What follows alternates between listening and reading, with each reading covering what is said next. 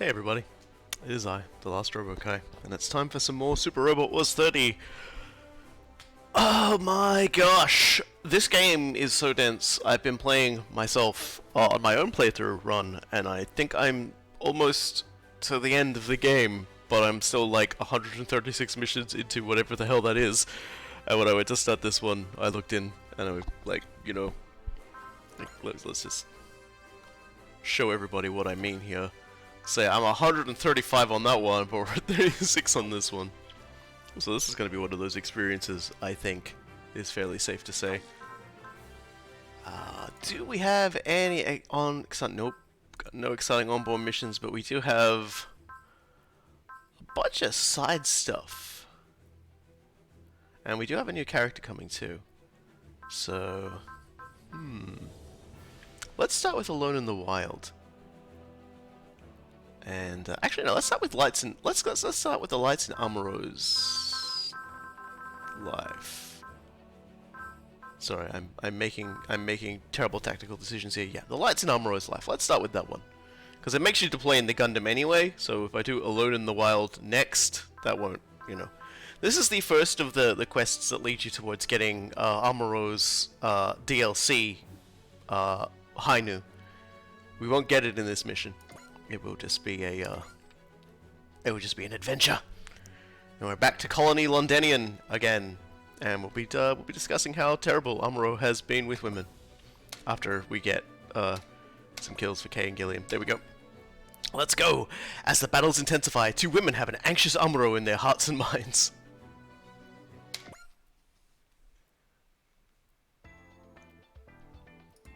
It's been a long time since I last came to Londonian. It's the Londo Bell's headquarters, but the Time Warrior's theater of operation covers the entire Earth sphere. We're allowed a few moments to relax while we wait for supplies. Do you have any plans, Jonah? Let's see. This seems like a good time to master Zero Gravity Combat Pattern 22. Right. Normally I'd join you, but I'd like to think about something other than fighting for once. How about we go to town together, Chan? I know this nice little restaurant. I'm sorry, Lieutenant. I'm afraid I already have plans. You do? Let's go, Camille. Sure. What? Camille, run! They're gone again. Camille, you magnificent beast. How did he score a date with Chan? Please shut up, Saruga. Is that really alright? Is Chan really leaving Lieutenant Amuro for Camille? That didn't happen in the series at all. What are you talking about? I mean, Camille's definitely a good catch, but she's older than him. Nobody asks how Far feels about all of this. Then again, I heard that every man secretly dreams of being pampered by an older woman. That's not true at all. There are a lot of very depressed Mummy's Milker fans on the internet at the moment, but that's not true at all. But if that's true, then there's only a handful of guys who'd ever be interested in me and the entire Time Warriors. Oz? It's alright, I don't care about being popular anyway! And then she just runs off screaming on fire. Right. Far, would you happen to know where they're going? No, I don't. Aren't you worried about Chan? I'd be lying if I said I wasn't.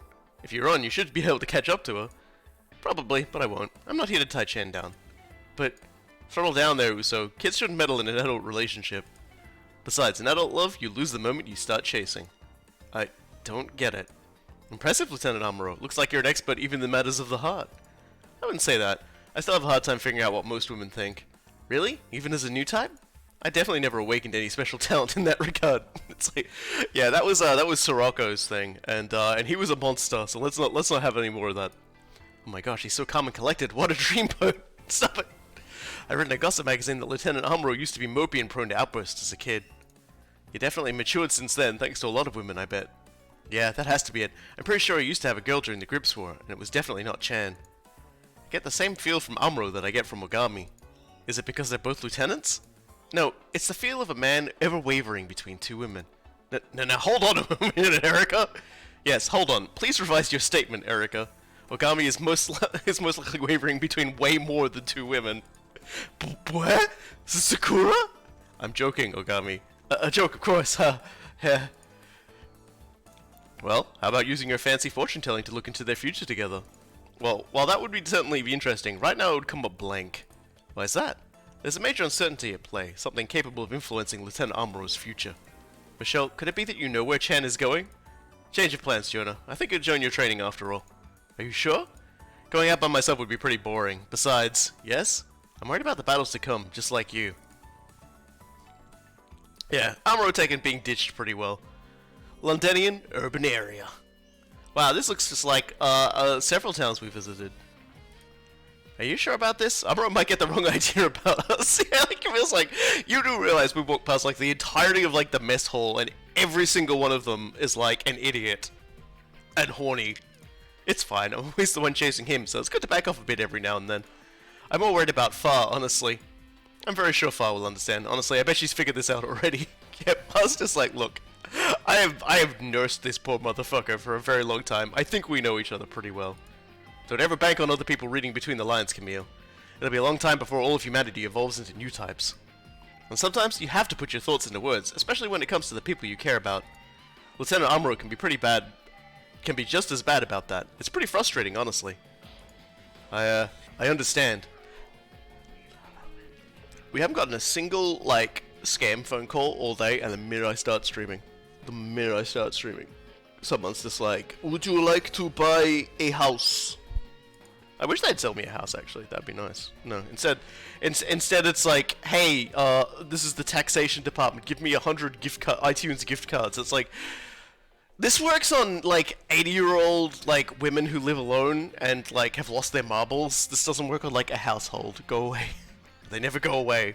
Anyway, Giggle, sorry, I didn't mean to scold you. You said we'd be meeting someone. Who is it? That I can't answer, so don't tell the lieutenant either, okay? If they ask for me specifically to escort you, it might be someone I know. That's likely. Sorry to keep you waiting. So this is Solid Snake. No, this is Beltochika. She was Amuro's, you might call her love interest, during, Zeta Gundam. And she was sorta just gone after that. When Char's counterattack kicks off, Amuro's with Chan, like, Zeta sorta, like, Amuro's role in Zeta sorta ends with suggestion that, like, she doesn't like him fighting, and they kinda, like, drift apart. But, it's never explicitly stated. Then they released, like, a novel rendition of, like, Char's counterattack called Beltochika's Children, which is a different sort of telling of the events and actually brings her back into the sphere. And also doesn't kill Chan at the end, which is nice. Spoilers. Beltochika, does that mean... Yep, I'm the one who called you here. It's been a long time, Camille. We last saw each other in Dakar, was it? Nice to meet you, Warrant Officer Chan. I'm Beltochika Irma, a free agent formerly affiliated with Karaba. The pleasure is mine, Beltochika. I've heard about you. From Amuro, I take it? Actually, no. He's never once mentioned you in our entire time together. No, they're fighting. They're fighting. Oh, Amuro was wise to stay away. I'm sorry, that was a bit too harsh. I'm sorry too, I shouldn't have overreacted like that. Come on, we don't have much time, so let's get down to business. To defeat the villains, I brought the new Gundam's operational data, as well as Amuro's Psychomu waveform data, as you requested. Psychomu data? Beltochika? What on earth? You see, I'm currently working for Anaheim. In other words, you'll be developing a new mobile suit based on this data. Yep. But why go through these hoops then? Couldn't you just ask Amuro directly? I admit I did consider that, but I figured this wouldn't be a good time for us to meet. What do you mean? Thanks to my time in Karaba, I have many connections within Luyo and Co. In other words, I managed to keep up to date with how Amuro is doing. Luyo and Co. You mean Lieutenant Quattro. I'm only going to see Amuro when he really needs my help, which is why this isn't a good time. She's just like dialing up Quattro and being like, so how's Amuro right now? And he's like, yeah, he's still sitting in the same chair he was 5 minutes ago. Can you please stop doing this? Everybody thinks I'm weird now because of you. And she's like, everyone already thought you were weird. And he just like that intro sting from his song just plays, and he puts the phone down. I wonder if that's like what his mobile phone ringtone is. Like Quattro, like his theme song, just like ba ba ba ba ba ba, and everyone looks in his direction as he pulls his phone out. He's like, "Yeah, I'm Quattro Bajeena, absolutely not Char. You're not what I expected. Excuse me? I've been led to believe that you were a woman without inhibition to do anything to twist Amuro around your little finger. Well, I see you're actually very devoted to him.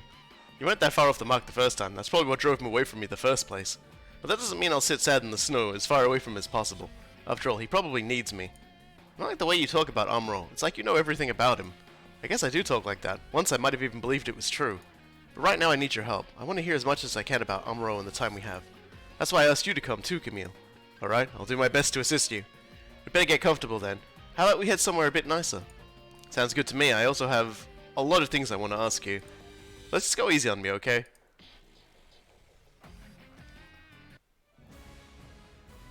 Special scenario.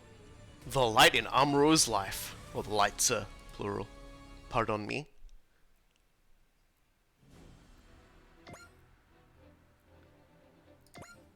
Well, if we're gonna be going out into space, let's bring out some of the space crew, as usual. Would you like our space crew? Anybody else want to be in space? Suppose I could bring, Look! He's back! Let's bring the rabbits, actually. Oh, well, I gotta bring the Huckbine, 30, and then we'll bring the rabbits. There we go. I'm sorry I had to cut your leaves short. There's a whole lot I could say, but nah, it's not like you called in the enemies. That poor boy has the look of someone who has just been stuck between two sparring women for like a very long time. Is something the matter, Camille? You look surprisingly tired. I'm just a little stressed, that's all. Camille looks very tired. His date with Chan must have been stressful. Focus everyone, we have hostiles inbound. Are you going to be okay in the RX-78, Amuro? Yeah, piloting an obsolete MS is a good opportunity to review my fighting style. After all, without the new Gundam, the outcome depends entirely on my own skill. Enemy units inbound, they're showing Xeon colors. Aw, no. It's all those dudes in their funny helmets. Xeon's attacking the Londo Bell's headquarters directly? They're probably here to deplete our reserves as much as they can, so that we'll have less to oppose them with later. All the more reason not to lose. Lieutenant Amuro looks very eager to fight today.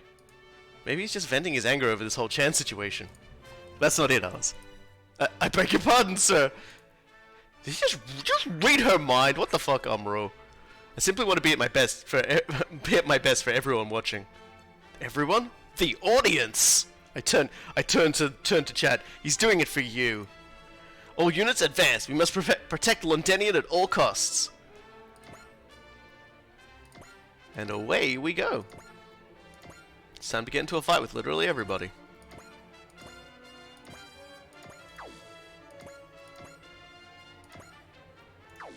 What's that?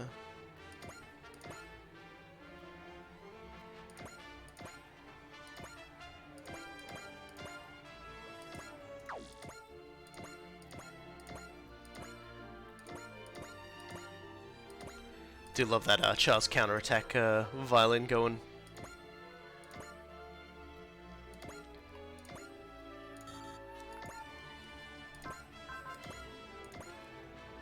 And away we go! There's something different about Lieutenant Amuro today. If he's not just venting his anger, then he's probably trying to show Chan what he can do. Having your loved one on the team really brings out your best. I'm actually a little jealous. She's still got the wrong idea.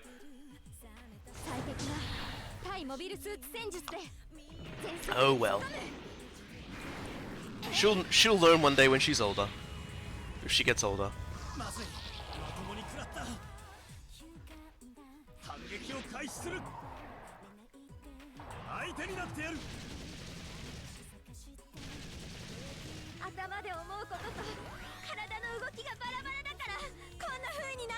Just always getting beaned. What a sausage.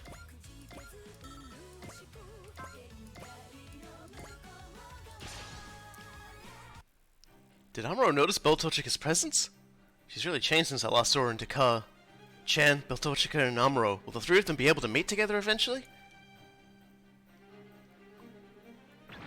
I turn to the audience, you decide. For the record, whenever I say I turn to the audience, like, you're on a second monitor, so I definitely do turn to you.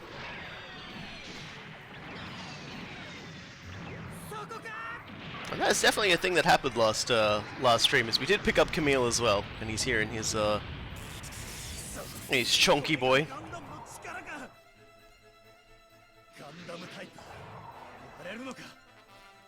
Well, if you're gonna be able to hit anything, you're gonna be able to hit the heavy armor Mark II.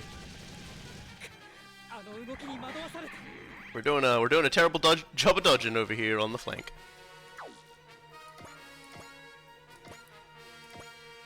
Well, it's best we, oh no, we don't have anybody who can actually move fast enough to deal with that. You're on your own there, kids. Have fun. Meanwhile, we'll, send in Amuro to do all the hard work.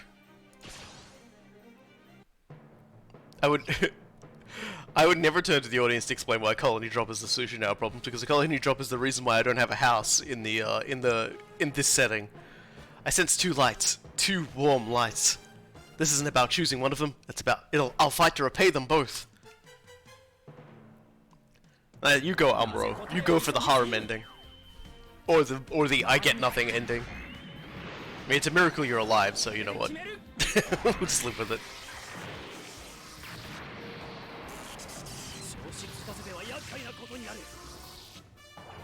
Yeah, too cocky, friend.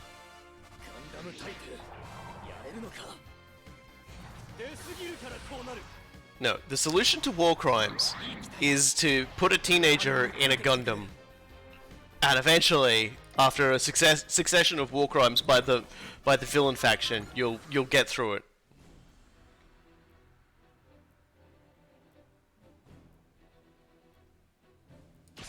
Oh well, Tamaki time.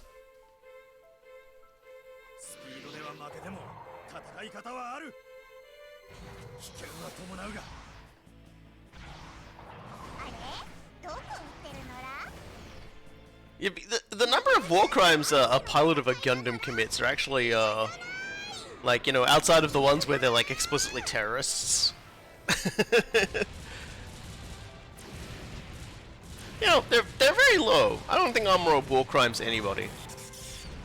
I mean, he does shoot down, like, one Xion vessel that was, like, that had just finished supplying some refugees with stuff, but I don't think he knew about that, and he thought they were, like, patrolling looking for white base when he shot them down, so, you know.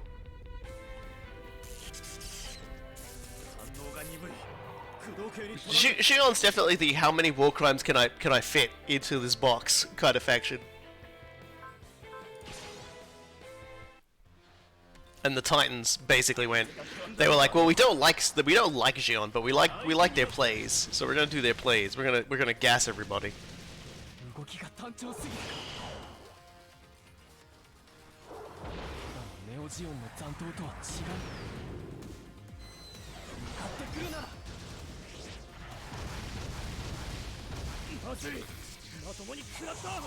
The Xion's just like, oh no, we've committed a war crime and now the enemy is mad at us. Quick, more war crimes.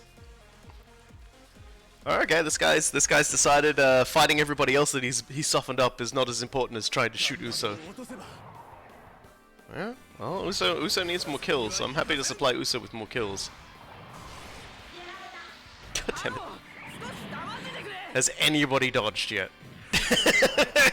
Look, I get it, I haven't, like, maximized your dodging power, but come on, guys. This is a majorly not dodge going on here.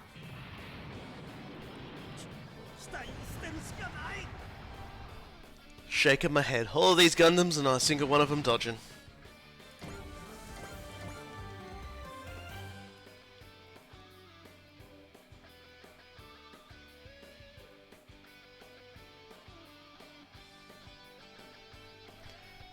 I'll always be bopping away to this song. Alright, we're at a 15 to 15 mecha unit. I suppose equal placing. Let's pop off a shot and then send Bright up the flanks to give everybody over there his command radius.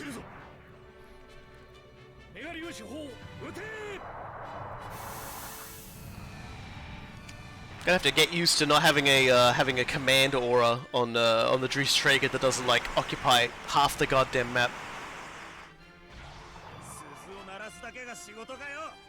Yeah, that's the 51% I expected.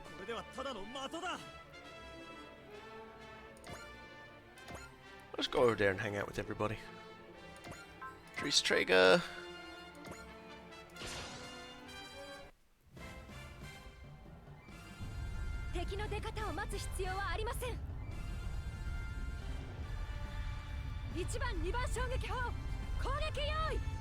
Oh dear.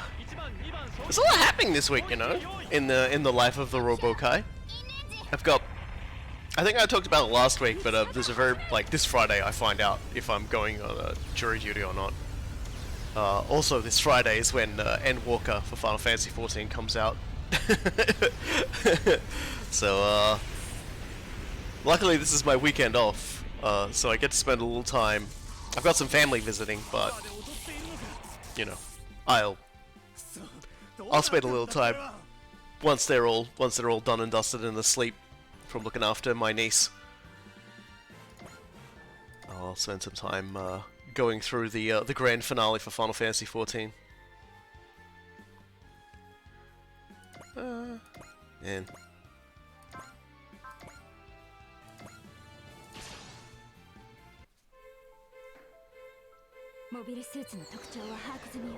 And I gotta get out. Like, if I do get called up for the J duty, it's gonna be a 6 AM start so that I can catch a train in. Oh dear, I don't like any of it. 6 in the morning is not a time I like to see because I usually go to sleep at 3 in the morning. So, which is what I did last night because I've been playing the Batman games again, all of them. I'm just about to finish Arkham City and I've already downloaded Arkham Origins to play, and then I bought Arkham Knight again for about $10. And we'll be playing that after that. And who knows? Maybe the Suicide Squad game will be out because Rocksteady are making their next game, and they finally got a Steam store page for it. I think today, and it's a Suicide Squad game. Suicide Squad: Kill the Justice League. Well, I don't know if it's gonna play much like the Arkham series of games, but apparently it's set in the same universe. So there you go. Go figure.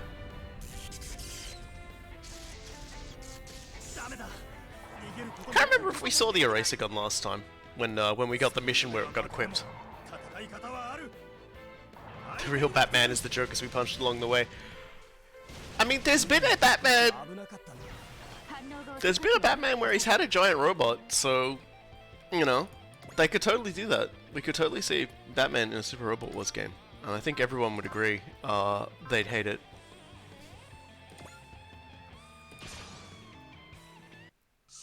Even though Amro's new type abilities may have waned over time, his skills as a pilot are ever improving. He's gonna need a machine better suited for him, and soon.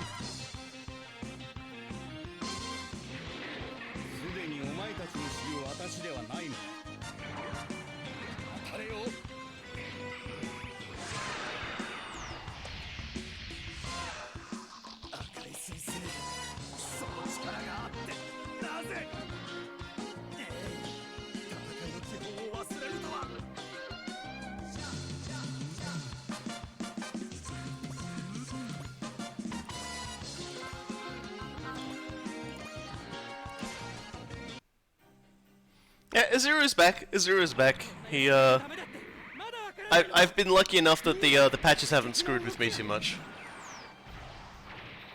I do gotta remember to save more often though, because there are some missions that cause crashes, and some that don't, and I don't have a list of the ones that do for me. Ugh. In fact, I might just, out of nowhere, save it now. Having said that.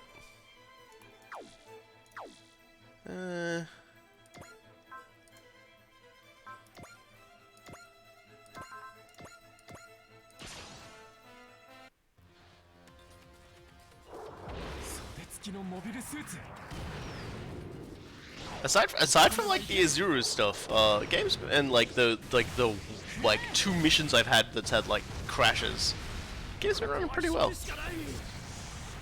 Like 2 missions for me out of, well, I've played like 30 something of these ones and 130 something on my other playthrough. So, two missions where crashes happen in out of 160 levels, I think is pretty good. I like to think. Well, I like to think it's pretty good.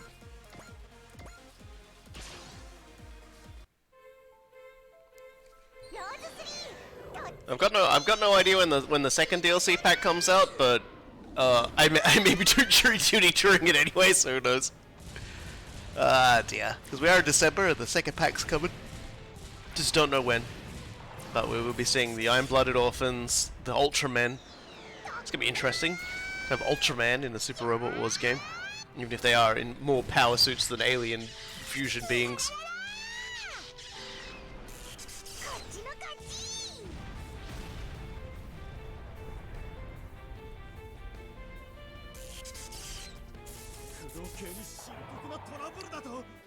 Ah, you're fine, walk it off.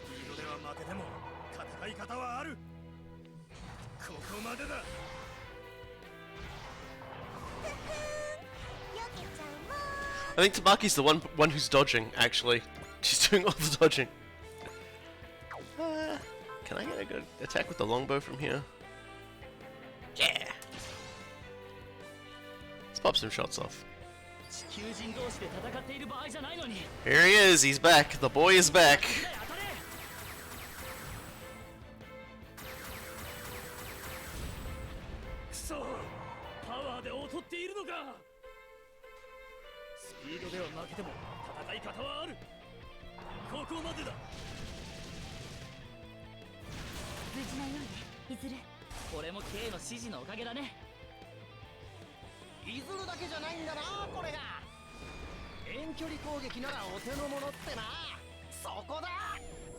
I do enjoy a good Sokura.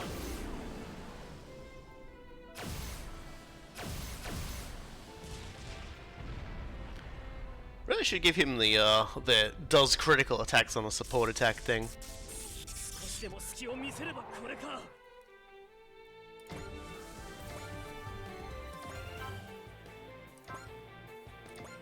Think you can pop that boy? Yeah. There you go, gold 4. A kill for you.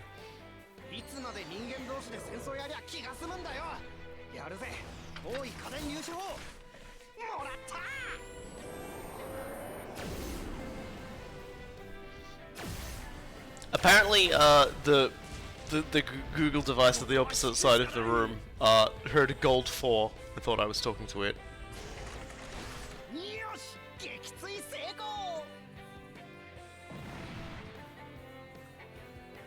I think it's now playing music. Hold on a second.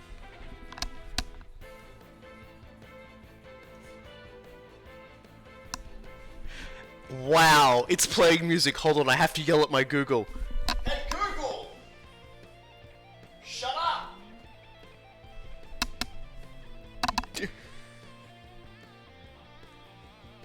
Worked.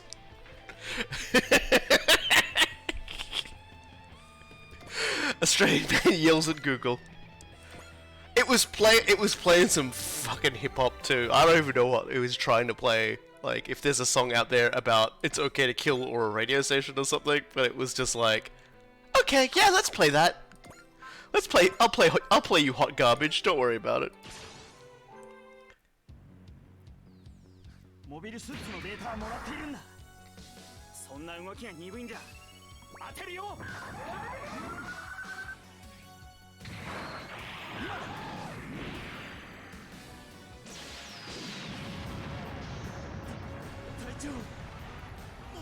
You should be sorry.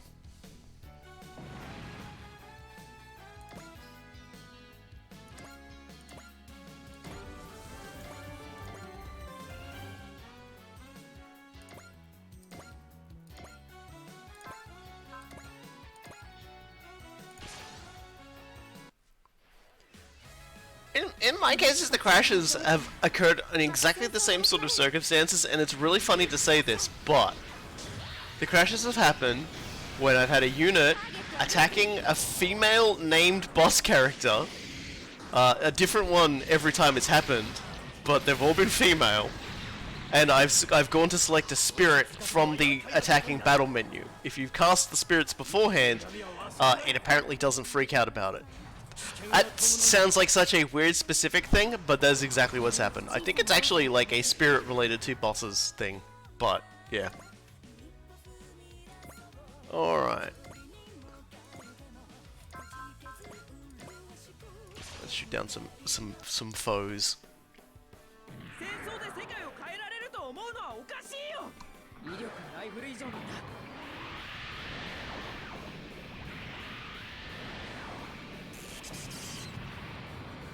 I can't even talk to Suguru without like my home entertainment systems just like completely freaking out.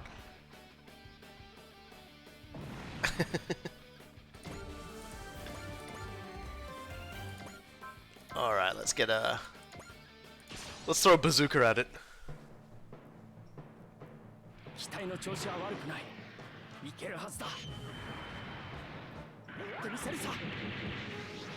I find the, like, I don't mind so much, like, I've been pretty lucky in terms of the bugs.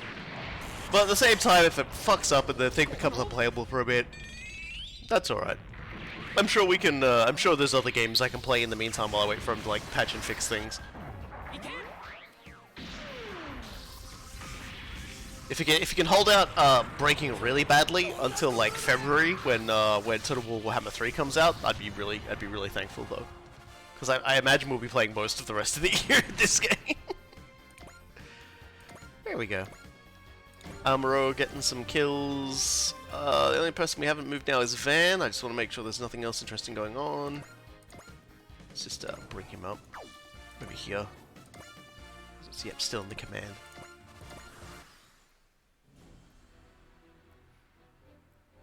Super Appliance Wars. Really, it was the escalation I didn't know I needed.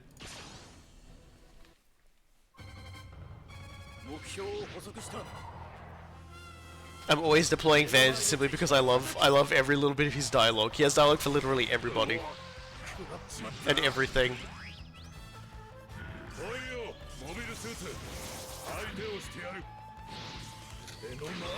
And also, I'm absolutely addicted to his song and his animations.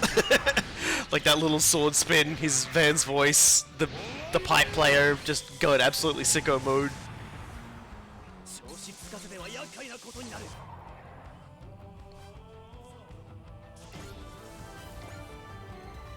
Van's my kind of character.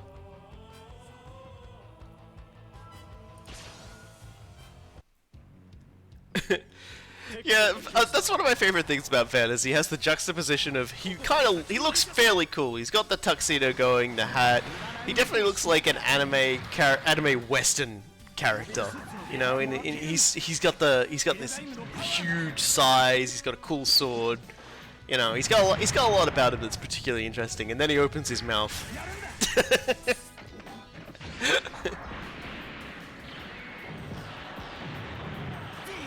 See, Dabba can dodge. Why can't the rest of you guys dodge?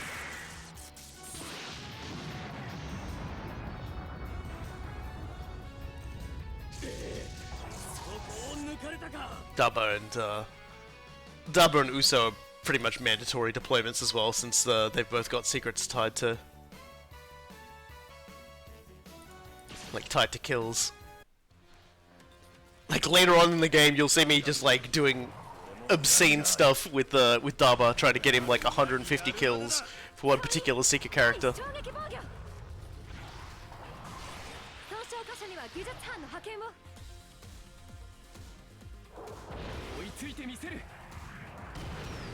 When you can't dodge, you just sit next to the battleship, and that does just a good enough job as well. There was a discussion in the Super Robot Wars thread on Something Awful today about the reason why Van pours everything onto his burger, like onto his food, and it's because it's sort of a matter of he chooses the cheapest thing on the menu, and then like adds millions of condiments to it because the condiments are free. So he basically tries to milk as much of like the meager nutrients out of like overloading everything that he can. It sort of ties into like his life as a sort of a vagabond before he met Eleanor. And it's just like, you know, with her gone, he slips back into like his old survival instincts.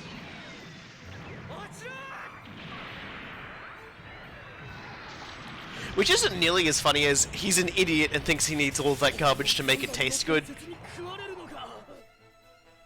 But then again, he has acquired it as a taste. Apparently there's like one episode where one dude actually sits down and does it. Then again, it's just a replica I put together as a hobby thing. I'm surprised it's held together this long. Without the new Gundam, all I can rely on is my own skills. However, I fear that the battles to come are going to be tough even for the new Gundam. Losing heart now would just make things worse. I have to show them that I can fight, even without someone at my side to spur me into action. Good for you, Amuro. I'm gonna lung buster this guy to the song.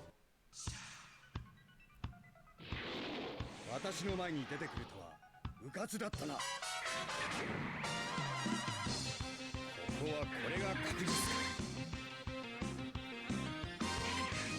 もらった。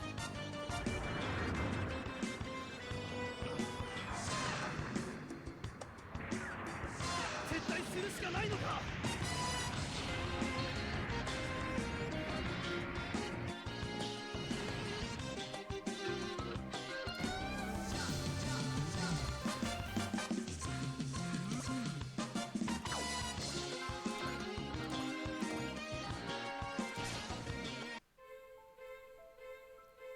目標確認。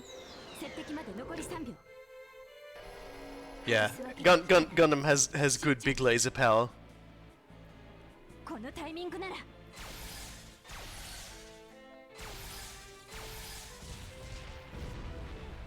Which is kind of funny, because when Iron-Blooded Orphans turns up, it's a setting where nobody uses beam weapons whatsoever because they basically developed armor that nullifies it just about.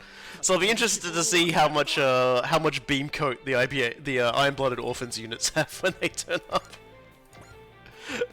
Probably the answer will be all of it. こんなやり方じゃダメだってまだわからないのか。見えた。いける。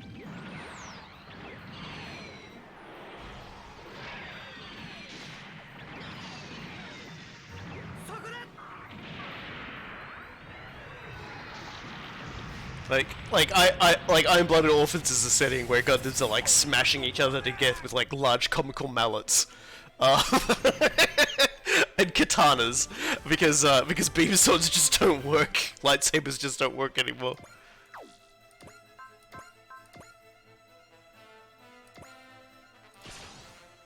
And giant scissors, yes, giant crushing scissor things. 本当の敵は彼らの背後にいる。 And a mace which also has like a pile bunker spike in the top of it, if I'm recalling correctly. I did enjoy the first season of Iron-Blooded Orphans, but I didn't really get into and didn't finish the second season. The first season was like, I quite liked it. The ending I wasn't so crash hot on, and I just fell off it after that. The second series came out and I was just like, this isn't really doing it for me.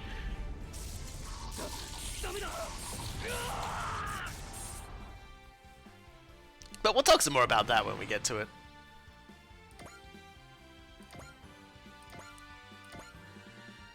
Who hasn't gotten a good kill yet? I think we've seen if this has a dynamic kill, so let's erase her. I love Sandrock. Sandrock has like pretty much always been my favorite Gundam for the longest of times. I think the G-Self has supplanted it as my favorite design, but the Sandrock is still just one of my favorites. If I play X, the Sandrock won't be leaving the lineup once it joins.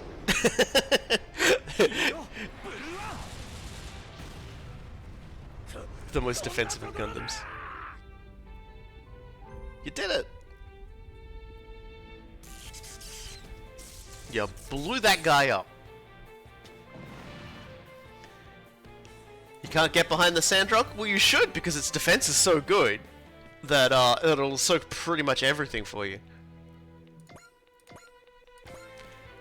I'm just like waving my eyebrows around now. Eh? Eh? Get it? Because Quattro comes with what, 3 stacks of support defense from the start? He's kind of ridiculous. Heavy Arms is great. Honestly, all the Wing Gundams have really great designs. Like, they're really, really solid designs. I think it was kind of like they came after G, which sort of got into people's heads the concept of the unique character Gundams, which I can dig.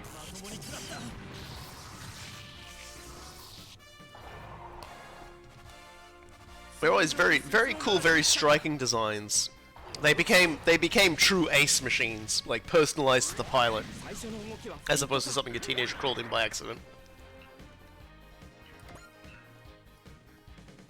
Now, Tamaki Can you kill this guy? Because you've been doing a lot of hitting and not a lot of killing, so your level's still kind of down. And I want to get you some levels.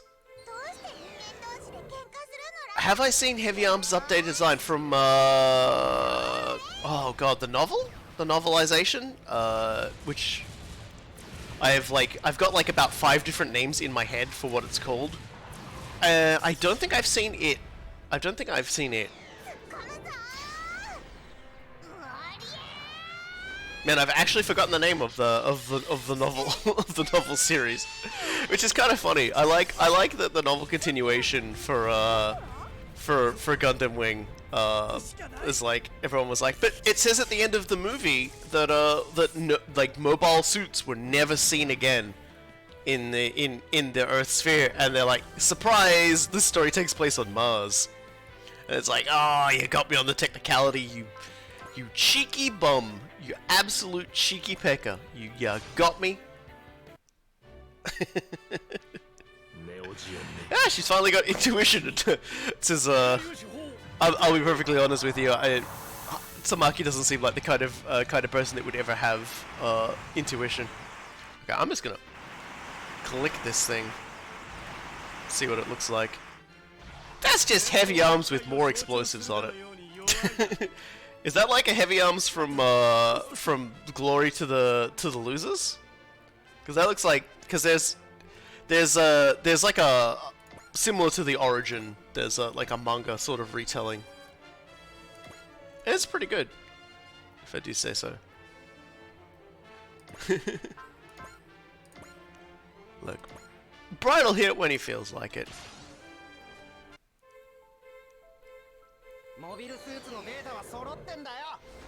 Eventually his stats will get so high that the enemy stats just will fall off. Just kept making talkies, just talkies. Talkies 1, talkies 2, and then talkies 3. So good they did it 3 times. And in all fairness, every single iteration of the Tallgeese is a very nice design. The original as the foundation for all the Leos looks really cool. The Tallgeese 2 that Trey's pilots looks pretty rad. It looks like a cool commander unit. And then the 3 is pretty badass in its own right too. Why am I putting you there? That's a really bad place to put you. I'll just place you directly in front of the enemy. Don't worry, friend. You will be fine. Let's let's HEP this guy out of existence. Cool guy is always in the chat, but he will be with me. I think I really only ever have him on in the co-op ones. But he's always in the chat, in and out. Yeah, Red 5's back. I didn't have to do anything fancy to get him back. The patch just put him back in again. After he so lovingly called me a big loser at the end of the last session.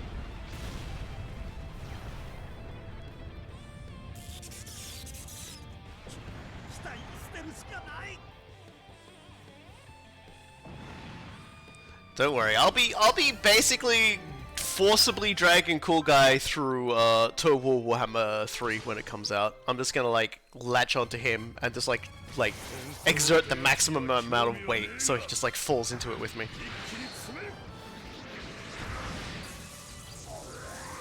Apparently there's a bunch more Red 5 bugs though. The other Red 5 bugs have actually existed since before they put him back in. Like the part with like I was hearing stuff about the supply parts errors before they fixed it.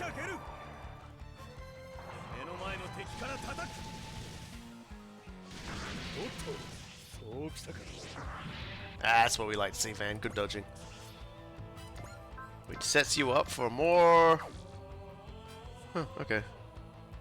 Well, whatever. Dabo, soften him. I'll just. Yeah, no matter how busy Cool Guy is, when Total War Warhammer 3 comes out, we're doing a run where one of us is Kislev and one of us is Cathay, and we fight against literally everybody else. That's my dream. That's my dream stream.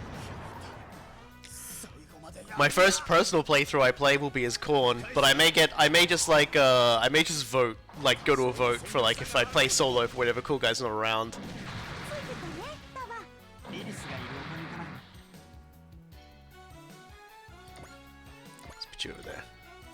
So Ours has been getting a turn softening everybody up. She should get a turn like killing somebody. There you go. There you go. Ours, get some murder on.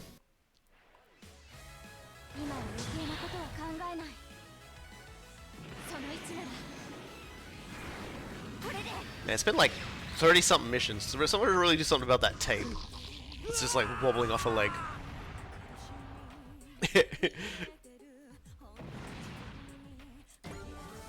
There we go. Don't think there's anybody else in range right now. Not yet, anyway. But they should get in close in a second. And then we'll blow them up. And then we'll finish the mission, hopefully.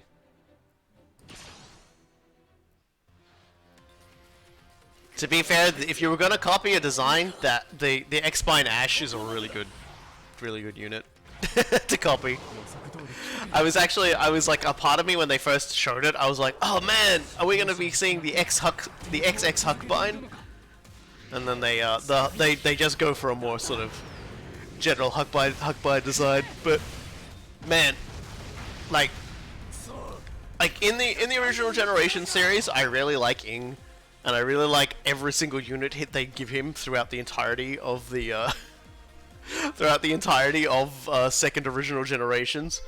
They start him out with like the mass-produced R unit with like the Tonfas or the Tonfa blades, and then they give him the X-Spine Ash, and then they give him the XX Spine, and they're all just really great units. And Ing's entire story is like really good. Yeah, the R blade, that's the name. It's just they're all really good. They're really good story for Ing. I quite like it. Which is really funny when you consider Ing's entire thing was he's like appeared in like an unfinished Super Robot Wars Alpha themed manga. Like, that's like where he came from.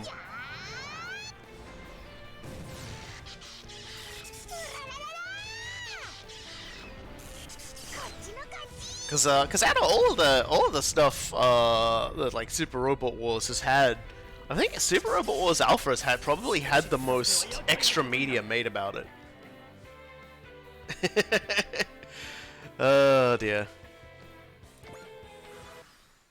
If they're truly wrapping up the current original Generations universe with the next game, it sounds like they're going to be getting ready to go into the story with the others.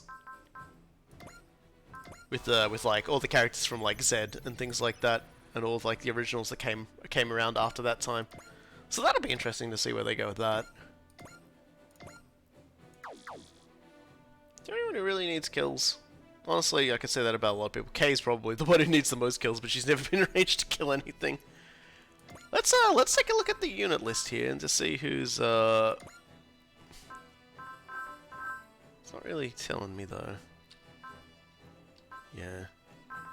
I'll just look at from here. Who needs levels more? Bright. Bright, Asagi, Tamaki. Yeah, so all the rabbits and Bright. So let's give Bright a chance again to hit something. But this time let's bullseye it.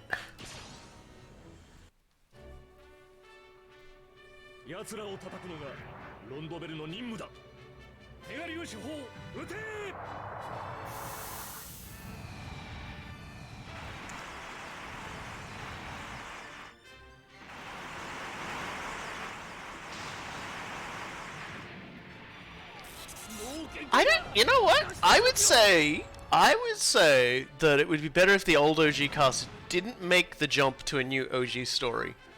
I think, because in some parts, like there are some characters I feel that are just better off sticking, like, you know, staying where they are.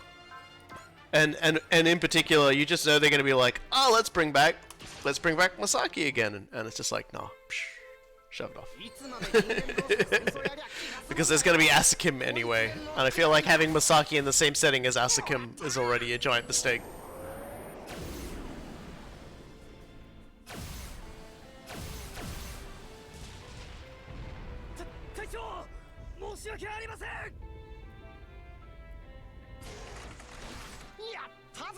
Yeah, I feel like Double would be entirely suited for the finale of the OG, like of the setting though.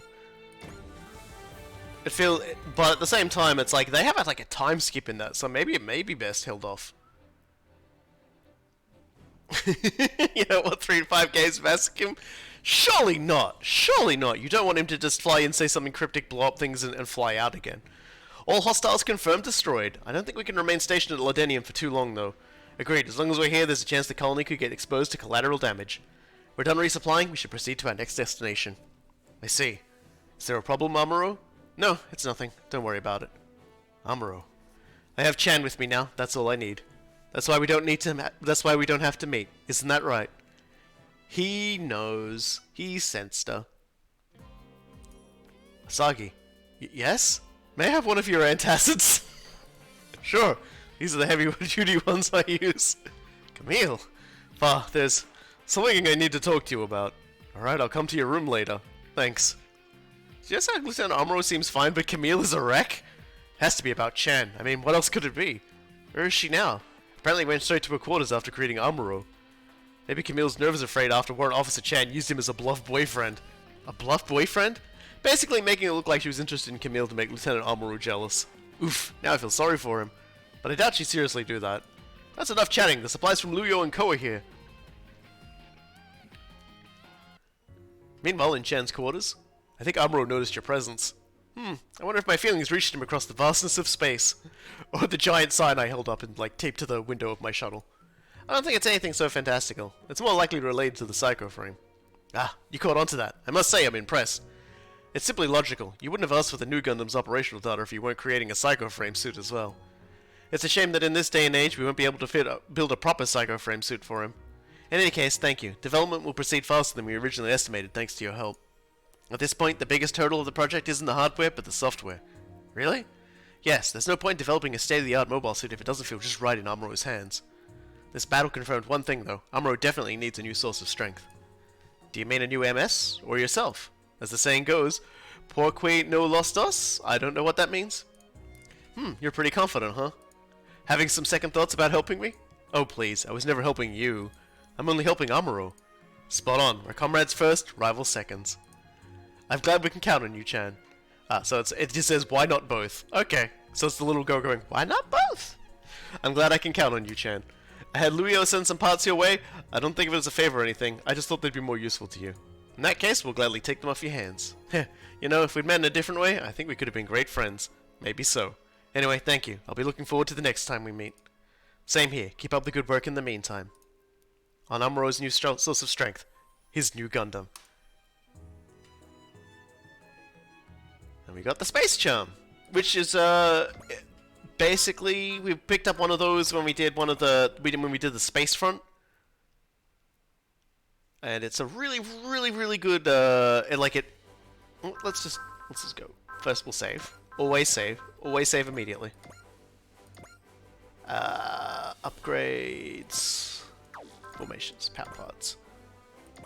If we put it on Camille here, notice he's got like Space A. And so we go to Space Charm. Space Charm.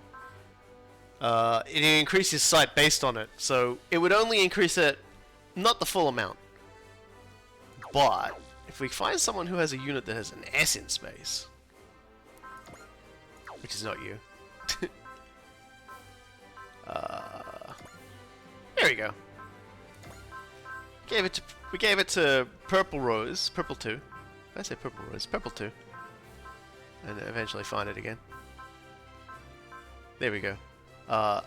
It gives her a full 30. So problem is that she'll never actually get in range to shoot anybody, so it's probably better for Randy. That's so mean to say. That's like, here's this really cool part, I'm giving it to Randy, fuck you.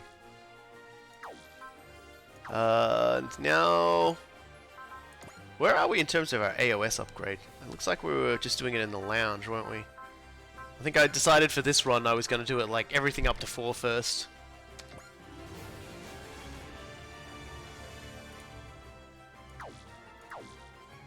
And then we did get the Gundam to 50 for a very good reason.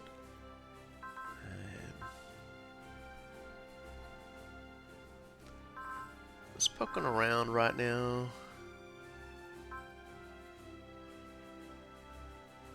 let's get the Huckbine up another level. Actually, might as well just 50 it. So by doing that, we get another power part slot. So when we get a cool item, we can put that in. We may also just upgrade the weapon level a little, and then save again. And then let's go to our missions. Yeah, I think hit and run is actually a really good idea. There's a few characters that need hit and run at the moment. Quattro needs hit and run, so put that on him. And K needs hit and run.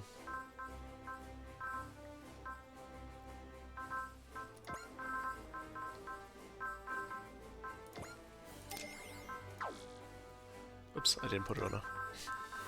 That would have been a mistake.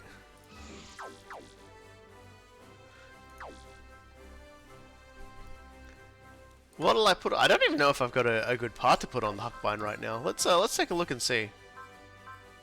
There's like this upgrade you can get for the Dries Traeger that'll give everybody an extra power part slot as well.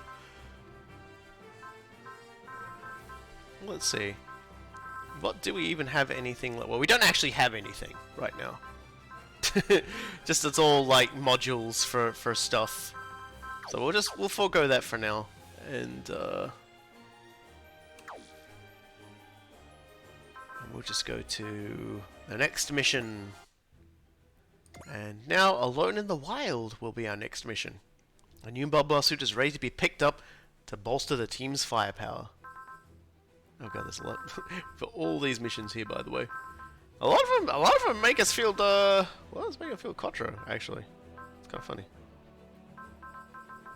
Look at that. He's got a lot of work to do here today. I almost made a joke. We're going to stream today, Quattro Bajeena, and I was just not going to like finish the sentence. In this episode, Quattro Bajeena. So let's just do time to pick up a new mobile suit.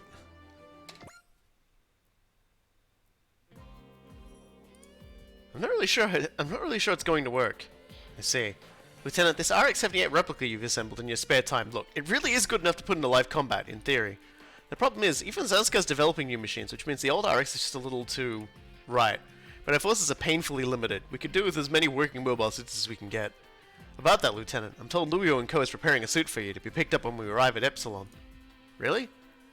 My sister Stephanie wanted to do something to show her appreciation to you and all of the AUG, Lieutenant. Right, this is about New Hong Kong. She's not one to forget an accidental favor, I guess. New Hong Kong, the same place I met for. So what is this suit she's prepared exactly? I don't know the details myself. Apparently it's an Anaheim prototype model. Oh, that sounds exciting.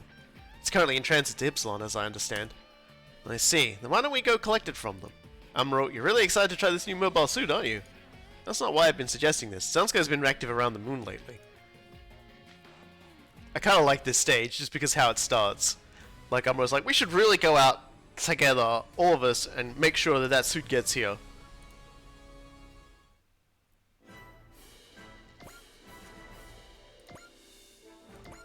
And he goes out alone. I came to pick up the suit on nothing more than a bad premonition, but I didn't expect to actually be going out on this mission on my own. Some friends Koji and Roma are. You'd figure they could spare a minute for something like this. And then there's Camille. I can tell he's interested in what kind of suit we're getting, so why didn't he come along to see for himself? I was sure Jonah at least would come with me. And then Bright's no better. He could have used his authority as the captain to get a couple of the greener pilots to tag along. Ah, hell. I guess riding this old thing out in the middle of nowhere like this has sent me straight back to my days as a runaway.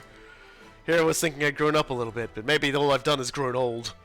Perhaps it's because I've been a mobile suit pilot all this time, which would make it just like they said. Not that I like admitting that, but still. Let's see, according to schedule, the Luio and Co. transport should be here by now. Enemies? Aw, shit! It's the roller derby, boys! A Tara-equipped mobile suit! Only Zanska would make a suit like that! Now, who would have guessed we'd be at a Gundam while we're out testing the Gedlov? Sion's not the only one. We hate your white suit just as much! All units fan out. Take out the white suit! There's quite a lot of them. Going out with just this suit was reckless of me. Still, I have to get through this. I know better than anyone that mobile suit performance isn't the deciding factor in a fight. So let's take a look at our new but the most famous unit that is from Victory Gundam, the Gedlav, which until the most recent patch was called the error file not found or something, because the no string ID mobile suit.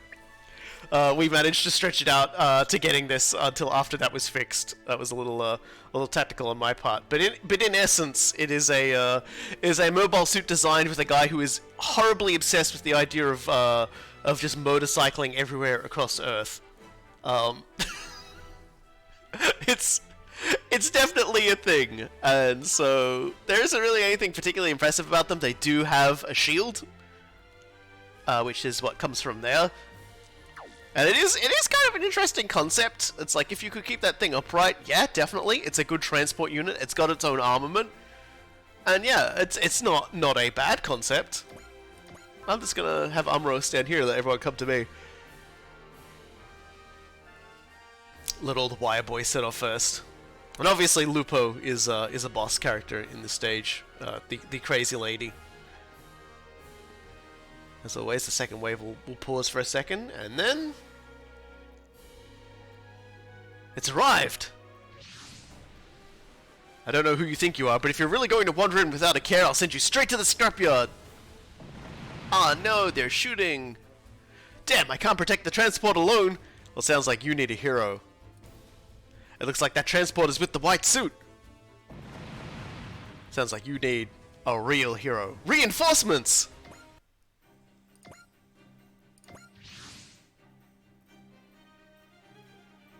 Char, is that you? For whatever reason, even though I set his theme to play, they're just gonna make it that theme anyway. I don't know. I had something of a premonition. It looks like things are exactly as I expected. Getting bailed out by you of all people. I'll hold the enemy. You go. I'm not thanking you for this. So, the white suit's friend is golden shiny? You must all really love flashy suits. Very good. Shoot at me. I won't let Amuro die to scum like you.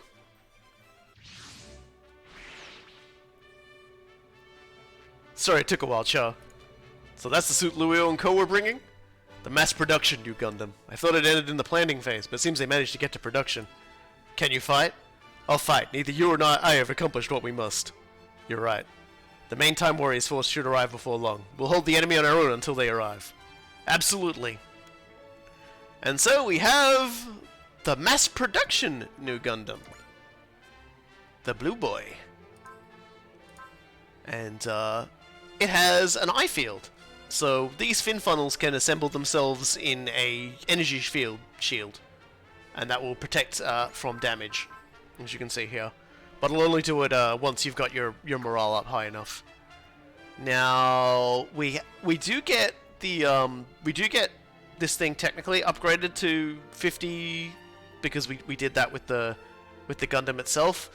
It hasn't announced what it is. I don't know if it activates like passively in this stage regardless, or if we'll get the upgrades on it when we end the stage. But I'll have to show you at the end. And yeah, this thing has a function where if you've want someone to pilot it but they're not a new type, because there are new type requirements on the weapons, I should probably show that. New type level 2. See, right there. You can switch them to incoms, and similar to the ones that are on the narrative, and they'll be able to use it. So hey, why don't we show? Oh my god, why don't we show off the fin funnels? It may be the mass production model, but this is still a new Gundam. I know how to use it. Now that I'm in this, I can get through any fight.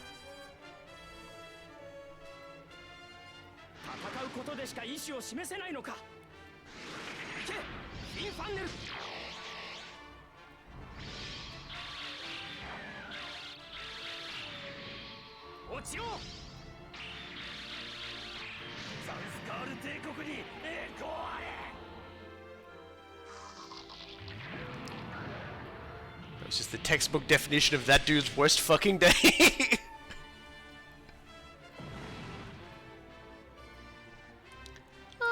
Let's move him over here. We definitely want everyone to start attacking Amuro, because he can definitely fight back now.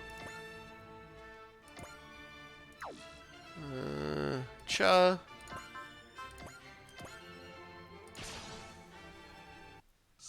It's odd. I thought my fixation on Amuro had left me, and yet, perhaps the light in people's hearts I saw at Axis changed something.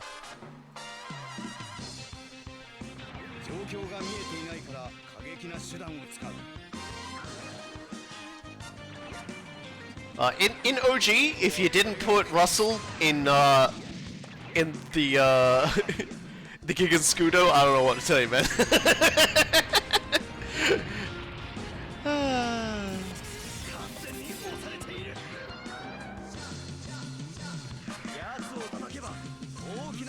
I may need to turn this down. At the same time, I kind of like Char's theme song being like a few decibels louder than everybody else.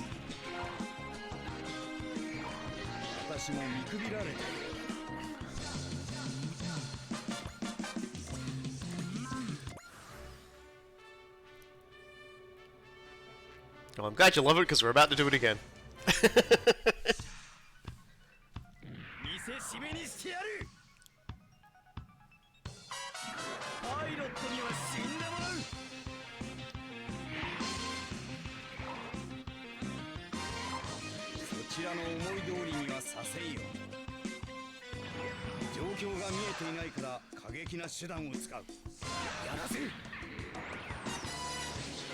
I feel like this is going to be the Char episode because I'm just going to do all the missions that have Char in it.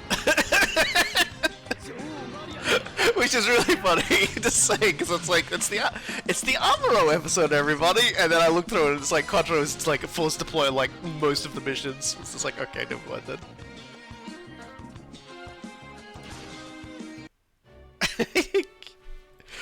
Quattro can talk about extremism. He's not like Char Aznavour. It's Char Aznavour that you can't talk about extremism.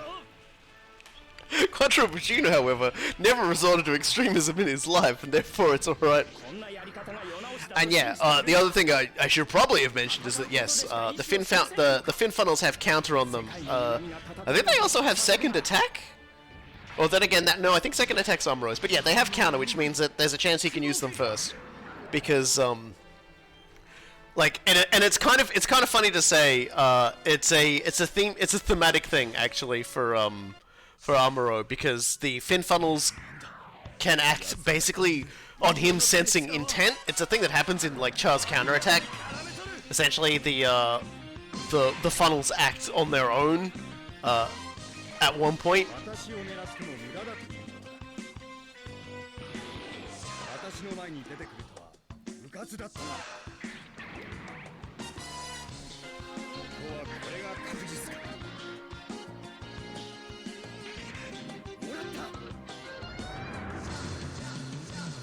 I think I'm gonna put EN save on Char as well before the next mission.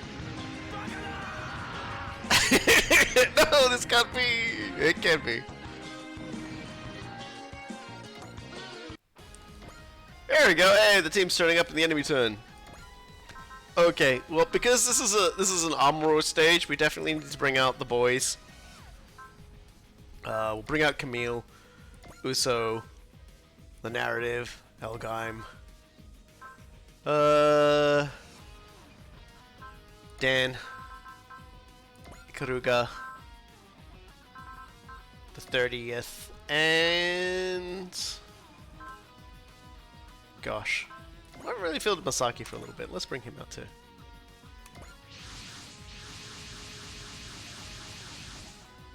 Are you okay, Lieutenant Amuro? If you're that worried, I wish you'd come with me from the start. Oh, so I'm very sorry. Don't worry about it too much. I just wanted to complain. Uh-oh, Amuro's in one of his sulky moods. He's such a pain in the neck when he gets like this, and he's a bit too old for Bright's iron slap to knock him out of it, I bet. Mass production new Gundam. I hadn't realized they'd produced any working models. It's in good enough condition for me to fight in. Wow, that's incredible. The two of them held off this many enemies all by themselves? Amuro and Lieutenant Quattro. Those two really are. All units cover for Lieutenant Amuro's group and intercept the Zanskei units. Mobile suit with a tire. Zanskei's sensibilities are beyond me. Yeah, I feel ya. Anyway. A couple of these suckers want to keep dying, so,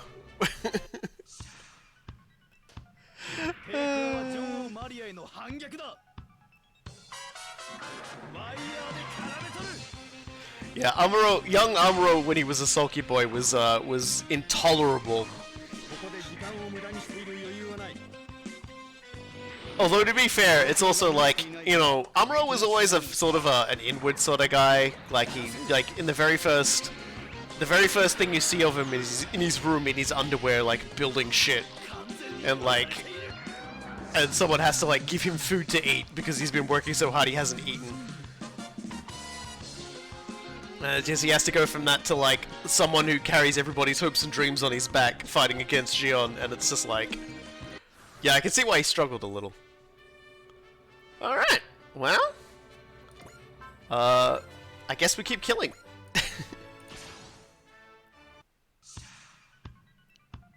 迷いは自分を殺すことになる。これ以上はやらせん。 I love the kick.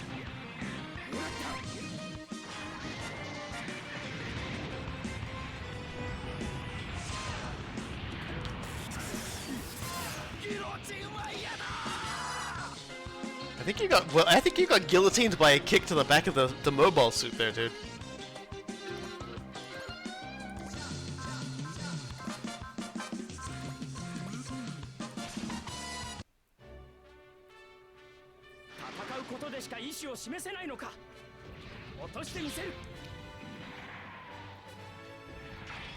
I was like the little detail with the new Gundams being Saber is that like it stays on a relatively low power thingy and small, but activated, and then when he comes in close to swing, that's when he turns the power up on it so that it actually is a full one and he can attack with it. It's a great way of not like tipping your hand in terms of the general range of your suit. I kind of like it. God, he's at 40 kills. Amuro is just a moida machine. It's not a surprise though. Can't kill the Gadlev that easily, I guess. I say, as I go to send in...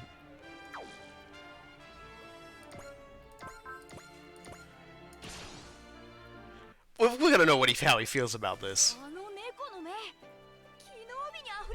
Well, he likes the eyes. He does have opinions about the tires. We'll see eventually, I think.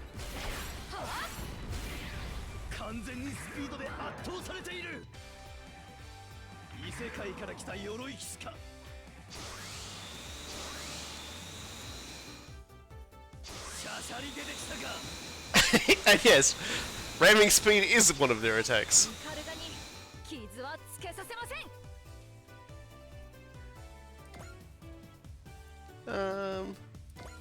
Can I use this as an exploitation for getting Masaki some kills? Because he's probably the lowest level out of everybody at this point.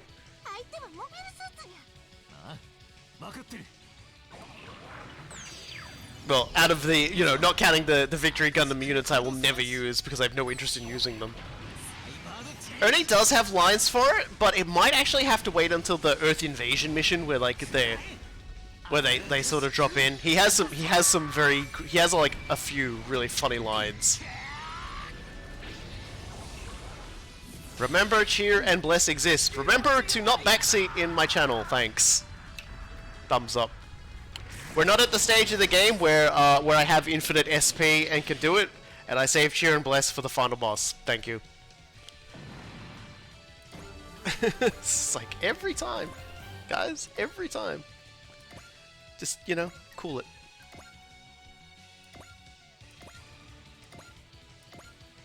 But I do have this, which can give everyone bless. So there you go. That's the thing I always forget.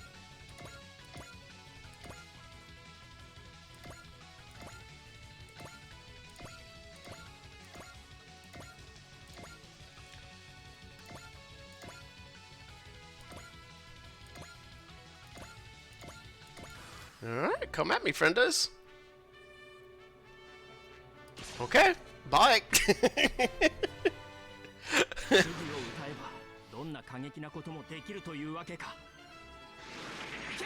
I only just noticed that it looks like there's faces on the mass-produced news shoulder pads. So like a sideways sort of like straight face.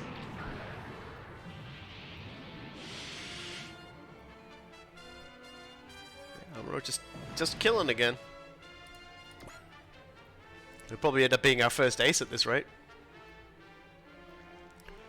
Ah, here we go. Now we'll finally actually get to see the Gedlift hit something.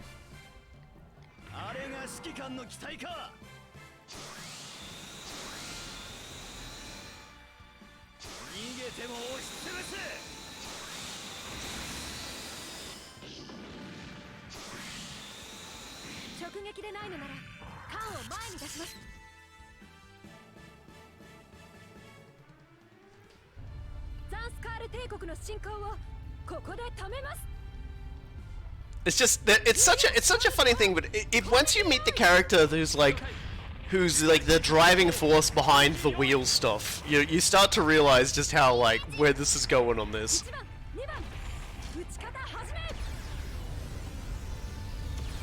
Like when you finally see him, this is like his character motivation. You're just like,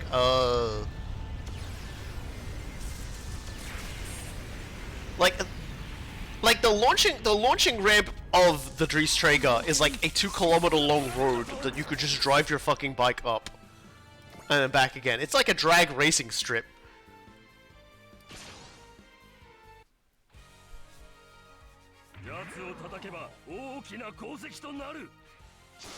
Dude, I don't think you're going to survive this. I'm sorry. I don't know what to tell you, man, but you just... I don't even... Like, how...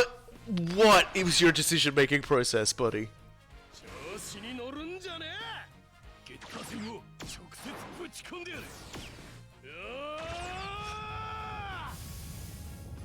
It's just like, hey, yeah, I don't feel like living anymore.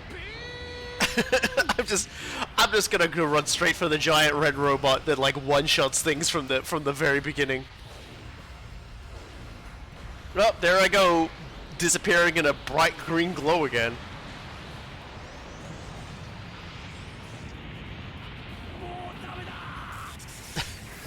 I regret everything! I regret biking!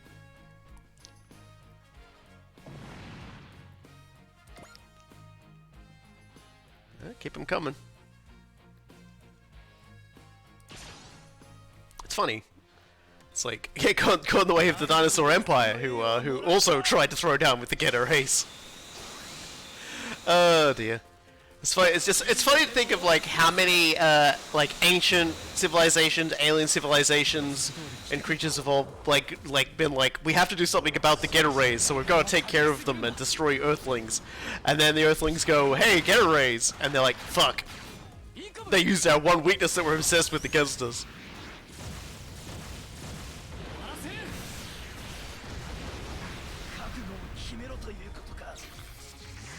Every time Ryomu just blows someone up, he just turns to Quattro and says, "I was pretending that was you."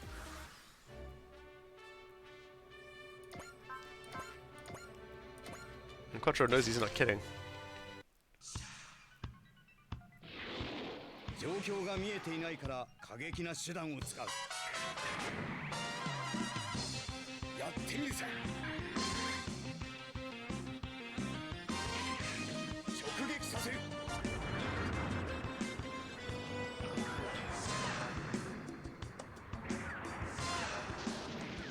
Oh!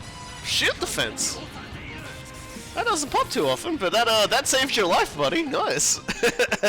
Credit where it's due!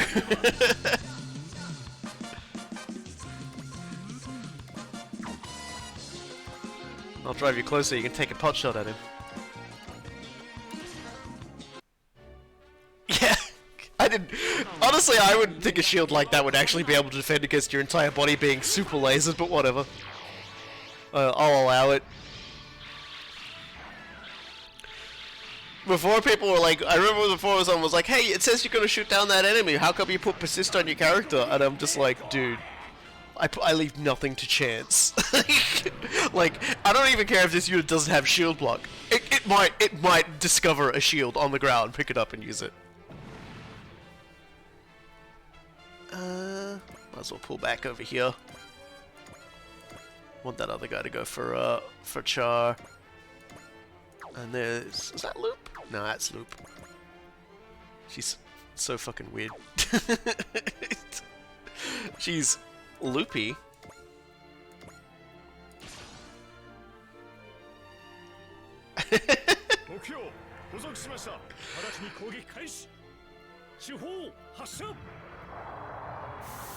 Look, in expert mode, and I have had an enemy unit survive with literally 1 hit point. I leave nothing to chance.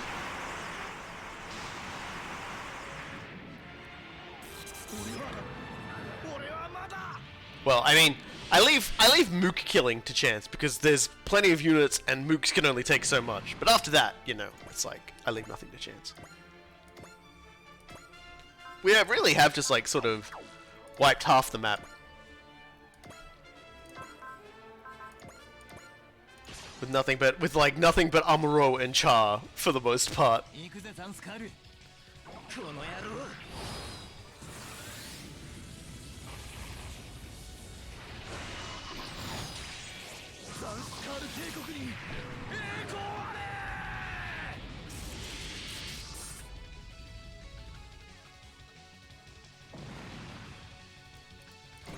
There we go, Masaki catching up.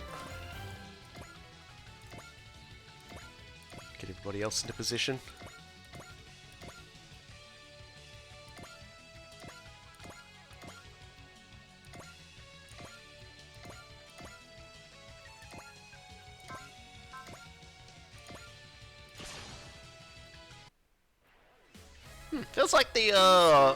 Feels like those Gion forces were a bit tougher, stronger, and more capable than the than the ones we're doing for this mission. Might have been because it was like a DLC mission.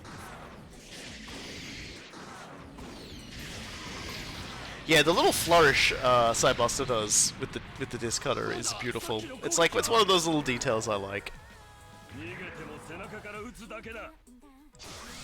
It's not just hit with sword, it's hit with sword at incredibly high speed so much that the person can be incredibly fancy while doing it. I'm guessing the Einarad is the name of the tire. As like the suit's the Gadlev, but the tire is the Einarad.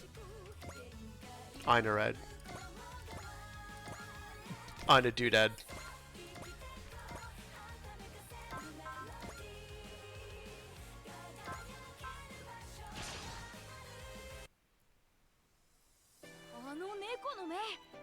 Population tire. Yeah, I think it won't be until the actual like another mission where because by all accounts this mission's supposed to appear when Amuro gets 60 kills, but because we got 4 kills in the stage he's introduced in, it becomes available at 30 kills. So we'd be using the Gundam for a lot longer if we hadn't done that. Also, if you don't get the Mark II heavy armor from doing that secret, it also is available in this stage, and I guess Camille comes with. Let's just save it. I always get a little antsy when I have to deal with the with Zansuke doing Zansuke things.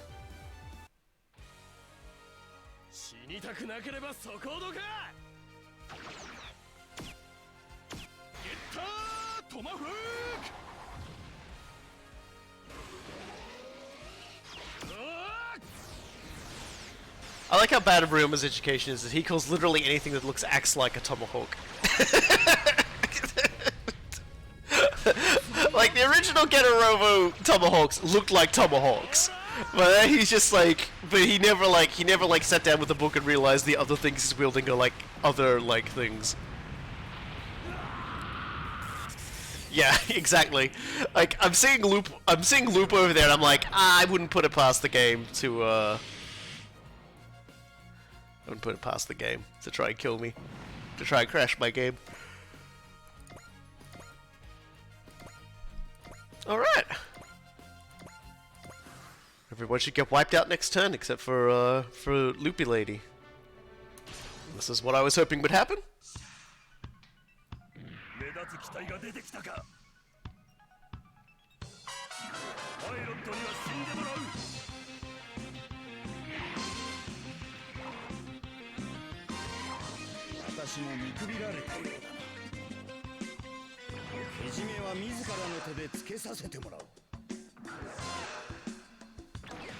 Gotta say, Quattro's been doing work this mission. Which is good, because he's also gonna be doing work next mission too. I'm gonna be pouring a fair amount of stuff into him, I think.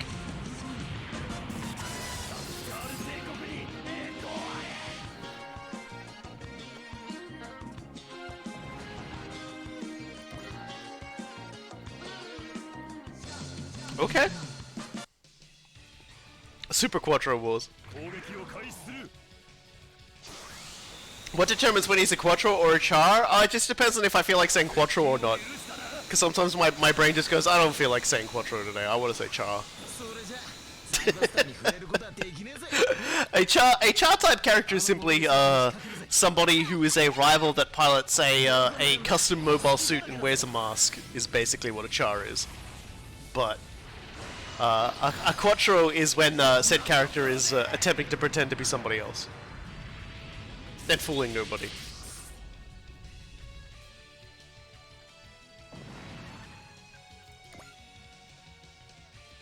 Alrighty, let's get fighting. Yep, power launch is all I got. Yeah, Harriot occupies a weird place because he's not wearing a mask. He does have a highly customized suit, but it's gold. So it's just kind of like he wears the sunglasses. He has a gold suit, but he's not pretending to be someone else. He's looking after someone who's pretending to be someone else. At one point, so it's kind of weird. He's like a very meta Quattro. He will also he will never let you talk about his queen's backside universe. Shut up, Loop. You're so weird, Loop. Alright, save it just in case. It wasn't a different mission, but Loop has crashed my game before. So funny, so yeah, everyone be careful. She's kinda crazy. Ah, fuck it. Full volley.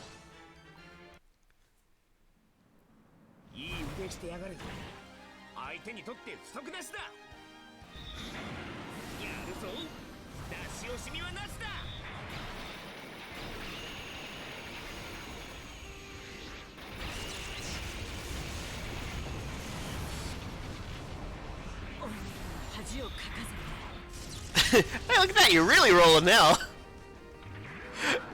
It's just that one tire rolling down the street for a few kilometers.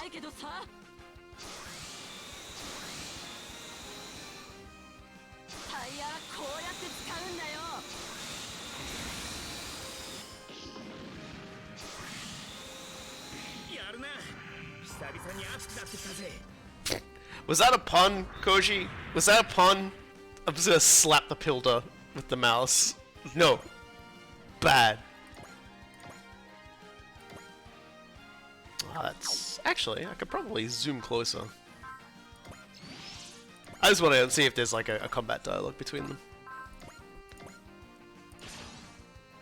Yep. Why not? If that's a Gundam, it will be destroyed here and now! If it's my responsibility for birthing this obsession with Gundams and people, then I must face your obsession myself. Doesn't Amuro have charge? He might? I wasn't paying attention though. I'm saving the kill for Uso anyway.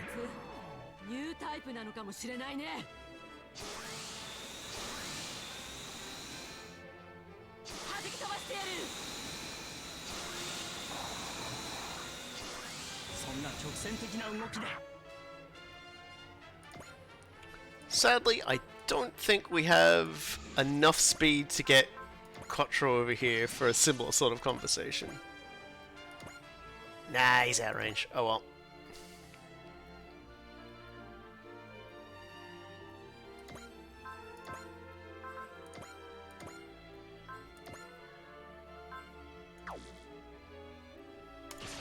Soften her up a little more.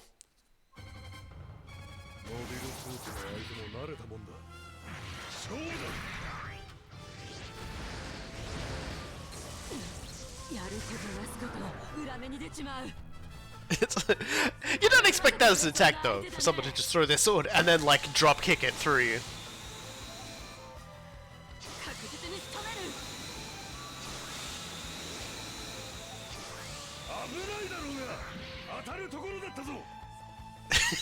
Like I said, every so often you just get something that comes out of his mouth and it's just like, what are you doing? Alright, let's see. Any good parts? Oh, I should just use that. I keep forgetting he has that. Yeah, I don't think I can smart gun it from here. No, I can't. Okay, so I just gotta overhang cannon it. Not gonna do it though, so I need to soften her up a little bit more.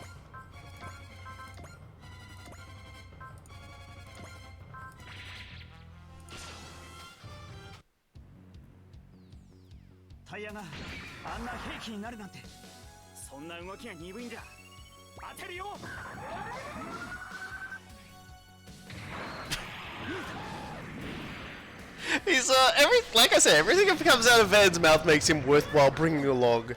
Like he will quite, if he takes a massive hit, he will just literally yell at somebody, "Hey, you could have killed me with that one." But I am saving his best line for when he fights a particular enemy. He has this one line against one specific enemy, and when you see it, you'll be just like, I can't believe he just yelled that out loud. Nobody spoil it. If you know what I'm talking about, don't spoil it. Don't even hint at it. Don't even like say, "Ah, is that the one?" No, don't say it, or I'll kill you. I'll be like, "Hiro Yui. Your tire-equipped suits won't win? That voice, you're the League Militaire boy! This pilot, she knows who I am? Chronicle's quite focused on you. I can't help but wonder why. Besides, pure little boys like you are okay in my book." Oh god, get out of there, Uso.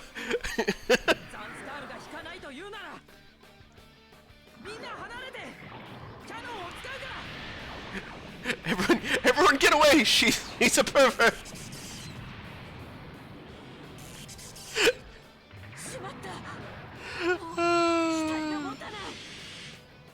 And that's why I'll always have Uso killer. Not a pervert, a deviant. She's both, don't worry about it. Believe me, she's a pervert and a deviant. Range up. You frustrating scum! And yet, I don't know why, but their purity is hard to hate. That machine must have that female pilot we've encountered a few times now piloting it. Okay, that was a sentence I think I read wrong. She's kind of scary somehow. All sound scare units have been eliminated, so their influence extends as far as the moon now. They're mooning us. Thank you, Char. You really pulled me out of the fire. I thought you said you weren't going to thank me. I don't plan on ever forgiving you, but that doesn't mean I have to be rude. That's fine. I don't intend to ask for anyone's forgiveness anyway. I guess Char is trying to move forward too, in his own way. The Gundam and the new Gundam. I've moved forward, advanced just as the suits I pilot have. Now I want to see for myself, experience with my own body what lies ahead.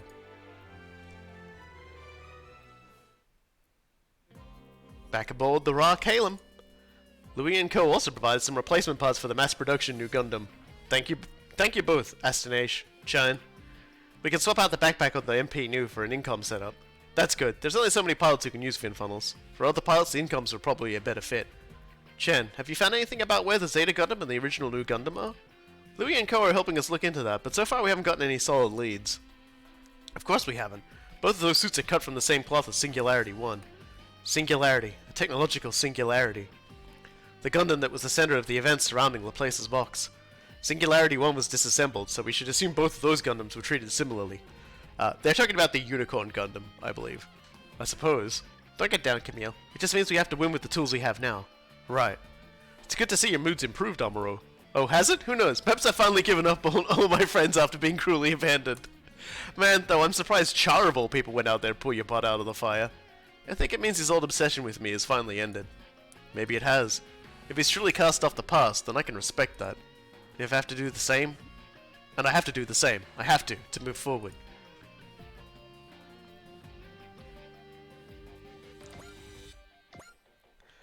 Yeah, okay, Char was the ace of that mission. He did a lot of one-shotting. Although admittedly, I thought Amuro did a lot of one-shotting as well. Amuro was grumpy this mission. He was very grumpy. Alright, second verse, same as the first. Save, save, save. You never know when the game might break. Or you might suffer a power outage, or your house explodes. Or the FBI kicks your door in because they're looking for Loop. Where is she? A child-obsessed woman with a large tire mech was seen in the vicinity of your house. Where is she? She's horrible. Anyway, let's upgrade the Yakushiki. Plus 400 attack power to all weapons, plus 1 move. That's a really nice buff for him. He was already one-shotting most unscale units, so that's good. And now, let's go to skill programs, and as is tradition, or my tradition, I give all the programs I collect to the main pilot. It's actually kind of they get disgusting when you do this. It's gonna be so funny to see by the end, seeing them. You could generally just move them straight into the enemy area and watch as they kill literally everybody, just endlessly. It's so great. Actually, while I think about it, I did say I was gonna give EN save. Oops, I should have grabbed 2. Oh well, whatever. I'll just do this. He's gonna need it for the next mission because he's gonna be doing a lot of killing things. Don't really need that. Part of me's like, man, I should just give him literally everything. That's fine. I can,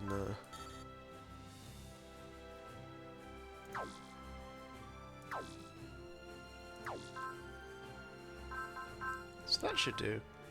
I don't remember, did we actually... No, we got the machine and the incom parts. So I might as well show you what that kind of looks like. So let's go to formation, option parts. So now we've got the new Gundam. And you can go with income units instead. See, they look a little different. But they are weaker. If you'll notice, the rating goes down. You definitely don't want Amuro using them. Now, I believe that the parts from the Gundam are still on it. So we need to get Temray Circuit, Sub FC, and Smash Hitter. Although I can't put all of them on there, so I'll grab the Temray Circuit.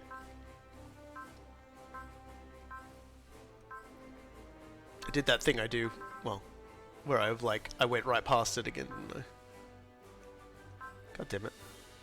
There it is. And I've already forgot what the other thing has. A Sub FC. Is that worth getting? Plus 10 to sight? Nah, I'll get Smash Hit.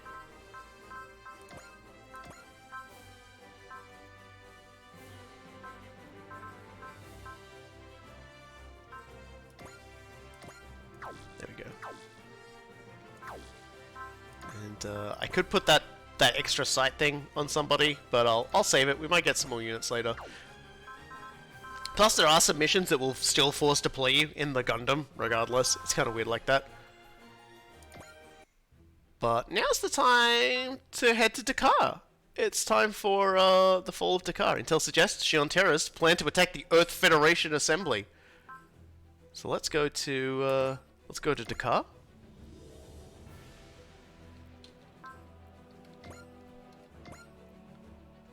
And Erica and Gilliam have gotten themselves some levels and some kills. So let's go to Dakar. A place that has a lot of sentimental value to Char, or rather a lot of historical value. He probably doesn't like to think about what happened at Dakar. So, why is the Time Warriors heading to Dakar? I'm guessing we'll find out that out of the briefing coming up. Dakar is where the Earth Federation Government's Central Assembly is held, right? That's right. It basically serves as the Earth Federation's capital. Do you know anything about our trip to Dakar, Leon? Well, apparently it was Lieutenant Quattro who tipped us off to something here. Lieutenant Quattro? If it's coming from him, it's gotta be pretty shady. Maybe it's something from Luio and Co. They're the ones who sent him to the Time Warriors. Ensign Jonah, have you heard anything from Michelle about this? No, not really. From the way she looked, I don't think she knows any more than we do. Maybe that means Captain Quattro has other intel sources besides Luio and Co. There are still old Principality-era Xenon remnants lurking in Africa after their landing on Earth during the One-Year War. Do you think they'd launch a terrorist attack or something? It's entirely possible. I've no idea how Lieutenant Quattro would find out about that, though. Camille. Don't worry, Fa. He never acts without a reason. But Lieutenant Quattro, I still don't know what you're trying to achieve.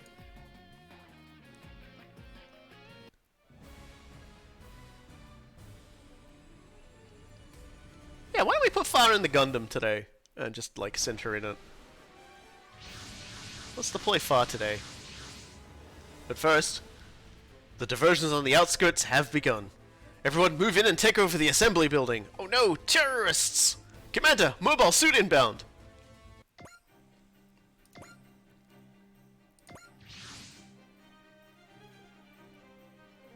Gold mobile suit. It can't be! Soldiers of Xion, leave this place. I am Quattro Bajeena, the man who was once Char Aznable.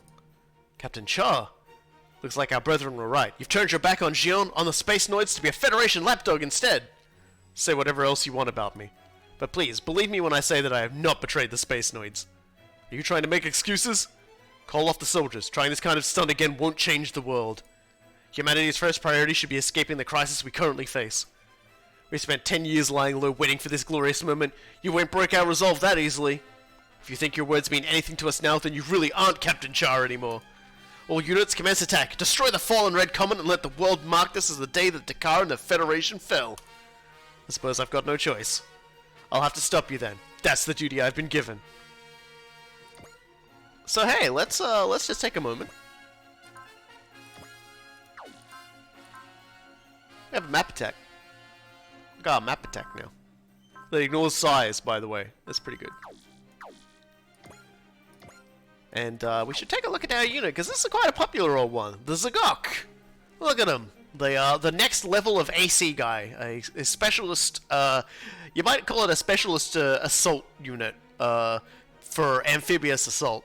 It's very good at terror attacks, and it comes with, actually comes with 2 attacks. But they are fairly weak. And one of them's a beam attack, so if these guys try to beam Quattro, they're in a lot of trouble. Let's sit on top of a building.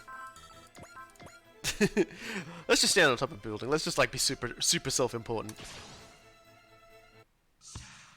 The long Mega Buster's condenser has been swapped out for a higher capacity one. This should let me fire with greater output than ever before. So yeah, stronger gun, better map attack. We've had a little upgrade, ladies and gentlemen.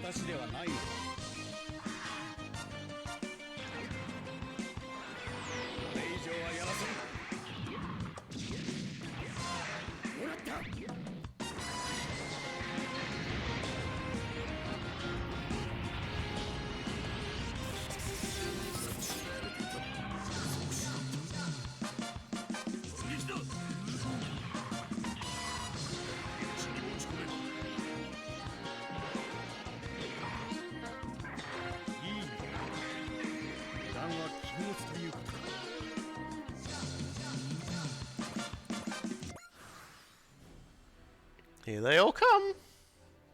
Looking for trouble.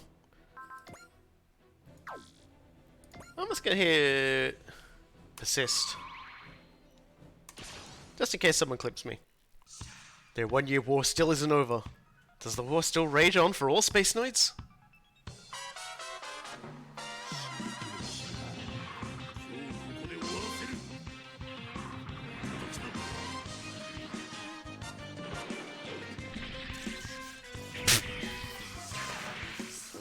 Never trust percentages.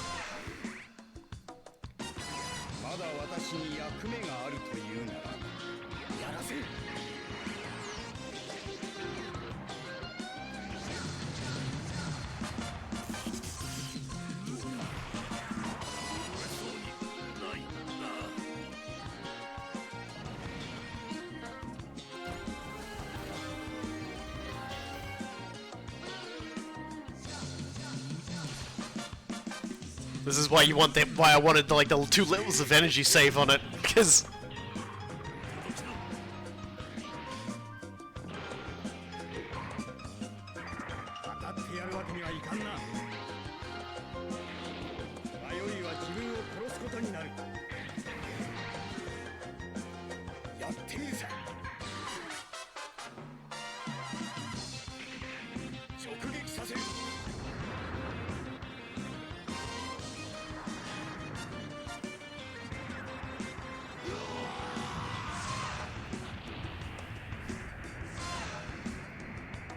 That would be demoralizing.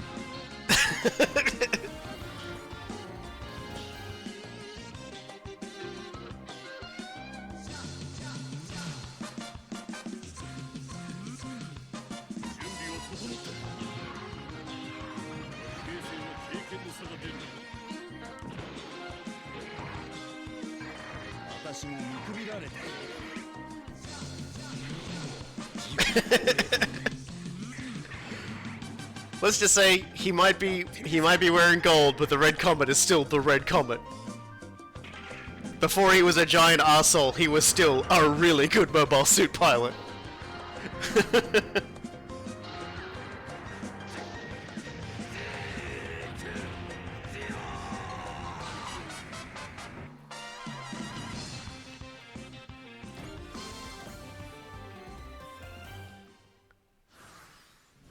Wow, the fade out at the end of the song actually kicked in at exactly the moment the turn ended. I couldn't have planned that.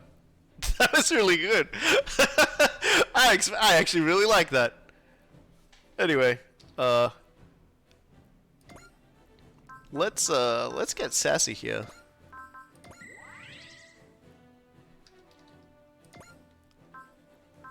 Parts have I got here anyway? Activates the wish spirit once per map. Might as well. I don't know why I did that.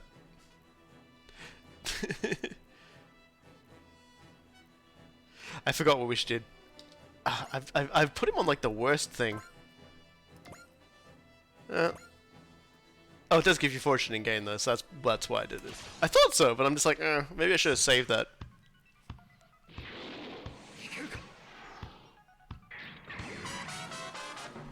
And we're back at it.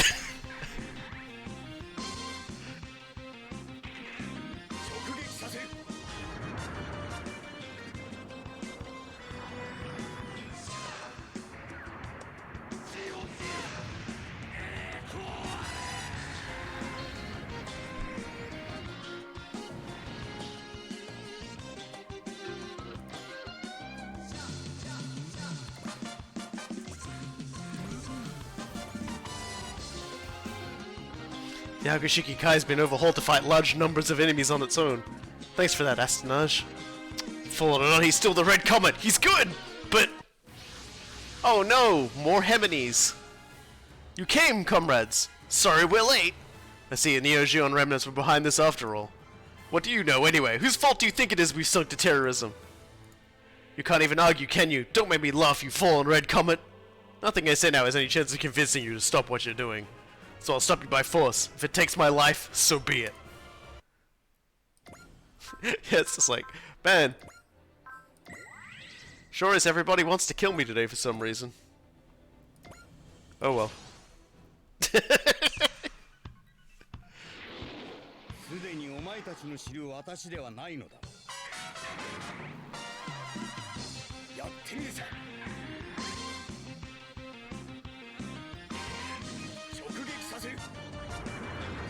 Yeah, the entire reason the Hakushiki is gold, it's such a gaudy looking suit, is specifically because Char has the pilot skills to be able to avoid getting murdered by a large number of people. He's capable of fighting multiple suits at once by himself, and as a result of that, they often put him in this role for just that reason. And so the suit is perfect for that. Damn.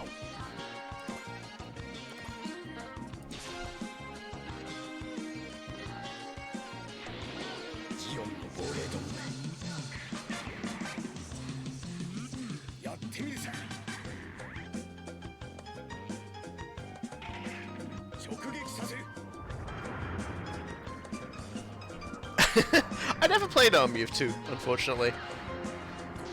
But I imagine a gold AK-47 would definitely get everyone shooting at you.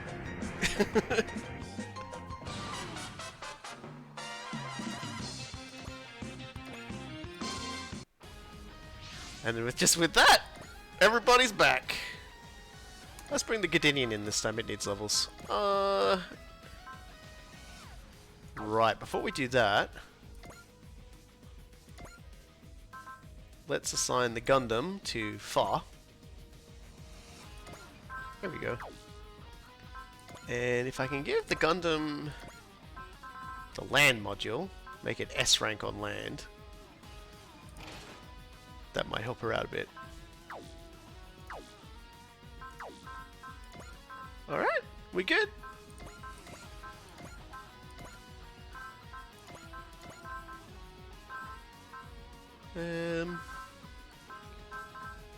Let's see, who do I want to take down some terrorists with?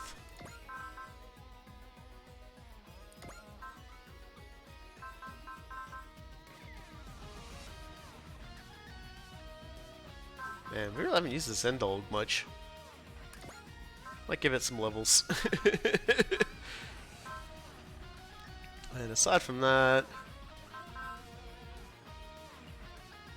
bring Shiro in as well, I think. He could do with the levels. And let's bring Shadowmaru in.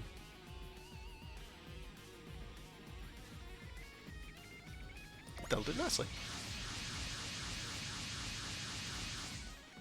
The Time Warriors. We've taken care of the diversionary teams. All that's left of the enemy's here. Sorry, Captain, you indulged my selfish request, but I still couldn't stop them. Well, that's unfortunate, isn't it? We'll have to resort to force as well, then. That's unavoidable, I'm afraid. He was fighting this many enemies all by himself? Uso, you didn't see just how many people he killed.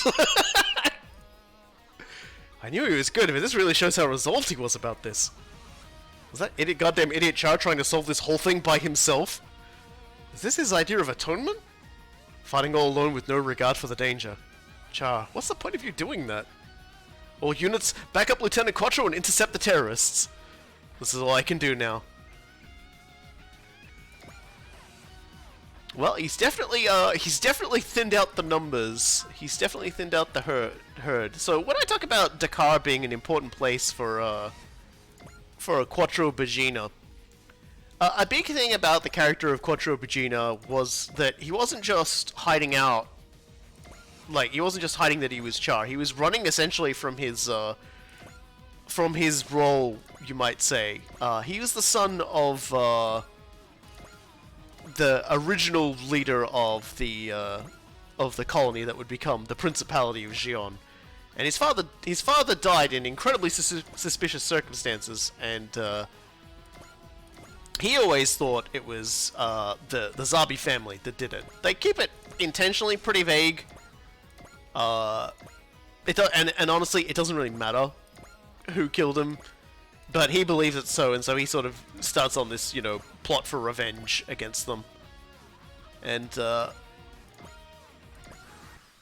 yeah, and so he's sort of just hanging out in the AU, trying to avoid having any sort of responsibility.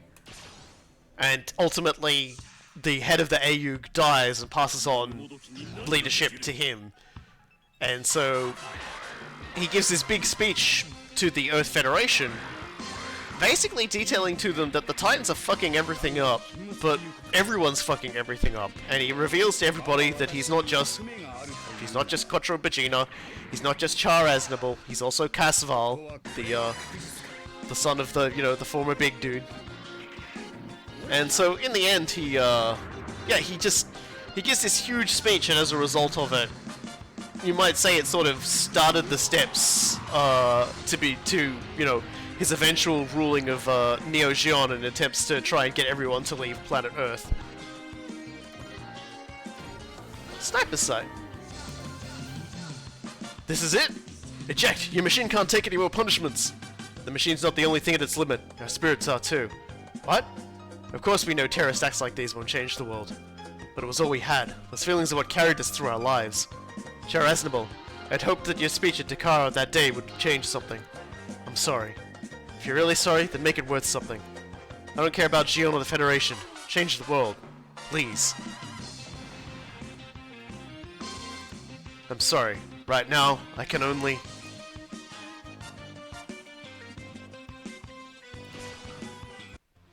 So yeah. You know, essentially, things didn't change after the Dakar speech and after the Titans fell. And some may say that also, the combination of like, you know, all of that resolved Char to what he became. But in the end, you know, it'll never justify what he did. So he's still an incredible, fail-hardy sad sack, but... Never forget, he's been trying and failing to be a lot of different people to a lot of different people.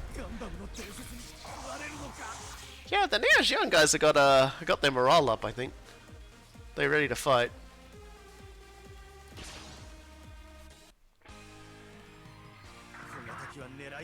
The armor that the narrative's wearing at the moment is a bit shit, though. its space armor is so much better. But we can't wear the space armor because we're not in space! 絶対に逃がさないで。人目を忍び悪を切る。くそ、あの機体のどこにこんなパワーがある。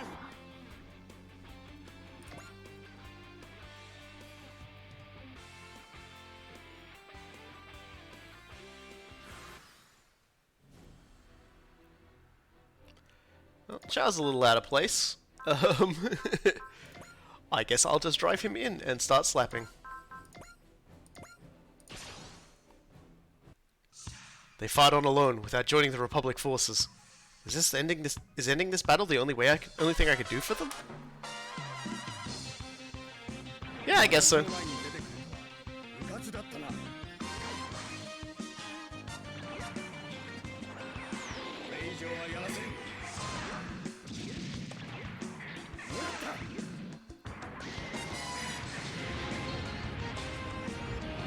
Gosh, he's like, not for nothing, I love the Hyakushiki. I love the Hyakushiki. I love Char Aznable because he's such an absolute failure of a human being. It's hard not to like him. I mean, it's actually really easy to not like him, but I like how bad he is.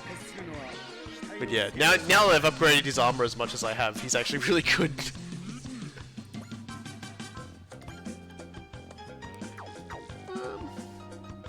Now, can I exploit... Oh man.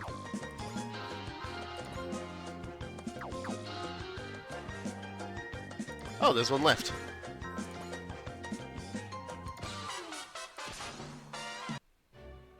Char, do you intend to simply die in a blaze of glory, atoning for your crimes in death? If it is, then I'm disappointed. How can you think your war is so solitary? There's a little bit more to it than that, don't you worry. But look, it's a face. It's just upside down. 動力部に当てれば。今のはうかつだった。悪な目。また戦場で出会ったか。動力部に直撃させてやる。Right, everyone's aiming for one another's engines, I guess. 勢いは買うがそれだけだ。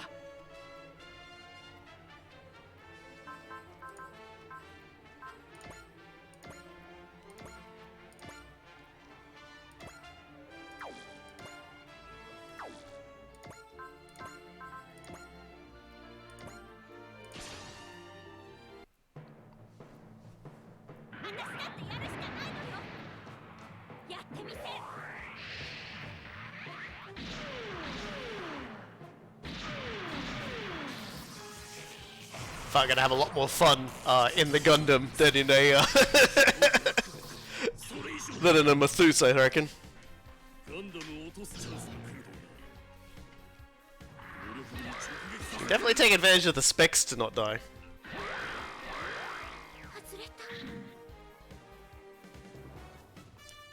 Give yourself a wee bit more credit than that, eh?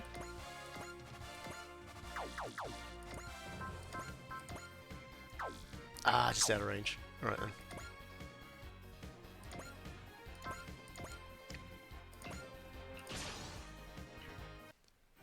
Lieutenant Quattro, I still don't know where it is you're trying to go, so I'll keep watching the arc of the Red Comet. ジオンはいつまで戦争をやってるんだ。出てくるからこうなるんだ。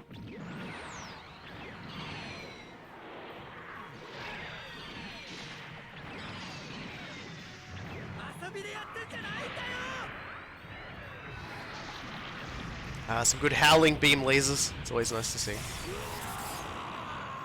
Ooh, are indeed. Alright! I forgot to use it again, didn't I? Alright.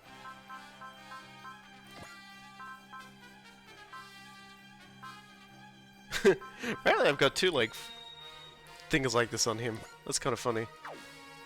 I suppose that, Yes, I can use your ability, does it? It's not good enough yet.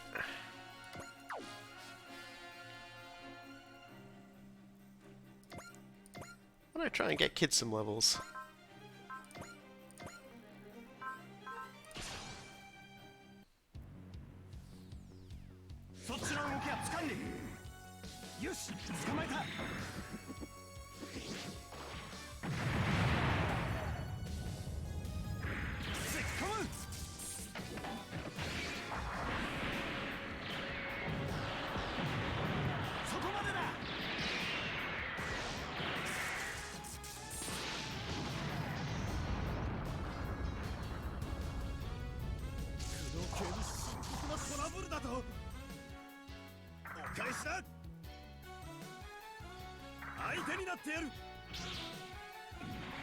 Fool, your weapon is made out of beams. Oh right, it's not a ranged weapon. Curses! Your weapon is made out of the right kind of beams. How dare you?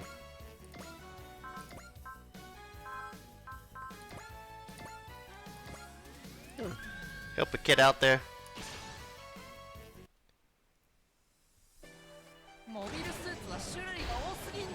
Man, the anime design for Kid is, I find, really jarring, because he looks a lot more mature in the manga. And actually, I'm gonna say this now. In the manga, he just did like they just released like another part of like the big battle, which the anime I think like has as the climax, and he does literally the most badass thing. But I can't talk about it because we don't have any context of the enemy or anything like that. But he does the coolest thing! That's all I can say. Oh,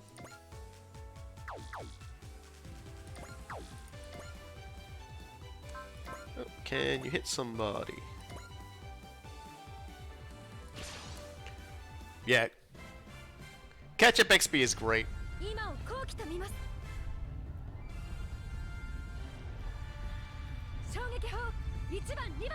In a game like 30, catch-up EXP is extra good because you can throw everybody into a grinding map like that's at low levels, and just like or set the game to just do all the battles for you,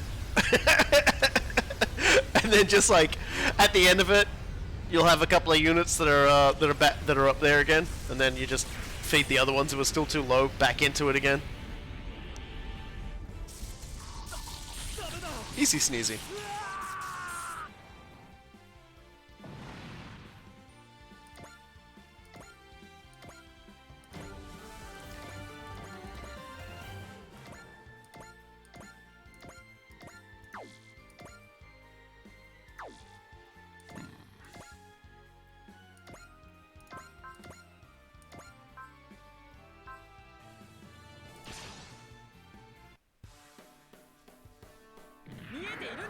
For some reason, like, Addie keeps getting all of the side missions, whereas Kit doesn't. So she's like 4 levels above him. She's done 4 more extra missions than he has. It's kind of like, give him a go. Give the poor lad a go.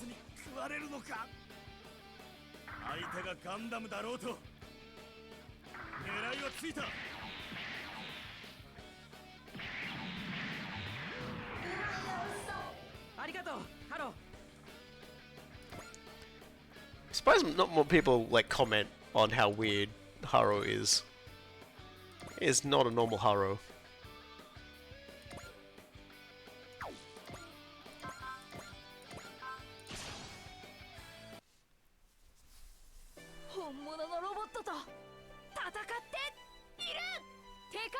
One thing I noticed is like Ernie's gonna get more and more dialogue and like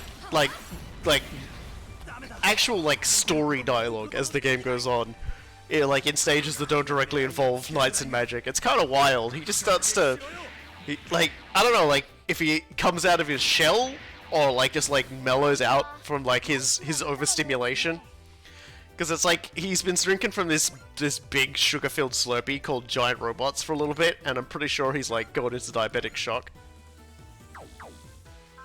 But he seems like he's doing alright now. There we go. That's what I was trying to get done. Trying to get some follow-up attacks going here. But because the Huckbind doesn't fly, only other grounded units can take advantage of the support attack. Another quirk of the system.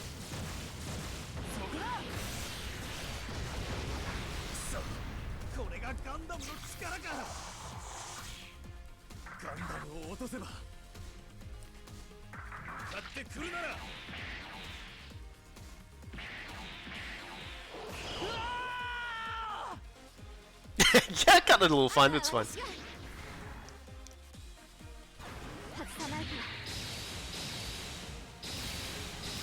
You've got Prevail, Jonah, you'll be fine. I've had you function on less HP than that.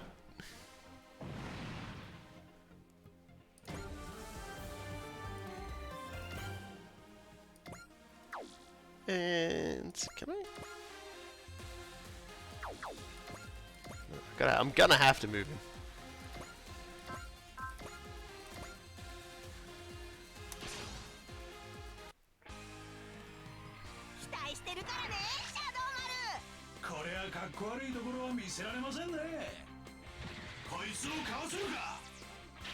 I know it's about Shadamaru's voice, but I really like it. I can listen to him talk all day. Forever. I can listen to talk for many days.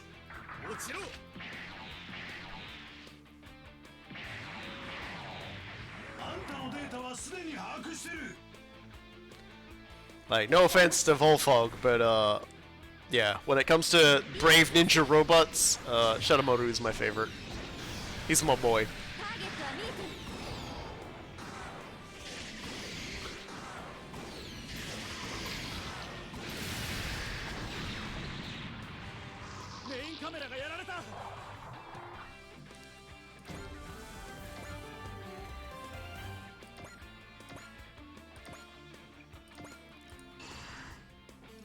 Get some levels from repairing.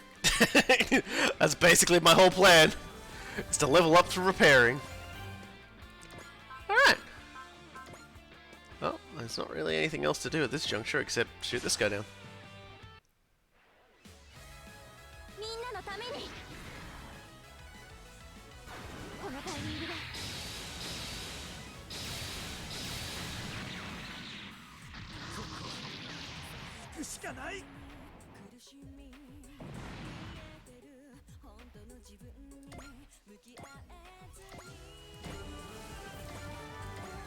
That's everyone? That's everyone. Oh, you poor, poor child. Alright. Have fun with that.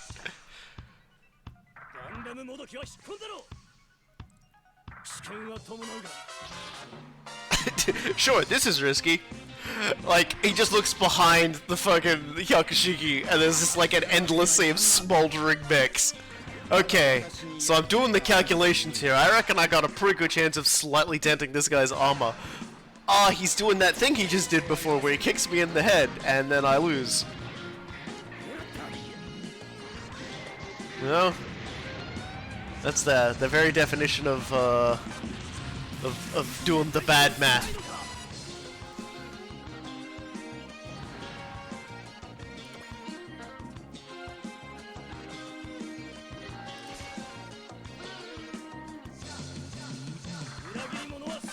And it's only now we're sort of starting to run out of energy, as we've almost cleared the entire map of enemies. Hey, look at you! I think that's like the third hit we've gotten on this entire thing.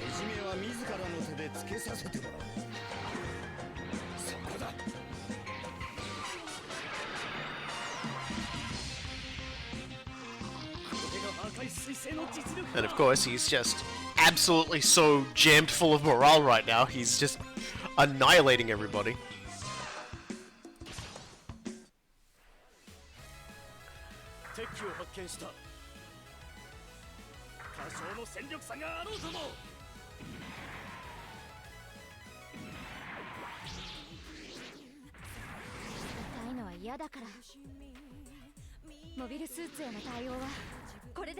I will say this, I'm interested to see a lot of the conversation to us we'll have with a lot of these characters when we start getting them. Because the one that the male protagonist, Edge, gets with Bullet is quite possibly the funniest thing I've ever fucking seen in my life. Like, he's like, "Hey, Bullet, congratulations on hitting Ace. Here's the training program I've cooked up for you." And Bullet's like, "Oh my god, this thing is awful. What the fuck? Do you hate me?" And he goes, "Yes, I hate you. Getting to sit in the robot with your sweetheart. I hate you."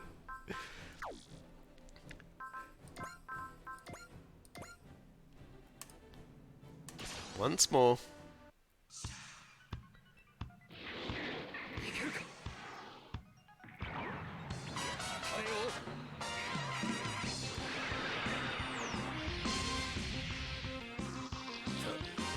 Seriously, a 6,000 crit, and he's just critting over and over again.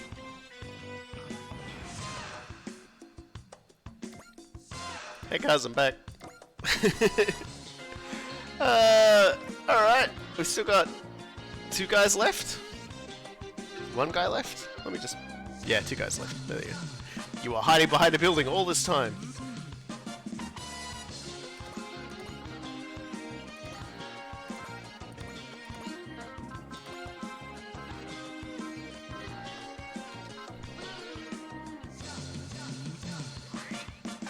That's better.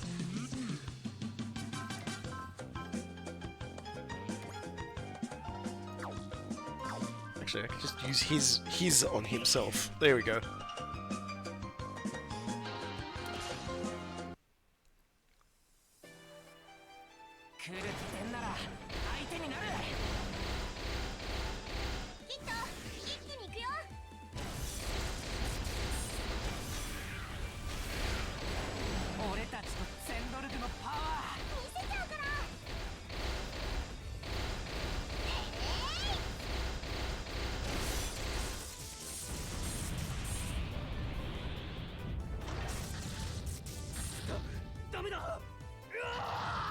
That must be a really weird experience, getting run down by like a giant centaur robot.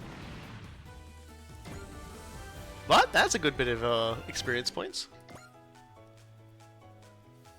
And there's just this guy off in the corner just going, "I hope they don't notice me."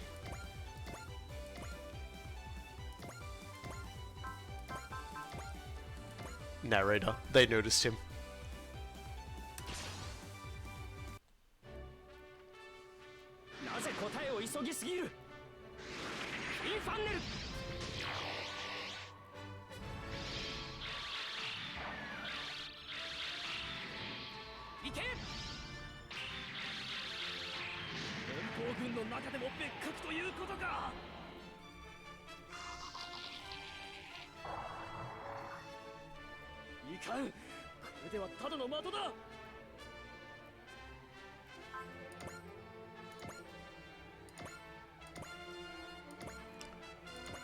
Well then.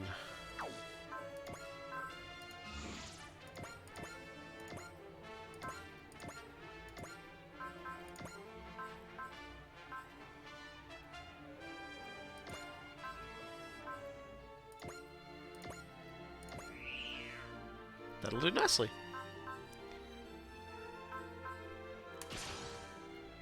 Gotta get at least 1 kill for Shadowmaru. We brought him out here for a reason. Plus, I love his dialogues for this.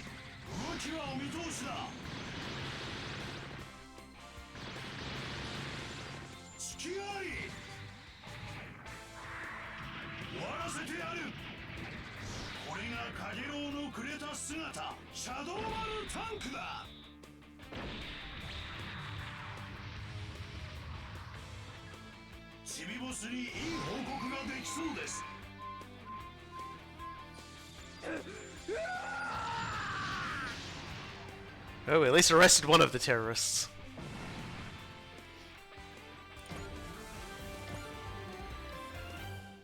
The terrorists have been wiped out and combat in surrounding areas appears to have ceased. They'll probably beef up security in Dakar after this. Yes, and then the enemy will ramp up their offensive, escalating the fighting further. I really question whether these methods are the right way to handle this. Ma'am? Just talking to myself. Forget I said anything. That's a hell of a stunt you just pulled, Char. Sounds like you got permission from Commander Mitsuba for it. But how are you going to take responsibility if they'd broken past you? Your point is well taken. I think you can let this one go, Amuro. Captain Mitsuma positioned forces just in case that happened. One last thing, Char. The path you're going down is just going to lead to a second axis drop. I'll remember that. I know you're trying to carry out your duty, but as long as that means fighting solo, you'll never be able to change, Char. Yeah, taking on a little bit too much onto yourself there, buddy. Thank you, Astanesh. Your overhaul of the Hyakushiki Kai helped carry me through that fight. I'm glad to hear it, but... yeah? This is just between you and me, but... it was Camille that put in the overhaul request for the Hyakushiki. Camille? He said that since you were trying to carry everything alone, your suit should reflect that. I sure wasn't expecting you to go up against the whole band of terrorists alone, though. I see. Camille said something else, too. He said that Dakar was a place that held a lot of important memories for you, so he thought you were planning on doing something there. He was that far ahead of me, huh? Thank you, Camille. You hear that? I think that Camille was paying more attention to him than any of us. Man, Camille goes way too damn easy on that jerk. So what if Char used to look after him? Ryoma, come on. I'm just as angry at Char as you, but I'm not about to invalidate everything he does. I get that, but I think we should just put our anger aside for a bit and try to view him objectively. You've dealt with him more than we ever did, Amuro. If that's your call, we'll follow it. You okay with that, Ryoma? Yeah, fine, whatever. One false move out of that guy, and that'll be my job to deal with. It's all yours then. Just don't miss your shot if it lines up. I'll try. Please, Char, don't betray my expectations this time, or Camille's.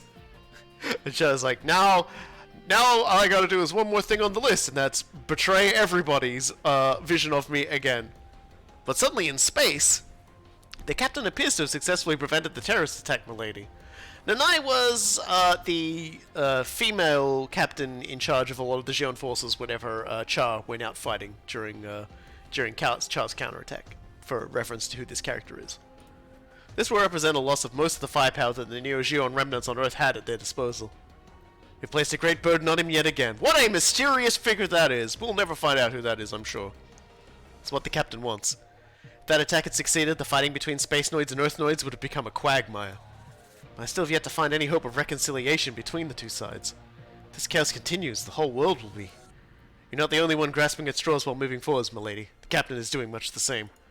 Your Excellency, let us focus on our part so that the captain does not fight in vain. Thank you, Nanai. Please send Char my regards. I was wrong. It's actually Minerva Zabi, the last surviving member of the Zabi family. Daughter of Degwin, I believe. The big guy that wanted the Big Zam to be mass-produced, because if the Big Zam was mass-produced, then they would have won the whole war. And Char doesn't carry his enmity to the Zabi family along to any of their children, or rather, you know, to the last surviving one. The other last surviving one died off in Double Zeta. Take care of yourself as well, milady. Man must move on to the future. The hopes of man, that which entrusted the future to Laplace's box, must not be in vain. To that end, Char and I both continue fighting. And man must take this time to reconsider what we should be. What the significance of new types is. Yeah, Minerva plays a fairly important role in Unicorn Gundam, but she does feature in narrative a little.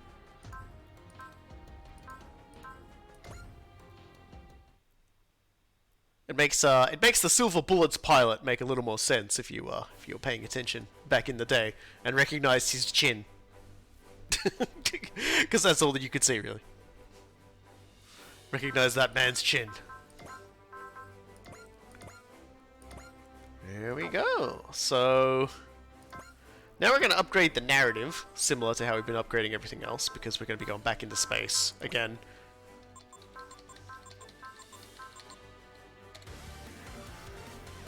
And we're going to need all this.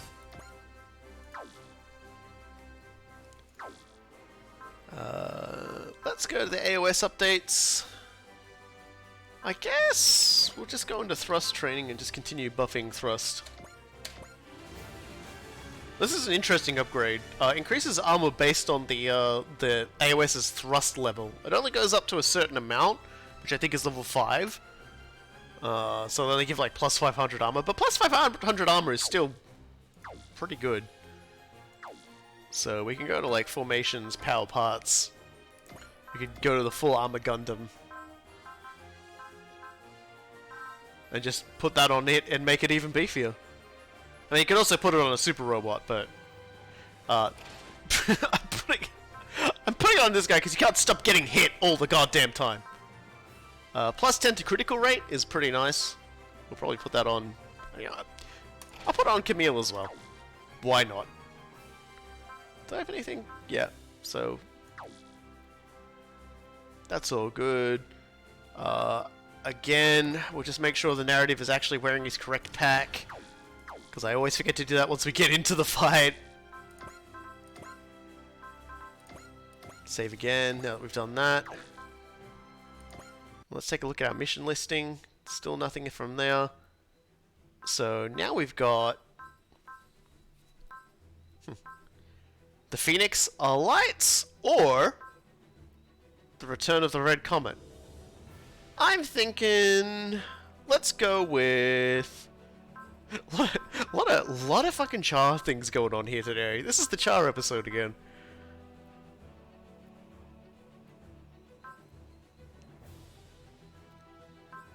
We'll do this one because it's a lower estimated strength. Because to say that, it's like I wouldn't put it past it. Oh, let's just do this mission over here first. Kasuha and Randy get some more kills. Cool. Alright, Return of the Red Comet. Let's go. Zeon Commander Zoltan Akinen reveals himself as a threat. Yeah, Zoltan's interesting. In the Shive class ship Gulltopper briefing room. That's a name, Gulltopper.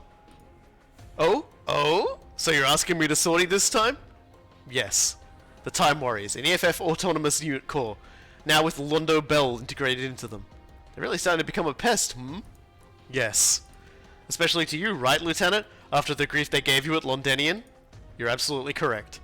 Great, glad we agree. It's a CEO's job to clean up after his subordinates' mess, after all. The Time Warriors, guess I'll see what they've got for myself. You hold the fort on the ship, Lieutenant. Don't worry, I'll bring back some good news. I hate to do this, but sometimes you have to fight fire with fire. You half-baked Red Comet, you better live up to your bragging.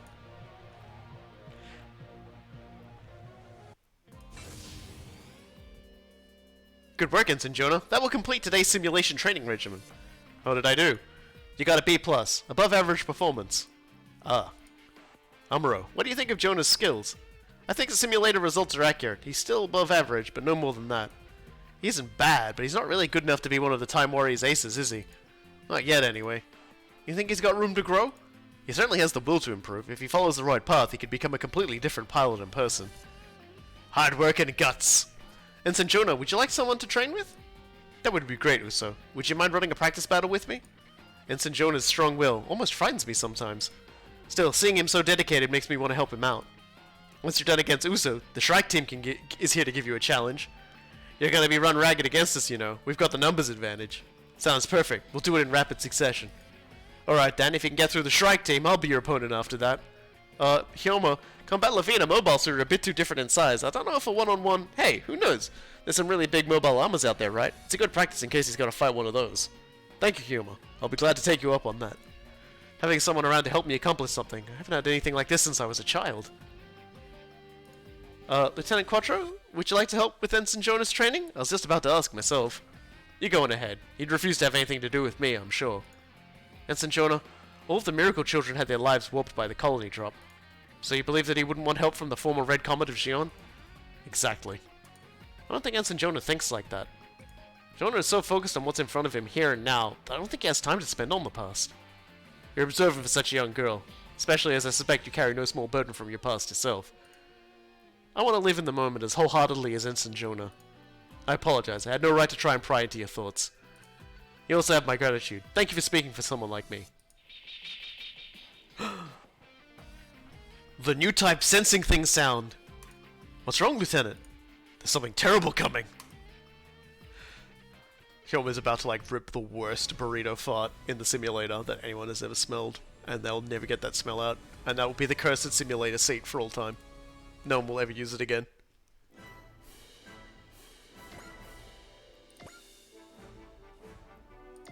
Alrighty. We'll bring the Ra for this one, just because it's thematically appropriate. We'll bring all the Gundams. It's a very Gundam-y sort of episode. Elgheim. Always the Dan. Bring the Karuga. 30. bring the Gespenst this time. The SRX. And... let's bring Gal Geigo and J Decker. That seems like a pretty good spread.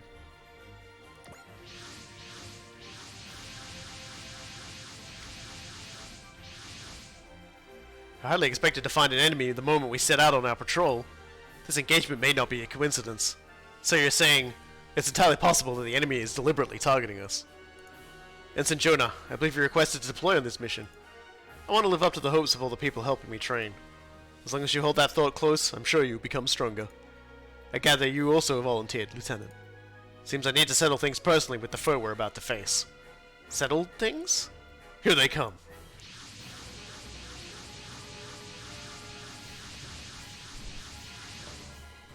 It's a Xion unit. That's one flashy suit they've got on their team. Is that their command unit? Well then, let's get going. He's fast. We've got a hit on the database. That white mobile suit is the Sinanju type. The Sinanju? That's the suit that was piloted by Supreme Leader Full Frontal in the Third Xion War. Third Neo Xion War, yeah. In Unicorn, the leader of like the sleeves, the Neo Xion unit was named Full Frontal. That's always good. So whoever's piloting that thing's in the same class as the Supreme Leader? Hello, hello, my dear new friends in the Time Warriors. I'm Lieutenant Zoltan Akinen. He's broadcasting on an open channel? Gotta say, it's a real thrill meeting an all-star lineup like yours. You're really sporting with my subordinates too. Which is why I'm happy to help provide you a test. See if you can overcome me. He's treating this like a joke. That man's fighting us more as game than as anything else. Oh my dear treasured comrades, do you intend to hide behind your commander like cowards? I don't have room for worthless trash like that in my team. Did the enemy's morale just jump? That punk actually scared him, huh? He's not even encouraging him. That was just a straight up threat. He's dangerous. Too dangerous. I have a feeling that he has the potential to destroy the world.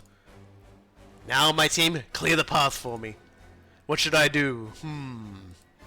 I'm curious about the Gundam, but I think I'll hit that golden suit first. It stands out after all. A Sinanju pilot. That means it is my duty to face him. So, the mission is completed when we blow up the Sinanju Stein. Let's take a look at this meaty motherfucker. And so he's got loaded for bear and a mystery technique. He's got a shield, obviously, but yeah, the biggest threat we're probably facing at this point is his morale and the morale of his team are all very high at the moment, thanks to him threatening to kill them. They gave him mercy. Yeah, that's weird, isn't it? So let's start flying in. The good news is after he terrorizes us a little bit, he'll pull back and let everybody else have a go.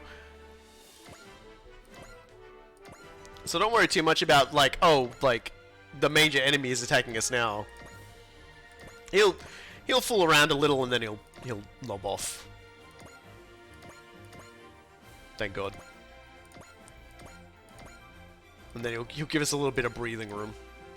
So let's just move everyone into position and get ready to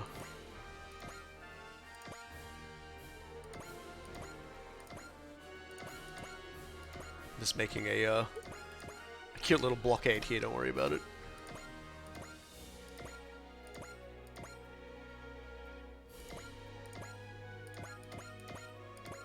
Interesting that Gilliam had something to say. In like the entire time I've had him, he's very rarely ever said anything.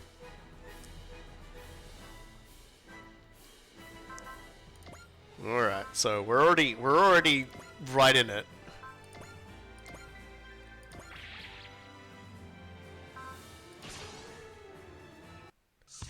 You'll decorate the scrap heaps nicely, Golden. You can't possibly think you'll hit me with that. What? Those moves? You can't be! The fucking music kicking in again.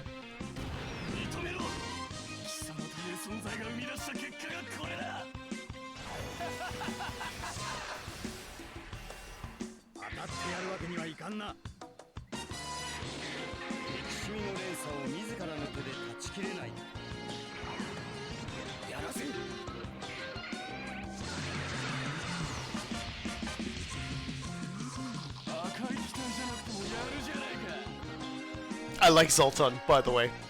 He's fun. It's probably weird to say, oh, crazy guy in the mobile suit? No, he's fun.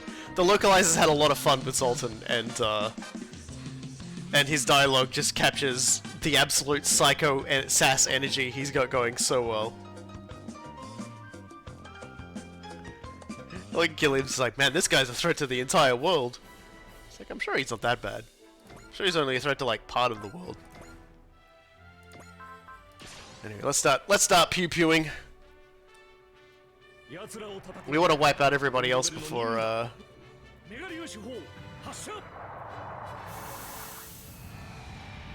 Small thing, but I thought the Sinanju Stein had got turned into the actual Sinanju. I haven't seen narratives, so I don't know what happens. I don't know. Big shrug from me.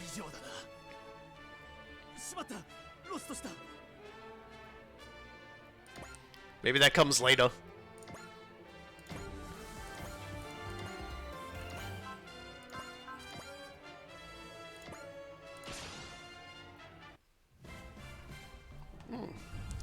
Every time I poured myself a glass of water.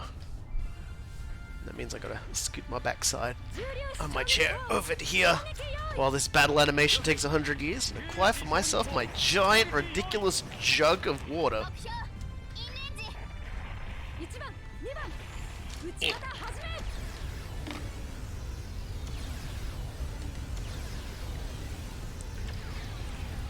If the idea is that the Sinanju Stein was turned into the Sinanju that Red Comet uses, maybe they made another one. Maybe there was like a second one they made. I don't know.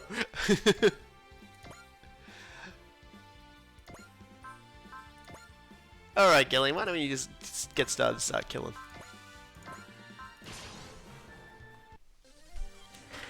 Narrative is weird.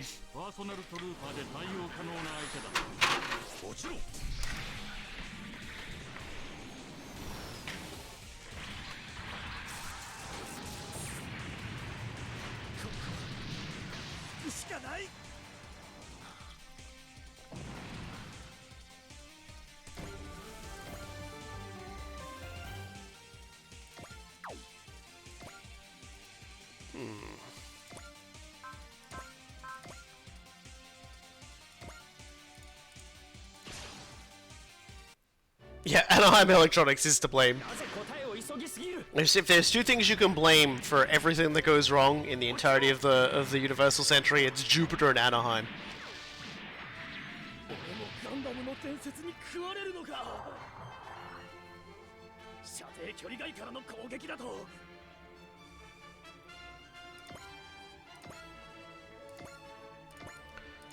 I think the best place for Char to be... Might as well. Let's map him.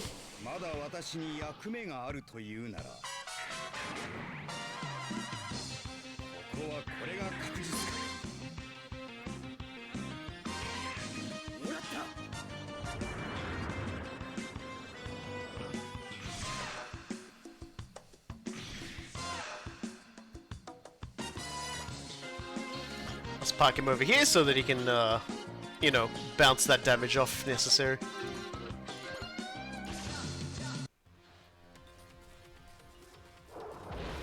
If the Sinanju Stein wants to keep going for him, a support defense will help him out far more than anything else.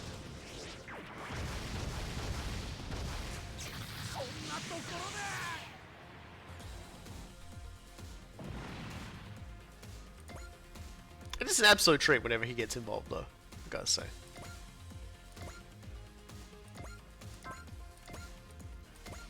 Fa! Throw a bazooka at him! This is your destiny.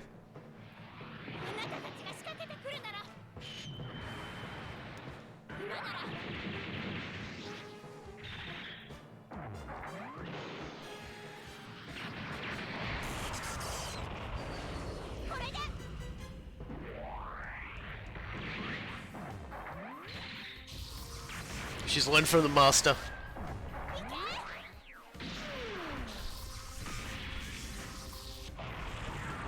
God, she almost got it too! Actually. Damn. みがある。 I have weird feelings about all Gundams.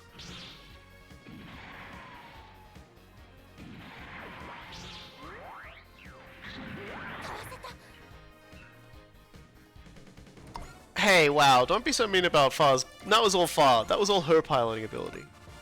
That was probably all her piloting ability. Her new type level 1. 戦闘ってやつには興味はねえが。いた。 I put the Temray in the best produced new though.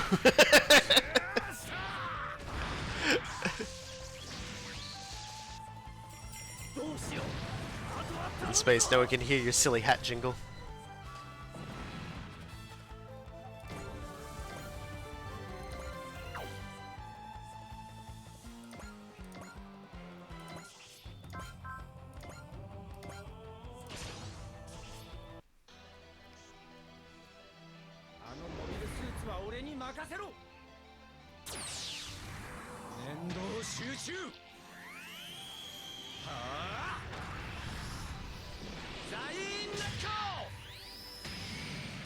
Always so good to hear Spirits of Steel.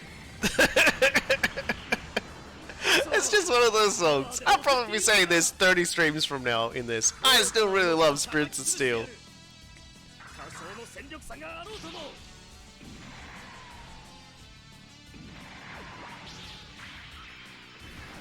回避成功。よっしゃ。 Damn. Alright then.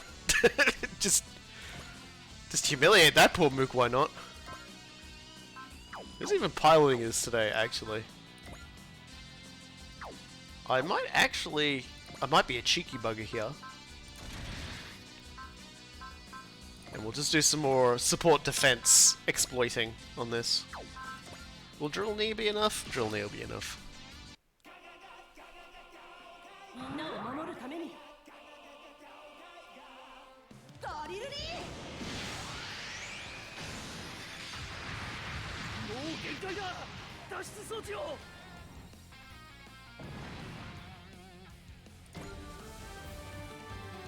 Man, Mamoru is filling out the they're both filling out the spirit list pretty rapidly here compared to everyone else.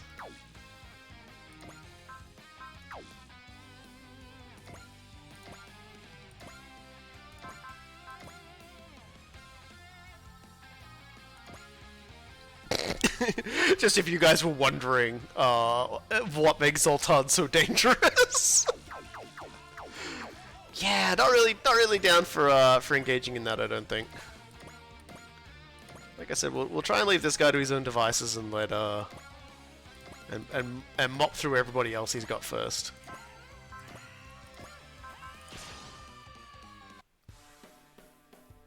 見えているんですよ威力ライフル以上なんだ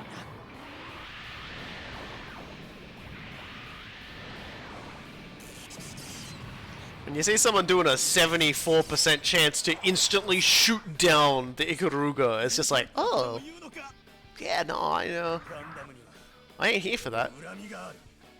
目の前の敵から叩く。 I am here to keep the Ikaruga from getting Zoltan, I believe.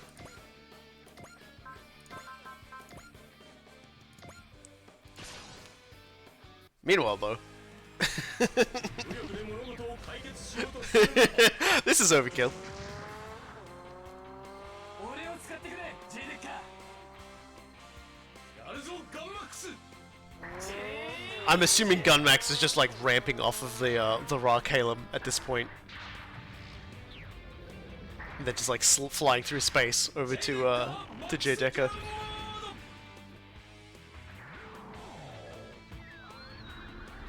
It's been a little bit since we've gotten to see J Decker blow everything up.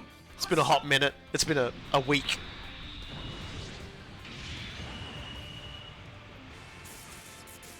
よし。あとは頼むぞ。や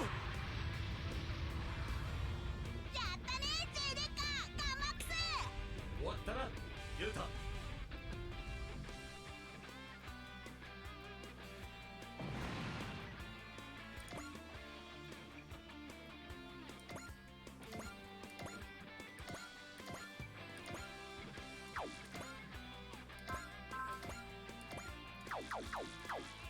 That just to hold there, I think. So I've split up into two groups, all trying to avoid Zoltan here. Yeah, see, support, defend, or kick in.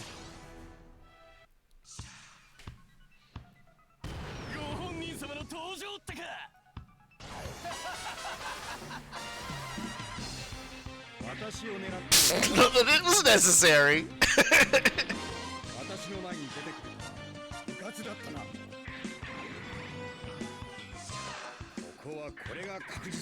Oh, you've said that, now you miss. It's like, don't say from here I can't miss on like a 52% chance to hit, man. Come on. Don't be stupid.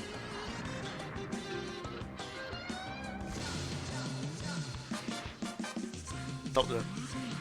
So I told you.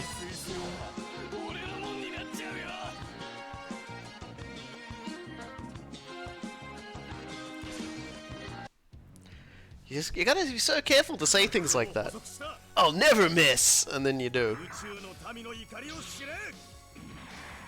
That said, I'll give him all the credit in the world for actually dodging that 75% hit. Yeah, what was that, Doma?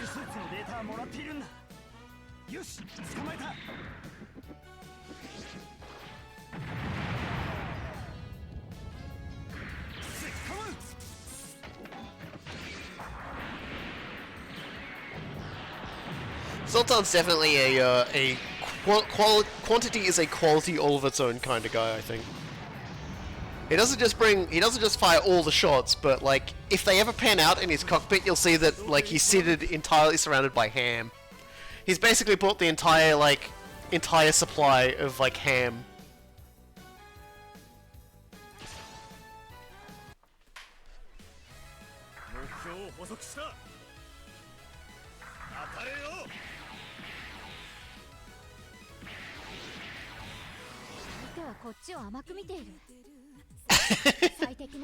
I'm just saying, Zoltan is Zoltan just has the entirety of the Universal Sentry's ham stuffed in his cockpit. So it's what powers him. The Psychomu system isn't available right now, so he's got the ham Camus system. I love how the Tree Strike is like, I'll protect you, and then it doesn't need to. Cyber ham type. There we go. We're getting there.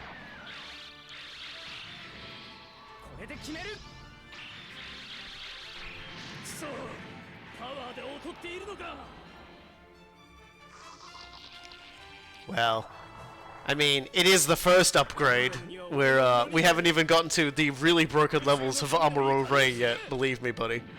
We still have two levels of extremely broken Amuro Ray to climb through.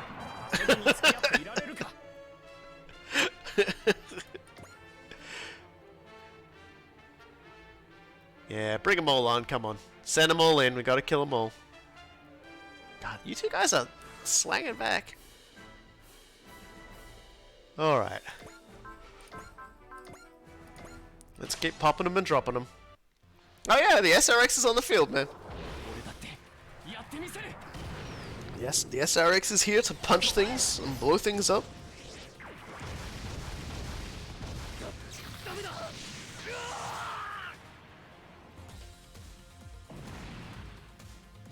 Good luck I'm behind 3 super robots, good luck I am 3 super robots.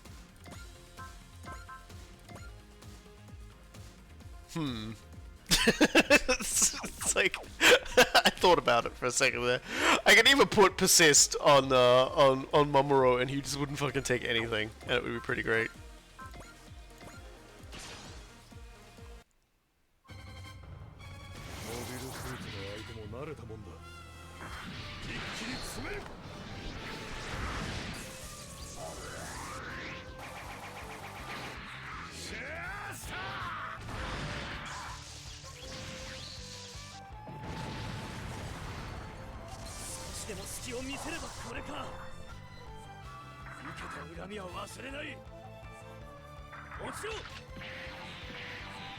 Every single one of Van's faces are amazing. He's just so wonderfully expressive. The face. He's kind of standing in his cockpit, like, and it's going off his motion data, I think, similar to, like, G Gundam style stuff, so That probably helps too. I forgot to use this. Again. Activates the blessed spirit on all allies once per map. Swing. There we go. Alright, Fa. Take him down!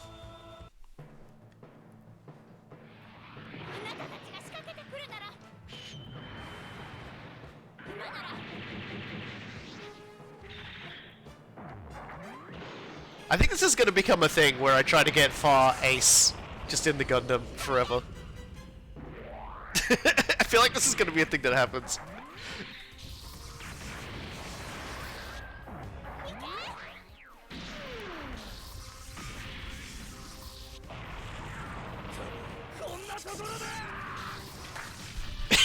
It's great. It's great having Fa do it. Oh dear. There she goes. She's getting stronger every day.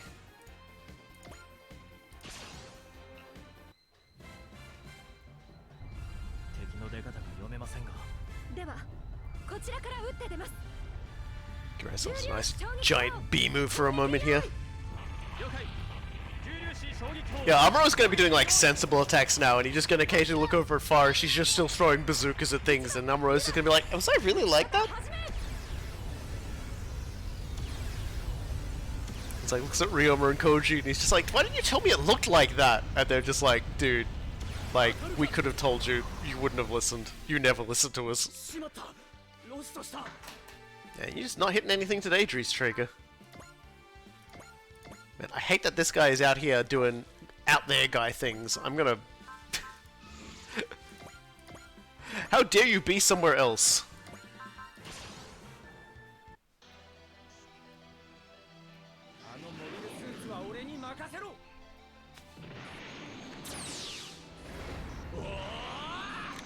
For a note, cool guy, if you guys are well, I was about to say if you guys are doing Barrow Trauma on Sunday, I might be able to make it. Then I remembered to end Walker's out on Friday. It's like, nah, actually, I don't think I'm doing that at all. Also, the day you guys did the Barrow Trauma stuff, actually, it was like my Monday, and I'll be on jury duty then, I think. But if I'm not, I'll still be playing Endwalker.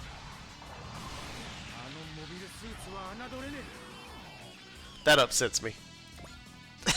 It's like, it was so close, man, it was so close. I'll have to watch that stream, see how you guys went with Barrow Trauma, because I own it now, but I haven't played it yet. I haven't even done like a tutorial or anything.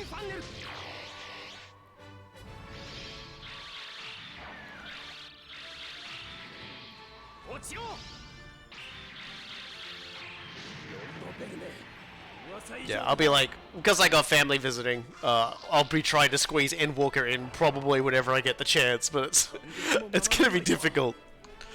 Like, it comes out on the Friday night for me, so it'll be about 9 PM at night, so that'll be easy enough. Mostly everybody I know will have gone to bed at that point, but it's just like, aside from that, it could be tricky.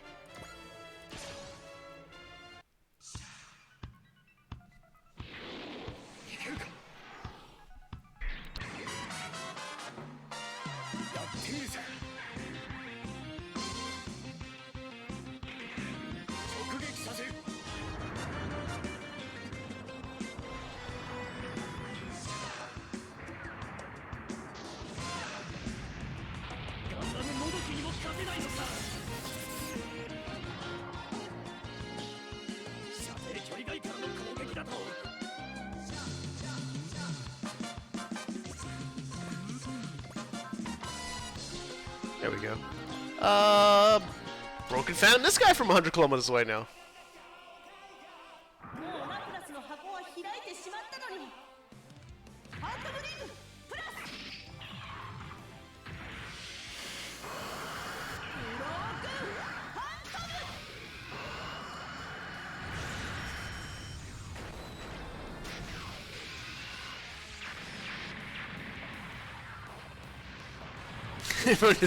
Everyone just yelling information as the boat gets attacked by like fish. I can dig that. Man, meanwhile, we're getting hit by literally everything over this side.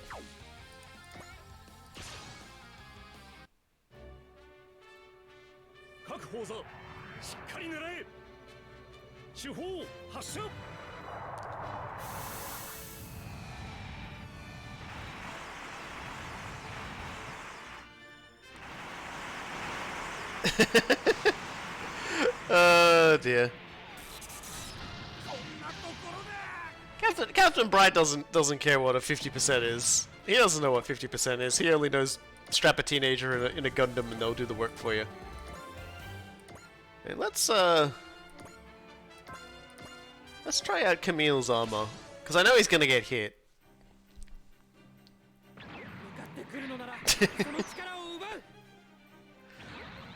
That's the problem with alien entities. They say hello to you, and it turns out their way of saying hello to you just violently murders you, like to like the very essence of your being, and your mind just like turns into goo.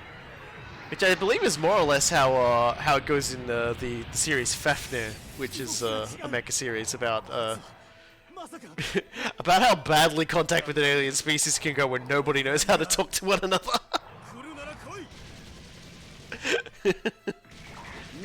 Oh, now you dodge.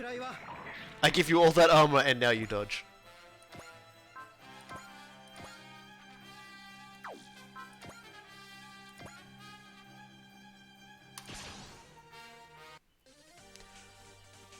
Yeah, Gundam 00's movie is so strange. It's such a strange departure from Gundam in general. But I can dig that.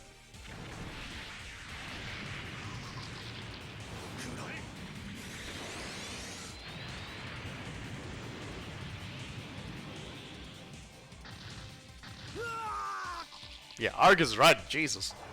A lot of critical hits hitting, like, if I give everyone like one tick of like weapon upgrade, suddenly all these like critical hits are just gonna turn to like one shots. But not today.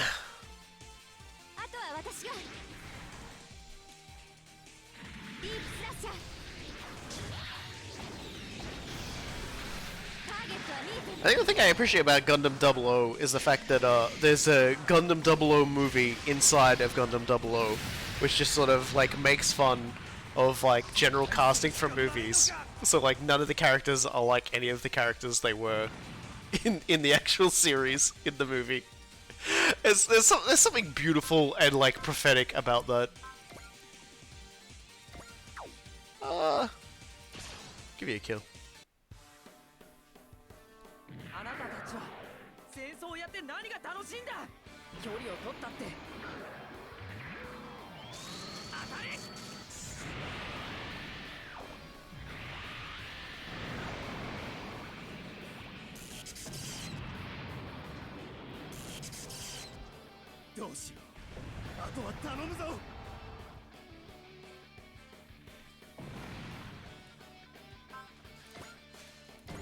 Jeez, Zoltan, you're running out of bodies over here. You gonna be okay? Real shame if someone max cannoned another one of your allies.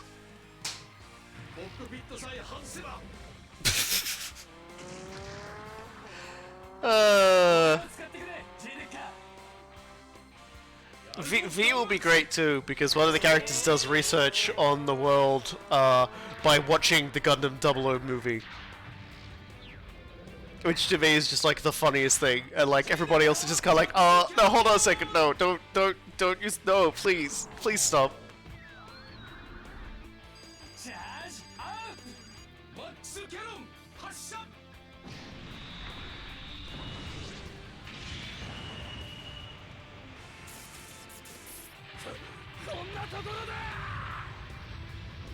Arrested.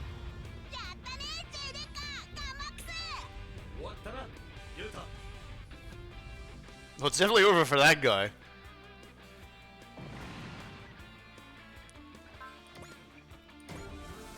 Oh, it looks like Dakar actually might be our closest to ace at this point.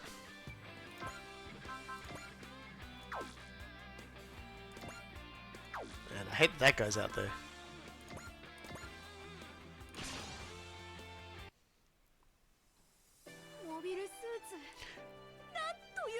It's kind of funny you say Celestial Being movie and the Gekiganga 3 should be in a Super Robot Wars game. Because they're referenced in V together. They're just not in V together.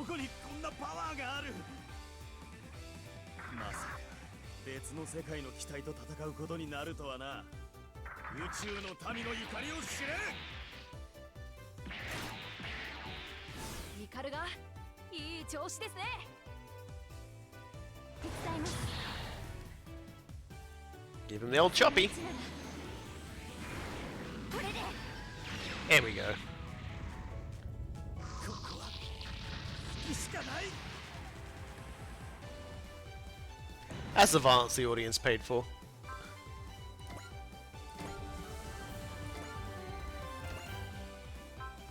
No, that's no good. We'll just sleep slash at this guy to soften him up, and then hopefully there'll be a problem that solves themselves shortly. これしか方法がないんならディープスラッシャー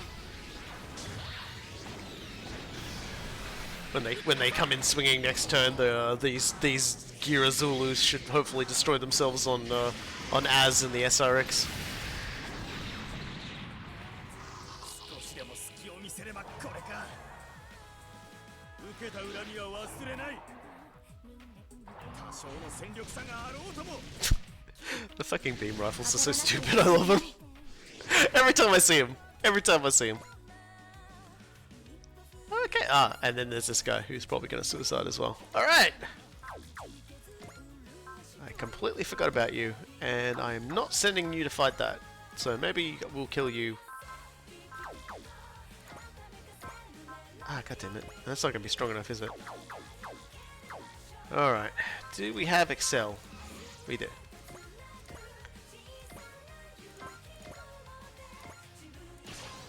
That's better. I gotta double some kills anyway, so we might as well do this. Like 150 kills necessary for all the secret characters in this goddamn game. Tied to him. There's like 1 at 100, and then there's like 1 at 150. And while the 1 at 100 you can get other ways, the 1 at 150 you have to get 150 kills to get. It's so stupid, and I love it.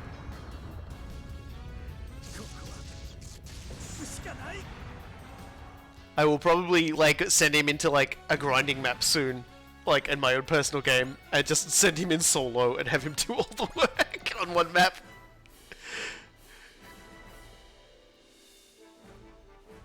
Yep, I guess we're doing this again. We'll see if he actually hits this time. 本艦を盾にします。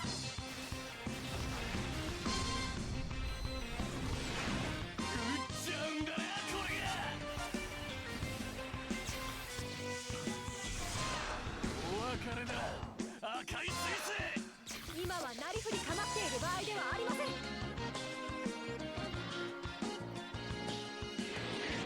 憎しみの連鎖を自らの手で断ち切れない。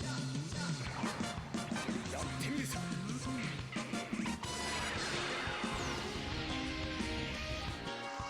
ニュータイプ。俺を甘く見るなよ。 Char is punching so far above his weight today, I don't even understand it.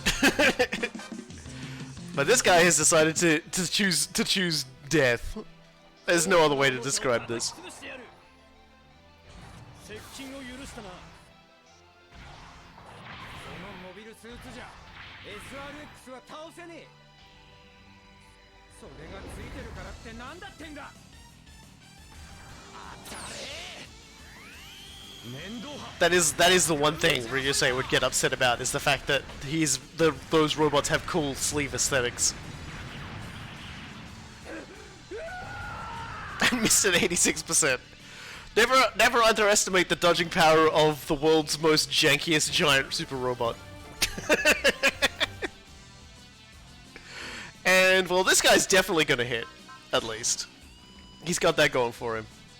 Unless, like, I would love to see a 99% hit miss, but I don't see it happening today, so...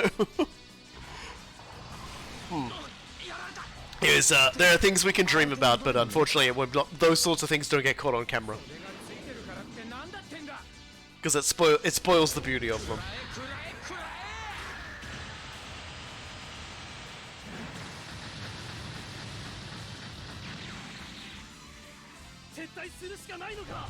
See ya!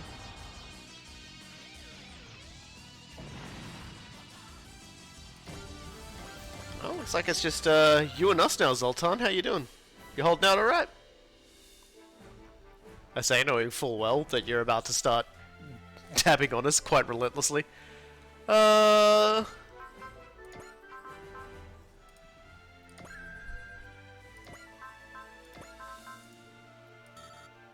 wait, we'll see. Let's start swinging in and getting going. And you may be like, man, what tricks are you pulling, Robo-Kai? Well, support attack tricks. I'm gonna start chipping away at this guy now.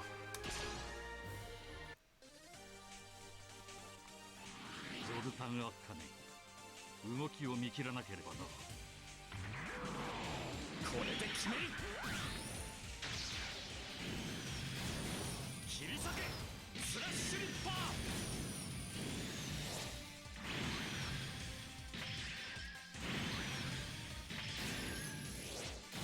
とどめ。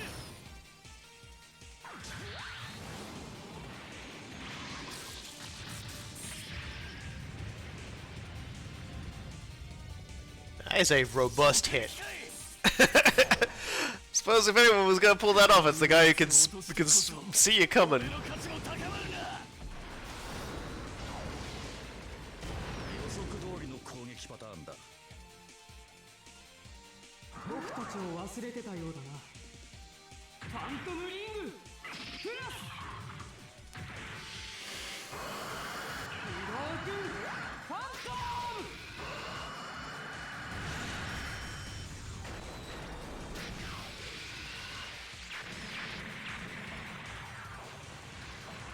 やはり多少の歯応えは必要ってか。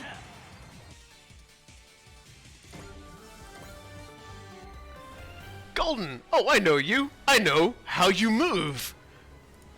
I saw all too much of you back at the lab. Everyone commanding me to fight. Just like that! It's you! You're Char Aznable, aren't you? I'm leaving. I'm not Char. I'm Quattro Bajeena. I'm leaving. Char! For you of all people to run cower when pointed out. Oh, how far you've fallen, Char. Well, it hardly matters. You chose to live in shame after everything you did and became an Earthnoid pet yet again. You've fallen as far as there is to go already. Say what you like. I will only say one thing in return. This world has no more need for the Red Comet. You think you'll just walk in and invalidate my entire existence as the return of the Red Comet? We'll say it once more. This world has no more need for the Red Comet. Don't think for a moment that the future can be made by anyone possessed by the ruins of the past. Oh, screw you! Ugh! Fine, I'll validate my own damn existence! I will shoot down the Red Comet, hunt the Phoenix, and prove I am the true Red Comet. Char Aznable, you will be a sacrifice for my glory! Ugh! Out of my way unless you've got a death wish, Gundam! I have something I need to do here. I will not die here. Ensign Jonah. Lieutenant Quattro, I think I misunderstood you. I thought you were fighting for atonement in some way, but you're looking further ahead than that, aren't you? You ought not to think too much of me. I'm just a criminal. However, it was exactly the people who want so much from me that wished for the return of the Red Comet. That's right, and from that came Full Frontal. And me. That's why I have to prove that my existence means something. Your self-absorbed attitude isn't worth my time. I'm leaving. You dare run from me, Char? I'm not going anywhere. If you want to fight me, then come. And he's laughing now. Alright then. You know what? I almost fell for those lame taunts, but I've got a job to do as unit commander. As part of that job, I'm gonna end you, Char. Yes, now he's over there. So, now we gotta drive everyone forward side.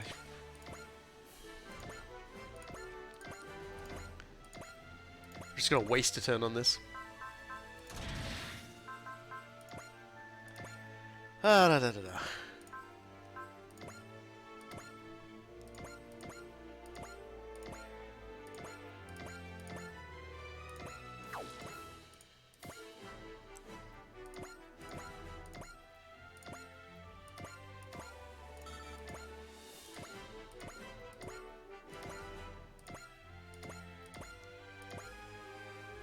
Yeah, it's kind of funny. I really wanted to do that first because it always looks so funny when he does that. Let's go put Dabba in there. Boom. Alright, come on back now. Right back at it again. Yeah, well, I might as well. It's worked well for us so far, let's just keep going. Oh, Char Aznable, I'm thrilled. I finally get to see you in person.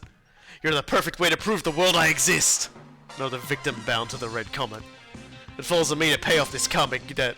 It's gotta be really horrible. It's like every time some dude just pops up who's like a complete jerk and goes, I'm the Red Comet! And it's just like, Char's just like, oh my god. Like, I know I'm an asshole, I know I'm a prick, but come on, man. Okay, please stop dunking my warship.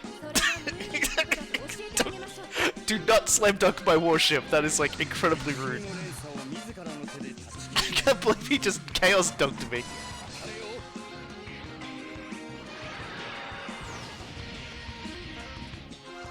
Char's accuracy in this fight has been disgusting. He has like been clowning on Zoltan so hard, it's like unbelievable.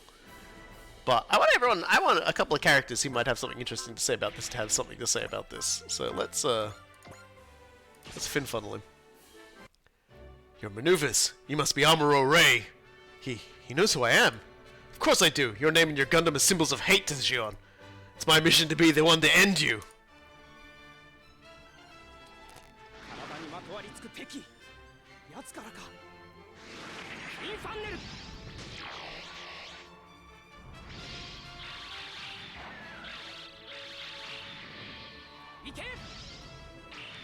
I think he just knew who he was more from his maneuvers than anything.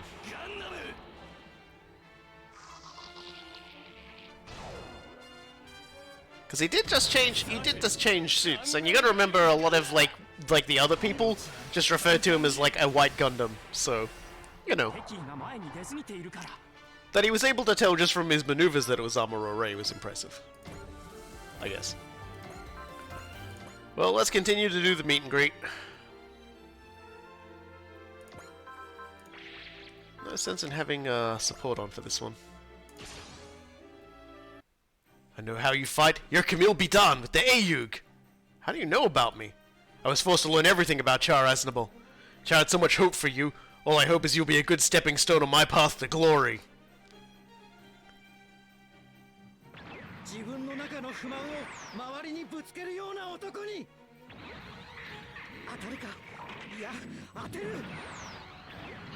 That's it, Camille. Give him the spicy double laser right in the crotch.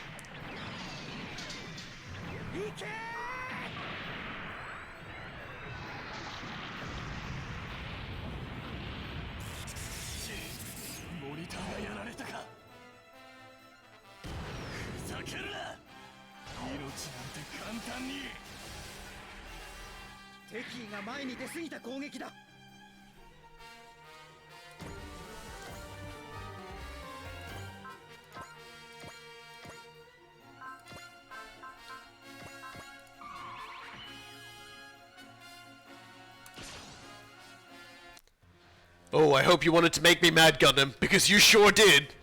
You gave me a reason to face you too! Oh really? I guess that makes sense. The Red Comet is fated to be opposed by a Gundam, I suppose.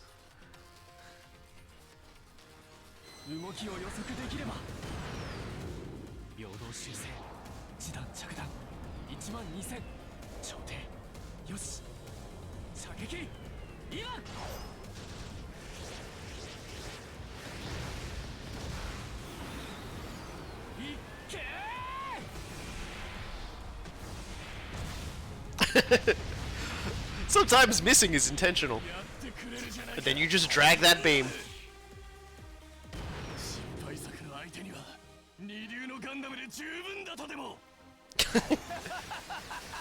Oh, Zoltan, you so inferiority complex.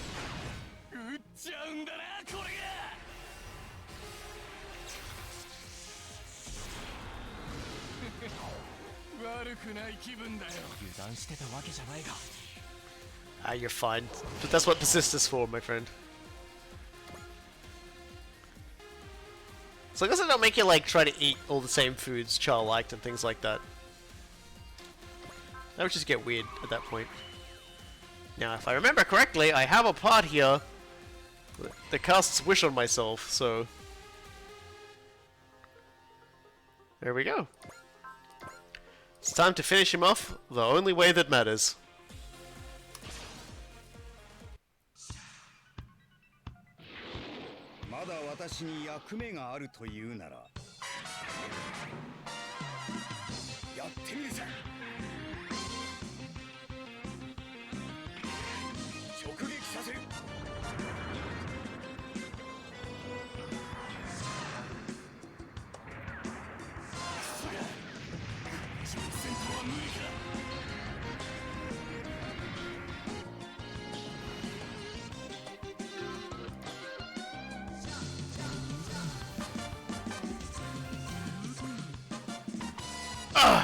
You scumbags!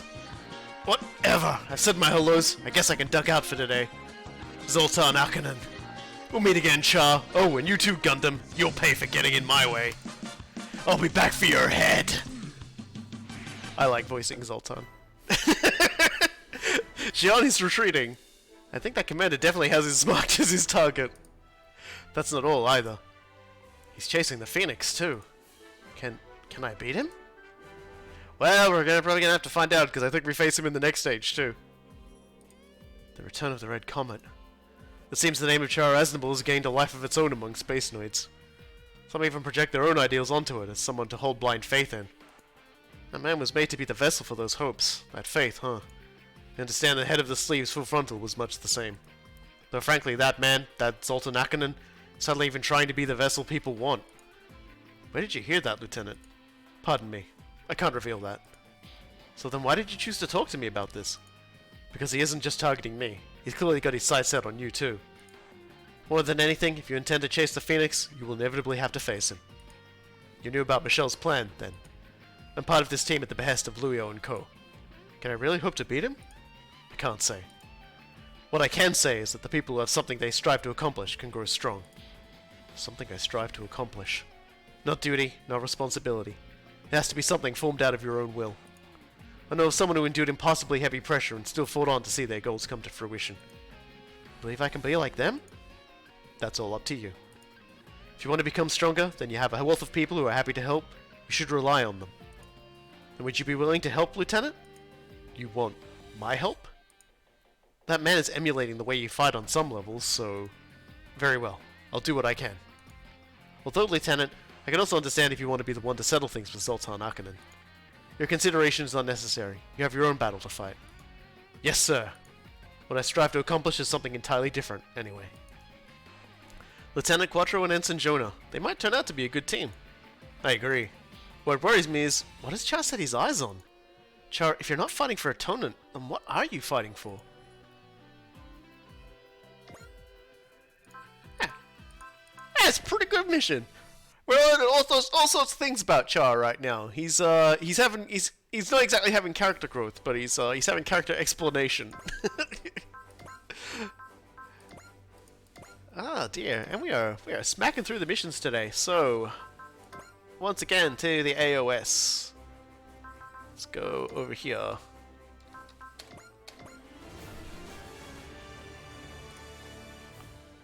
Boost the energy of the Drews Traeger, even though that's not been a problem yet.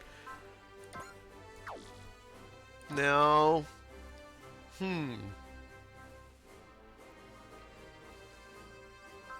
I guess we're gonna upgrade somebody. I guess the next best option would be Camille. So I've already really got everyone else where they need to be. So let's get the full armor Gundam up as high as it can go. Give it a little bit of a weapon buff. Actually, might take the weapon buff off and then I can actually do this. So that gives it even more armor and extra power to its 2-barrel beam gun. So Tanky Boy just got tankier. Tanky Boy must become the most tanky.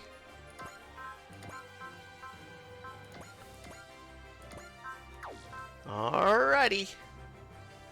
Yeah, 2,450 armor on the Gundam is pretty nice. Alright. The Phoenix Elites. It's time to Time to drag ourselves through yet another Gundam mission. The Phoenix shows itself at last.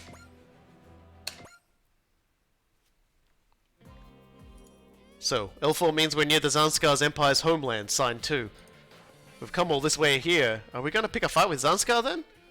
Captain Gomez said that Shakti was probably picked up by Zanskar, judging by how the team we saw acted. We have no idea where they took them though. What should I do? You could start by cheering up, Uso. Junko, you're thinking about Shakti, right? Yeah. Well, then you've got even more reason to get it together. If you die, you'll never see her again. Yeah, you're right. Thank you, Junko. Once death divides you, you'll never meet again. Yeah. We're here over at L4 by Michelle's request, but not to fight Zanskar from what I've gathered. Why are we here then? I would guess the ones who know that are the top staff people like Captain Mitsuba and Bright. And Jonah, do you have any idea? No, I haven't heard anything useful. He's acting odd. He must know something. Ever since we entered this sector, Jonah's been unusually on edge, which probably isn't a coincidence. Alright, well, guess we'll just have to get in touch with Michelle directly and ask.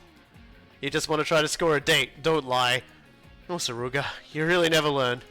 Fine then, Nuz. You're both ladies. Maybe it'll be easier for you to ask. Sorry, I don't think I'd have any luck. I kinda suspect nobody's gonna get anywhere with her, to be honest.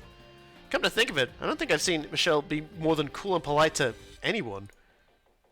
Hey, don't sweat it, Jonah. We all know she's got her own burdens to bear. We also know her partner does too. Partner. Thank you for saying that. There you are, Jonah. Come with me. I thought we had some time before the meeting? No questions. Come on. Okay. Hey, Miss Michelle? If you need something, ask me later. I'm busy. Sorry, Izuru. I see. I think I get what they all mean. Wow, compared to that lady, we're practically natives here. That bar you're measuring against is so low it's basically on the ground. The serious eyes of Michelle's. Whatever this is, those eyes say she's putting her life on the line for it. You haven't leaked anything, I hope. Leaked? About what exactly we're chasing? We've had multiple sightings confirmed here at L4. Recent ones, too. You sent in the entire Time Warriors on nothing more solid than that? Louis and Cohen's one of the Time Warriors sponsors. We're also hoping to contain Zanskar while we're here, so there's profit for them in this. And you could have just shared your information with them and asked them directly to help. Well, once we encounter it, they'll know about it, for better or worse. We need to keep them as much in the dark as possible to prevent them from developing too much interest in it. Alright. Jonah, I hope you understand exactly why we're here with the Time Warriors. Yeah. I just can't help but wonder, should we really be doing this? I already told you, I'm not going to answer any of your questions. Just don't tell me you seriously care about fighting for freedom or peace or whatever. Is it weird for me to want to do that? It's all superfluous. When you take the concepts of freedom and peace to their natural conclusion, it's all about one thing. Life. And life itself is our fundamental goal. That's all we're trying to claim. Pardon me, Jonah. I'm coming in. Lieutenant Amuro. Whatever you want, can it wait? We're in the middle of a meeting. A meeting, great. I'd love to be a part of it. I'm sorry, I think there's been a failure to communicate here. It seems there is, so let me speak plainly. This is a warning, Michelle. Don't let the dead consume you. Come on, Jonah. Where are we going? We're going to meet the voice calling us.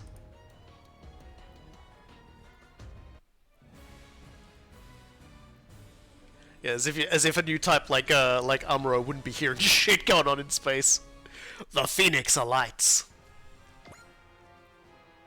There we go. Lieutenant Amuro. Speaking over direct contact comms like this should mean we don't have to worry about Michelle eavesdropping. That's a thing in Gundam, by the way, is that if mobile suits touch, or even touch from mobile suit to ship and things like that, they can communicate directly, and it doesn't require any sort of communicating devices beyond their personal comms, because in Gundam there's this thing called Minovsky particles, which horribly affect things like radar and radio and whatnot with interference. So just and the Minovsky is primarily caused by the output of the engines of mobile suits and battleships. So there you go. Lieutenant, do you know what Michelle's plan is? I'm the captain of the mobile suit team. Bright filled me in on most of the details. That's why I was granted permission to sortie on the grounds I'd be doing reconnaissance. Ah, so Captain Bright arranged things for you? Frankly, not even Bright sees the full picture. I'm out here for personal reasons more than anything else. The Miracle Children. All of you are a bit like me, people who've had their lives warped by the illusion people call new types. Lieutenant, you're being humble. I know I'm not, but you're a real new type, aren't you? No human worth calling a real new type would ever be fool enough to wage war. I suppose. That's exactly the reason why I hope you, Camille, and the others like you will become that kind of real new type. I don't have any power like that. You may not now, but can you say for sure that you never will? I have one warning for you, just like I told Michelle. Don't let the dead consume you. Those words. You said that when we first met, didn't you? The souls we leave behind have great power, but if you let them overwhelm you, you might forget what it is to live. You're talking about what we're chasing, aren't you? Yes. Yes, I am. But that means the reader is... Jonah, move! Here they come! It's both Ziana and Zanske. They're likely here to get rid of us since we're intruding on their territory. Or could they actually be? There's a good number of them. I don't know if you and I can handle this alone, Lieutenant Amuro. We're not quite alone. There's one more unit. The Yakushiki Kai! Lieutenant Quattro! He must have heard the voice too. The voice. I came on my own judgment. It'll take time for the Time Warriors to catch up. We have to hold out until they get here. Can you do that, Jonah? I don't know. But I will. I'll do it. Good. You've got the spirit. Now just don't die. He's right. I can't die. Not yet. Not until I meet the Phoenix and Rita. Man, it's a whole lot of Char just turning up to like take part in like important battles at the moment, huh?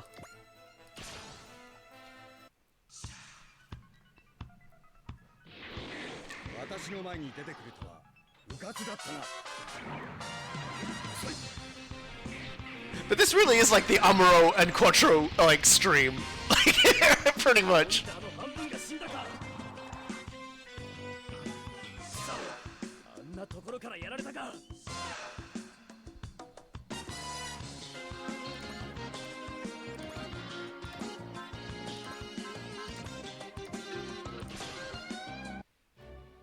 Be strong, Jonah. You'll need that strength to overcome what's in front of you. You have a future. Don't let the past and the dead consume it.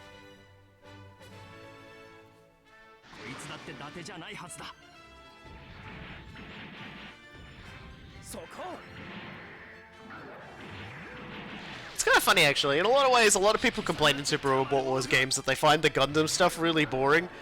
But I actually really like it. I like the interactions of a lot of the characters and in the worlds that they get put into. It might just be because Gundams are so prolific and everyone would like to see like other series get different cool sort of things. But I don't know, I just really like the... I like this storyline they've got going. It's probably the best way to put it. I'm a member of the Time Warriors, damn it. But I also have something I have to do no matter what. I have to master the narrative or else I'll never make it happen. I'm sure you got this. Mariaherists. That's a sentence, isn't it?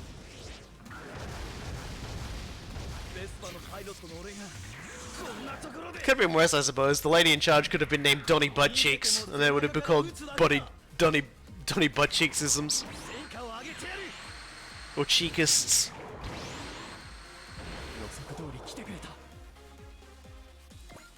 Yeah, the upgrade to the narrative makes it perform a lot better, and if you can get, I mean, you'll very likely get Jonah there, but Jonah getting Ace gives him a straight stat buff, and I assume at some story point he's gonna turn into a new type as well, at which point his stats will just be ridiculous and no one ever will touch him again.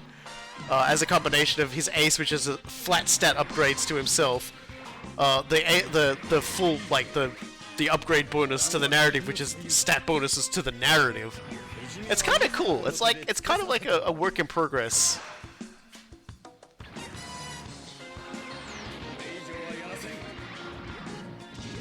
Boot. Mobility down. Life ended. Enemy charred.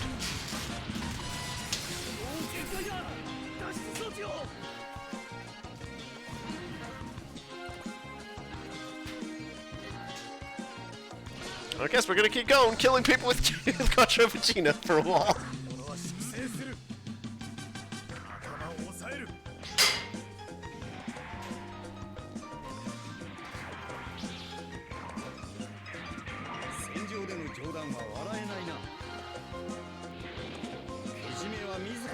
目つけさせてもらう。ここはこれが確実か。もらった。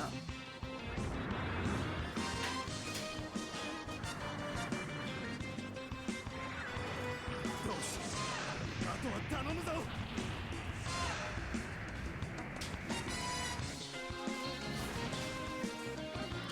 God damn, man, you're just so broken.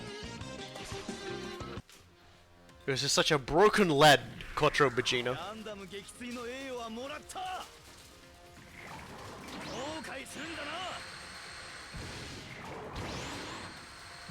敵の位置は大体つかめた。追いついてみせる。当たれ。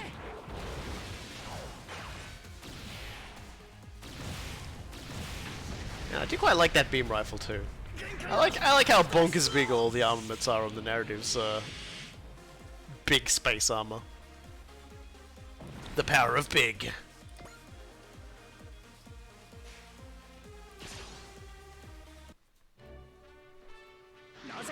Counter.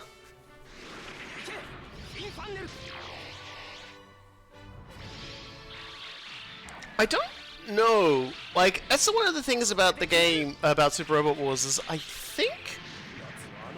think if it's activated, if the question mark factor is activated, if we don't know what it is, it would be highlighted green, because abilities that like have a thing like that, but that's only if it's a skill-based one, I guess.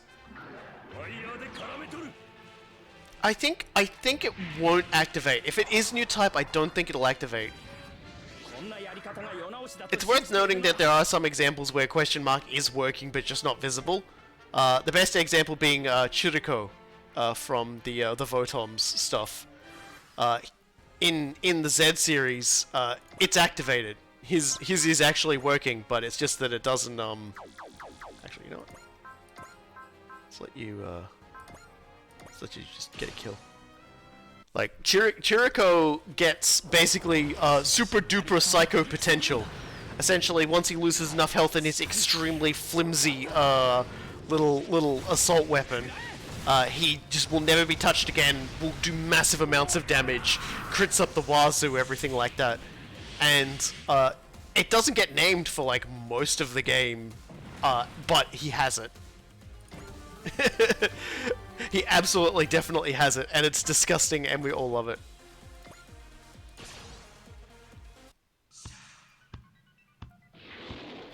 Yeah, because support defense will usually mean that he won't get one shot defending somebody. He'll just, but he'll basically get that, he'll get that potential boost. Fun fact! Data mining has suggested that Churiko is one of the DLC characters coming for a future DLC pack too. If anyone's interested to know that. So, look forward to that. Might as well move a little closer.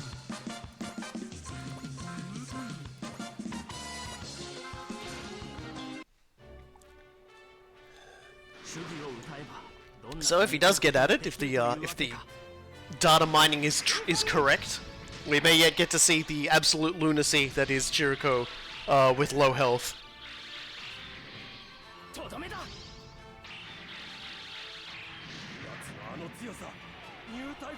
Yeah, we are just clowning these guys out of existence. Then again, with enough upgrades, this is basically how it goes. Like, so many things will just not tickle, scratch, or bother you.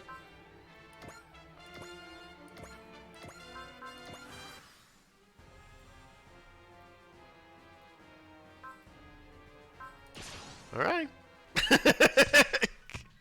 They just really want to hear his theme song.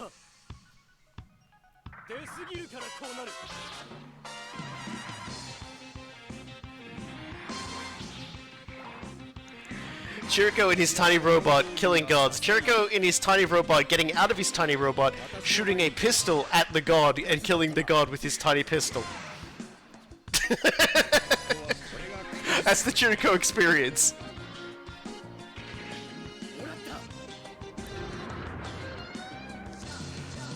Although at least in T, Captain Harlock does a similar thing where where basically his ship does a super big-o attack, but he basically just like opens up one of the side portholes and just shoots his gun and finishes him off. It's very wonderfully dynamic, and I like it.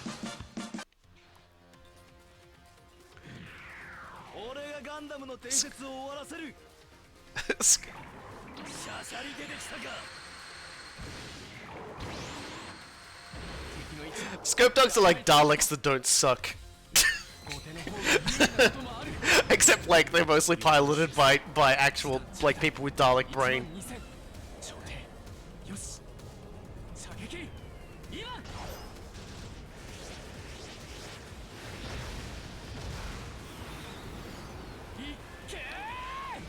I never commented on it, but I love the way the light just sort of bounces off the V there. Just like gives it a cool little like shwing. Dude, you are like less than the speed bump.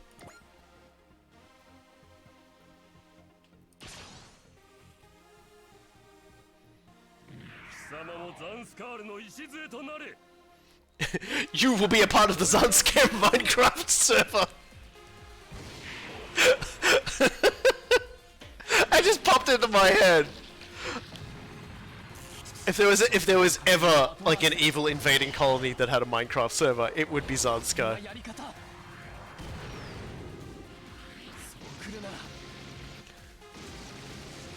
They'd have like a giant block statue of Maria, and a guillotine next to it, and not realize how awkward that is.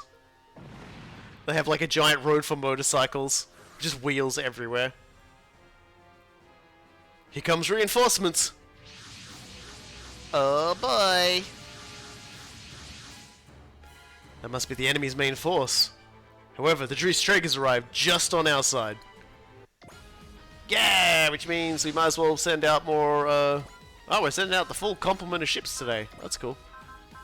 Well, Gundams as always. Elgheim as always. Although this isn't... Well, first let's make sure we get the 30 on there. Let's bring the team again. We'll bring Randy along this time as well.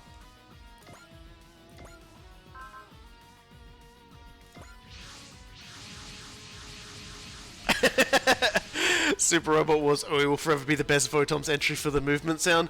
There's a joke about that where they're like, Sir Chirico won't end his turn, he keeps just driving around listening to the sound of his unit. Jonah, Char, we need to regroup. Jonah, you're safe, I assume? I'm managing. Wow, Michelle's actually showing concern for Ensign Jonah.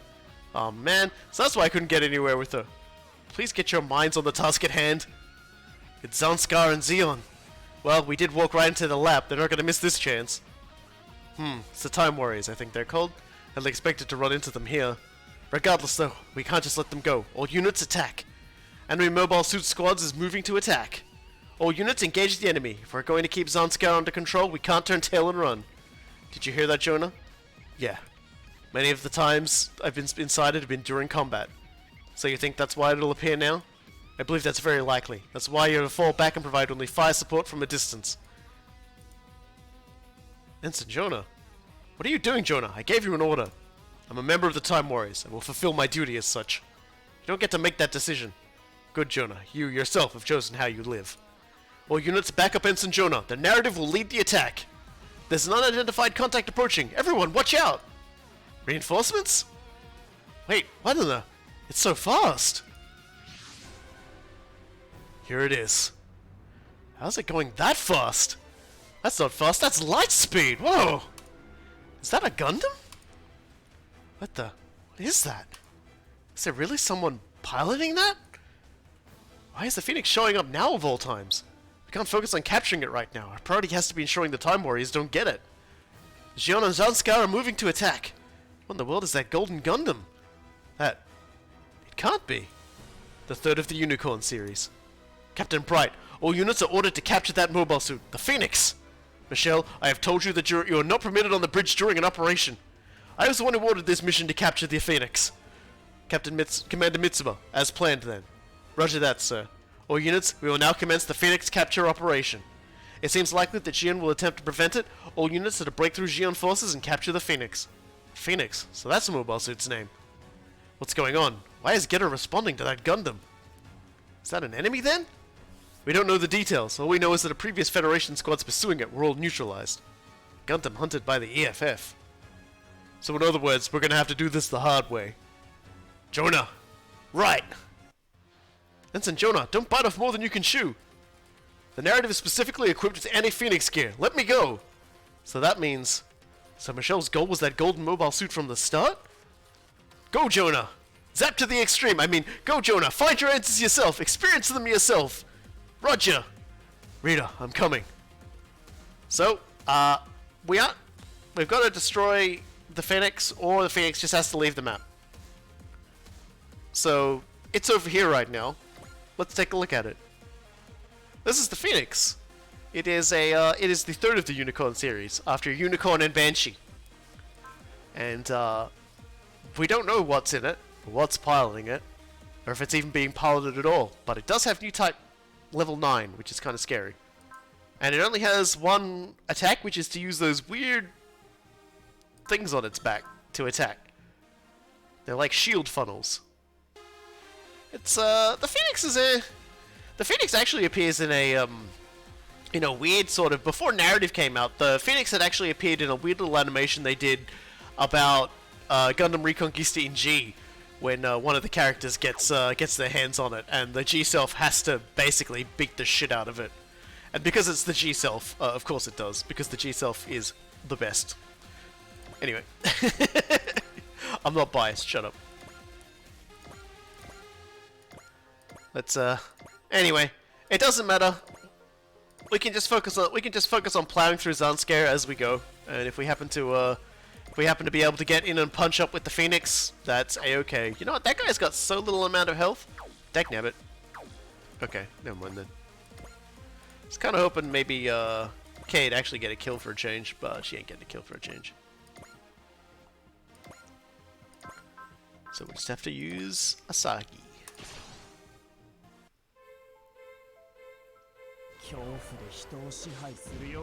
But yes, Mask pilots the Phoenix, and the Phoenix goes sicko mode, and he loses control of it, and Belri has to basically G-self the heck out of it.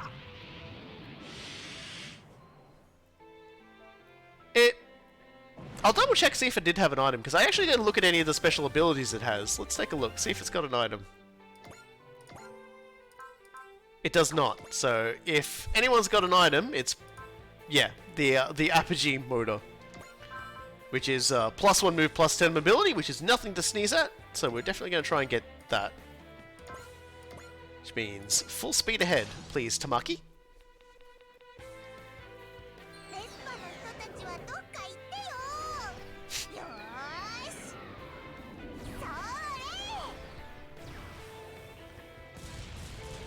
Some little explosions when she gets into where she's going.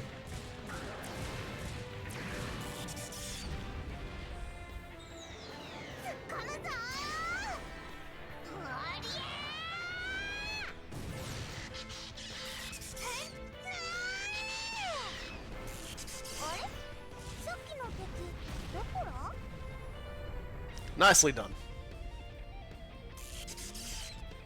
But yes, we will have to shoot. We will have to shoot down Lady and get the apogee motor.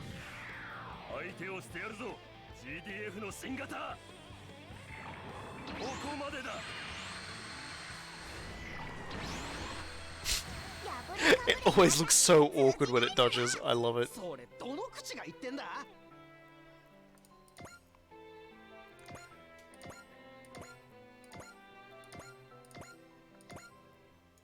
Okay, well, hold off on that for a seckie.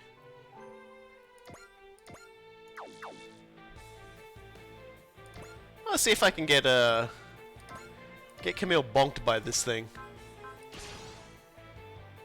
I want to see how little down of damage anyone does to it with its like 2,500 armor.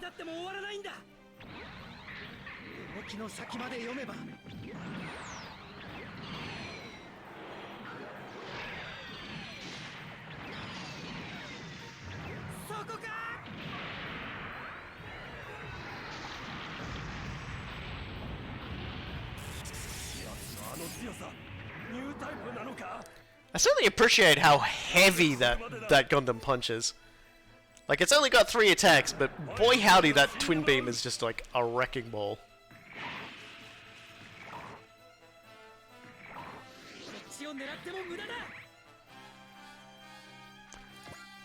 Well, it makes sense. It does have the resemblance, more than passing resemblance to the Double Zeta. So it makes sense that it would be pretty bonkers like that.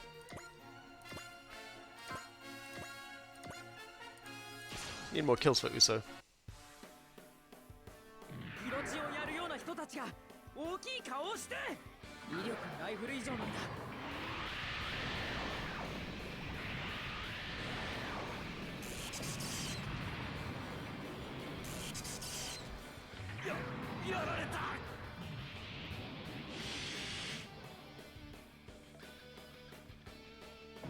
Merry Christmas!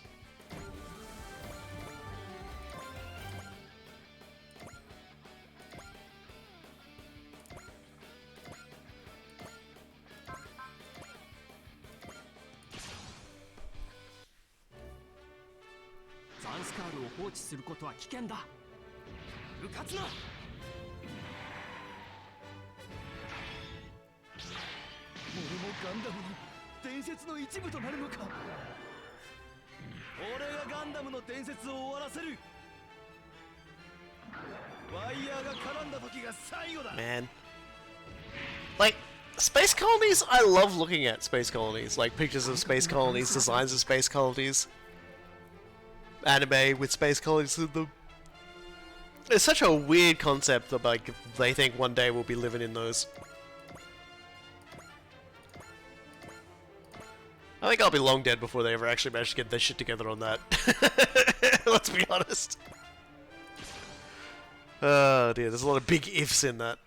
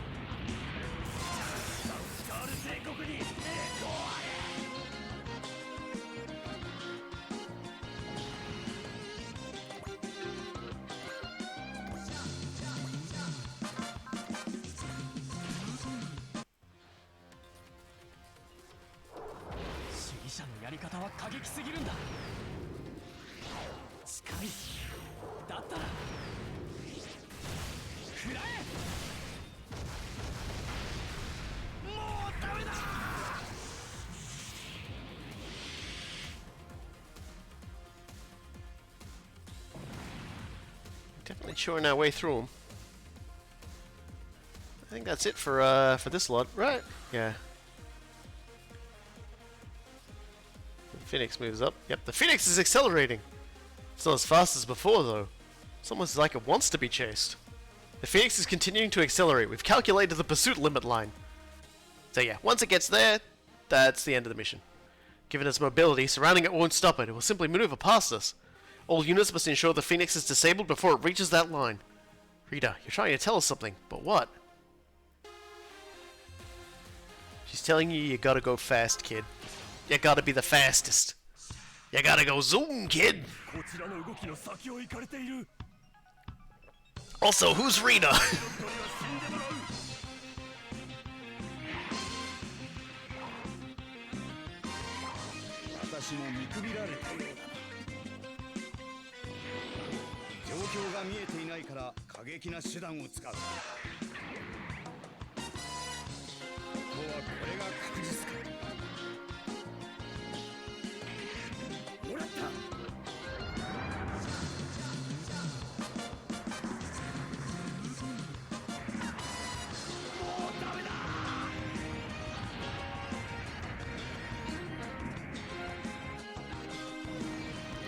I will say this, considering how often we've heard it today, I'm very glad I didn't change Quattro's theme song to something like sillier.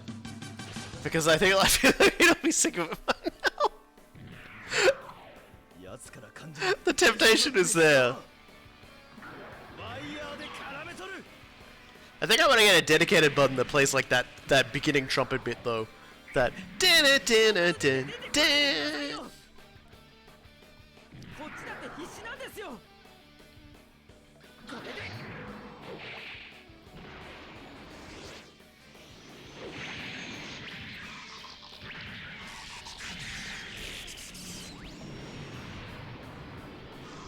リーガミリティアのガンダムめ。 Yeah, walk it off, you big sissy.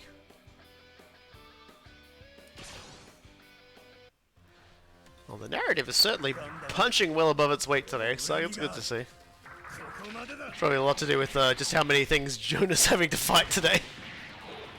予測通り来てくれた。反撃に移るぞ。近い。だったら。食らえ。受けた方に来たか。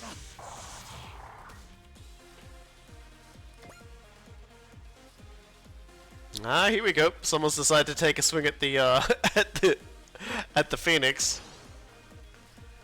This just feels like the biggest, worst idea that this guy could have had. But you know what? Power to you, dude. 多少の戦力差があろうとも。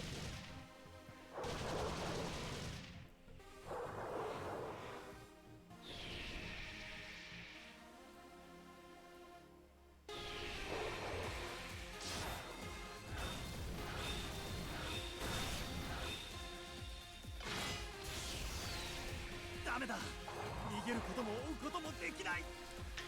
Well, it definitely got shown who is the boss.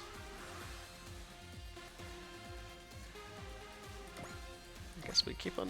Actually, you can get an attack in. Look at that, an actual attack. Feel like I haven't had a chance to shoot with this ship for a little bit. 座標軸転送。目標位置速度予測進路 87.5%。訪問開け。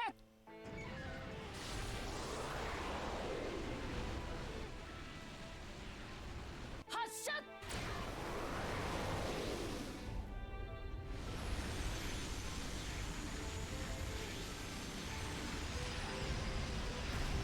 バカな。バカな。 Good night.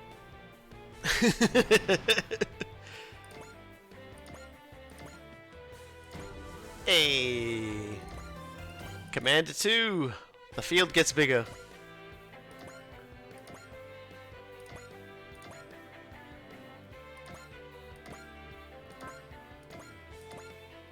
Ready? You want to set them up? I want K to get a kill. レコメがドーベルマンにかなうと思うなよ。 That's true. Cats versus dogs. 俺たちの力を。 も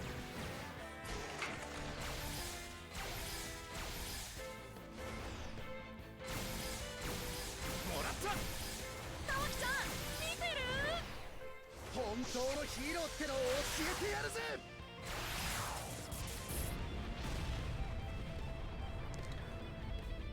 Here we go. どうだ、完璧だったろ。さすがはランディ先輩です。 直撃とまではいかないが。ベスパから You 逃 certainly げら got れるものだ。 dogpiled. パイロットには死んでもらう。 100 years of wires.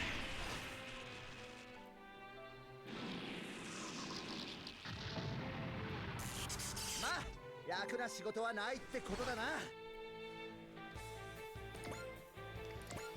It's just embarrassing us, Randy. That's okay. Because now K actually gets to kill something.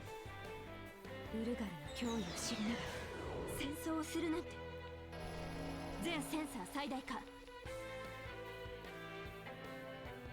出力最大で発射。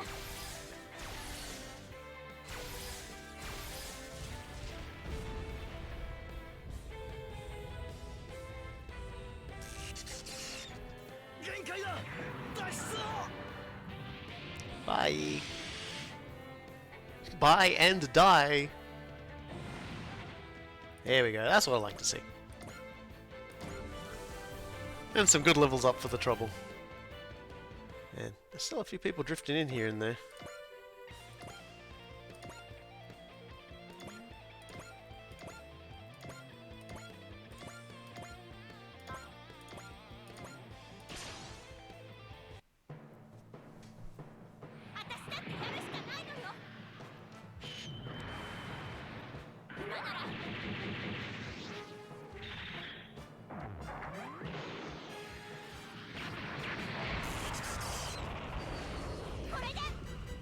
It definitely doesn't feel like Far has any original lines done for this game, which is fine.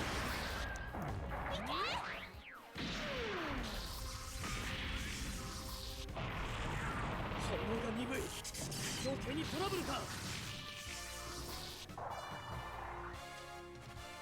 相手がガンダム I'm happy when everyone has something to say, but we can't win them all. 頭を押さえる。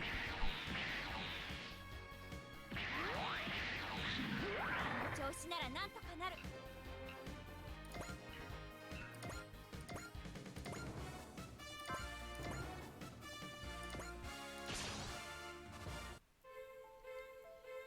落ち着いていけよ、玉木。全力で行くなら。よーし。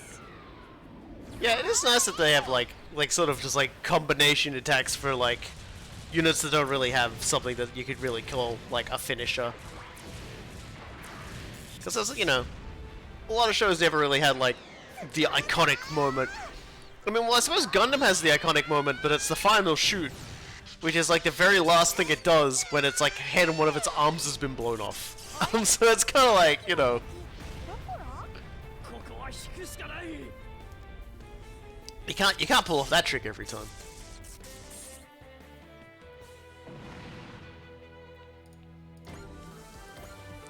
Tamaki getting it up there as well.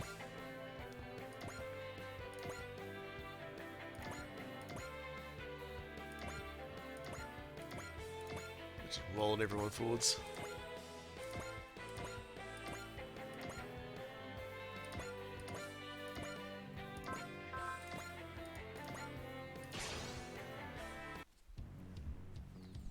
Mobile モビルスーツのデータはもらっているんだ。狙いを外さない。メインカメラがやられた。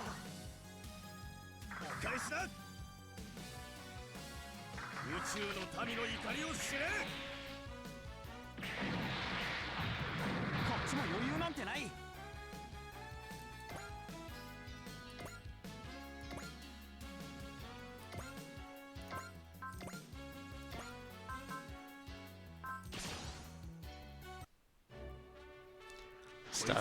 Start working on this one, I think. 世界の歪みが戦いを激化させるなら。名前負けだな、ガンダム。ガンダム、その存在は忌むべきだ。有利な位置にある。How's that better position working out for you?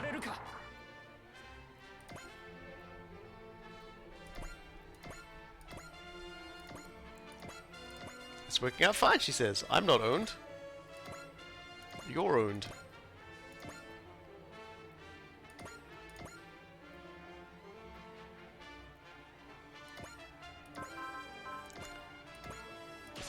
It's a kill steal before the Phoenix takes away our kills. You think I'm gonna give up any of these experience points just for you? Never.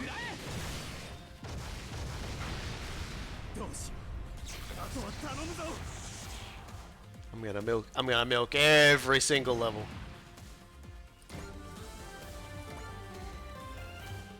Alright, I think that's everyone.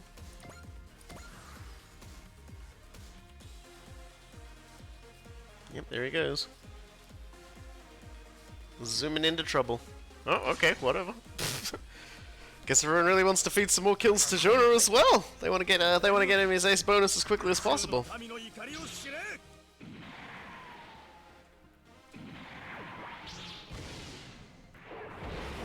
調子でいければ追いついてみせる。向かってくるなら。99?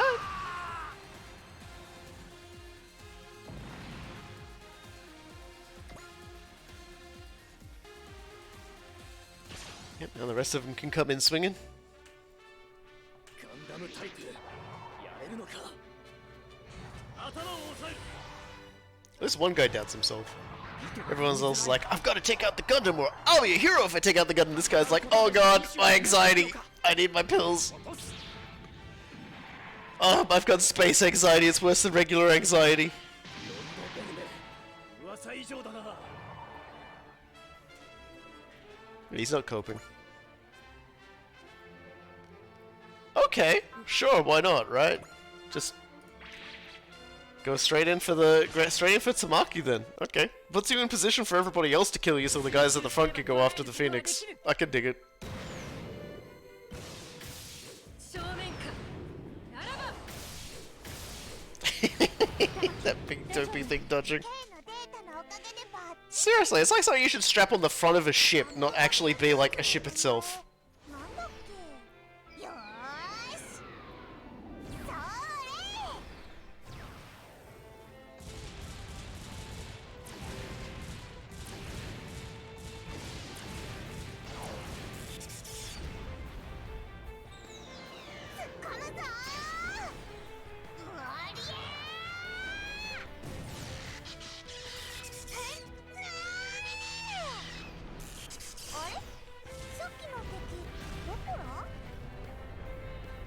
The enemy died on the way back to their home planet. 集中力が切れた Yeah, you just went straight in for Tamaki for some reason. Oh, let me know how that works out for you.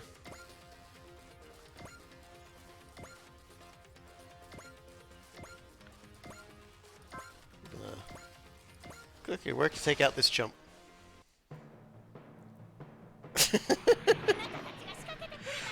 It's just like, you know, like people just keep trying to go in swinging for the big chunk, and it doesn't go the way they thunk. So I think about it. So I should fix up here.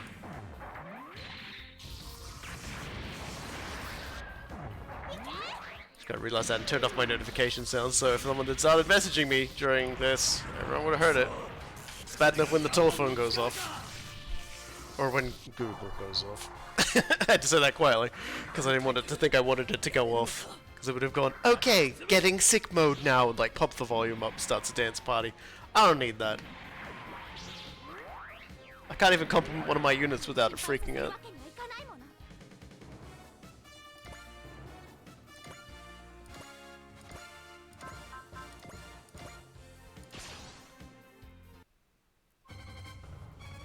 戦争ってやつには興味はねえが。 My indifference to war is incredible.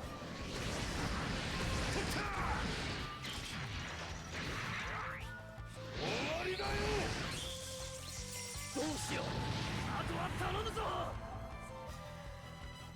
Is that Van Helsing in a robot? No, that's Van. Regular Van. He's definitely not. He's definitely not what you would call a hunter of anything, but he definitely slays everyone's brain cells. He will kill your brain cells, but he will not kill a vampire.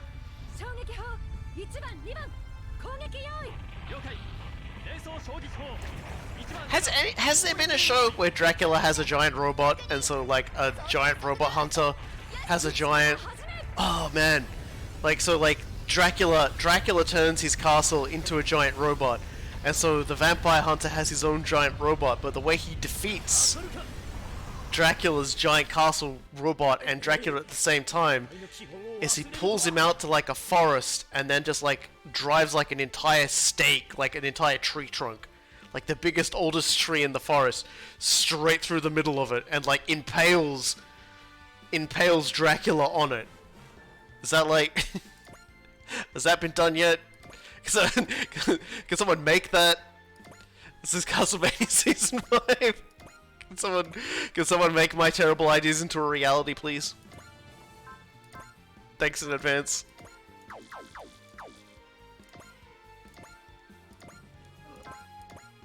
Let's let Camille finish this guy off.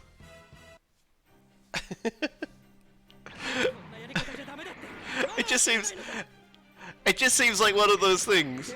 The best part is like it could be like in an entire forest, and so Dracula's like, "You fool! One tree would never be enough." And the guy just picks up another tree and slams it into the first tree, and then picks up another one and slams it into the next tree. And so basically, he's just pile bunkering these trees into the castle over and over again until like the first one pushes through.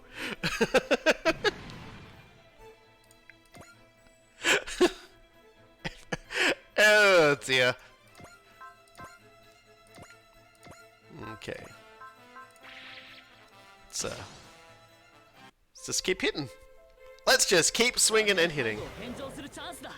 失敗しなければの話ね。ここでやるんだ。 Have you considered that the haunted forest would Destructicons into a mini-boss mech to protect Castle Dracula? Yeah, but you see, that just makes it all the more impressive when, like, the protagonist's mecha grabs it, squeezes it into a steak form, smashes it into the castle, and then starts picking up other pieces of the forest and jamming it in, so the entire time, like, the underling is screaming an apology as he's driven through the giant castle's cockpit to kill Dracula. 距離を詰めるチャンスか。ちゃんと動きを見ればできるんだ。 I mean, I was just like, I wasn't even making it a Castlevania reference. I was just like Dracula in general. Well, I mean, however we want to do it, I'm cool with however like this wants to go. I just, it was just sort of something that just sort of popped in my head. It's just like, there hasn't really even been like a general series where Dracula has a giant robot that often, like that I think of.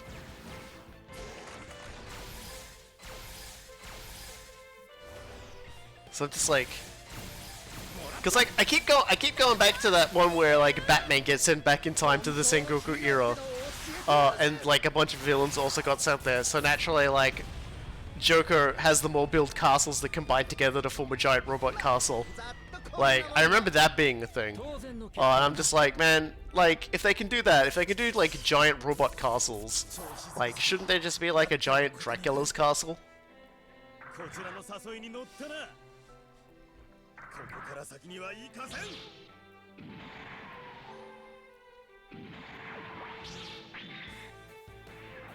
最後までやってやるさ。 And just giant castle robots in general, outside like Warhammer 40,000, just aren't much of a thing. I feel like that's a mistake too. There you go, Kay. I'm just feeding you more kills, don't worry about it. 対モビルスーツ戦術に行こう。全センサー最大化。 Randy's like getting the shit kicked out of him so that Kay can like win the day. 出力最大で発射。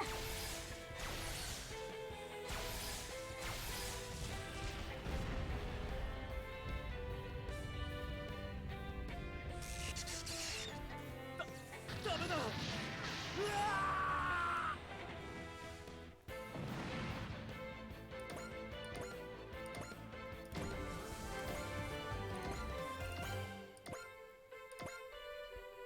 Oh, I guess everyone starts moving in.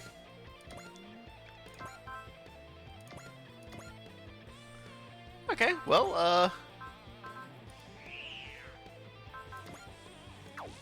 this one's on you, Asagi.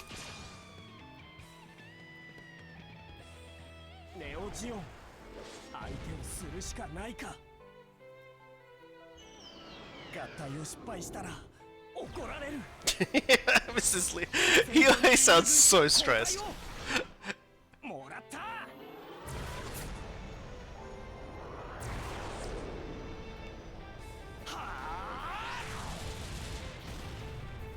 不本意ながらここまでか。 See, Alec.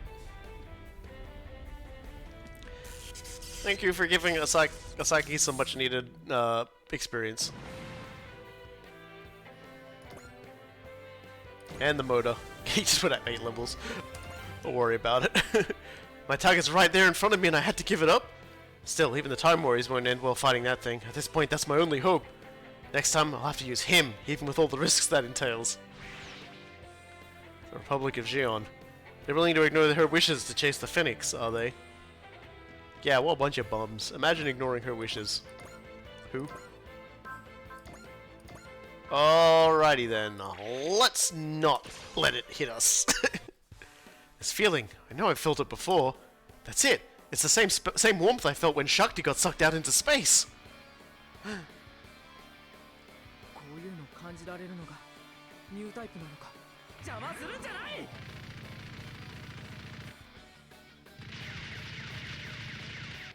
こ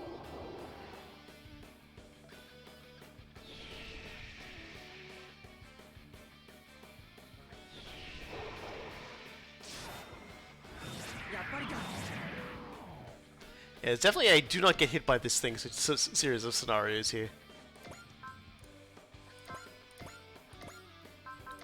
That's alright, that's why we've got intuition. You're there too, aren't you? Then let me see for myself. Show me what all of you want Jonah and I to do.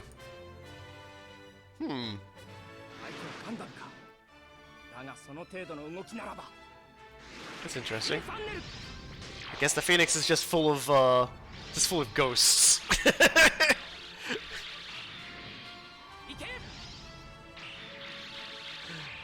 just chock full of ghosts.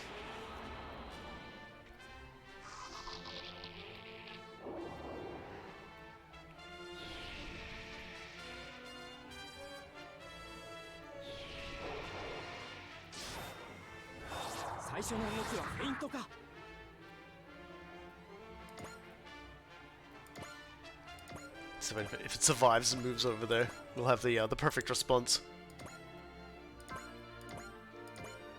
Hi. I'm here to make friends at extremely high speed. Turn A Gundam is not in this, no.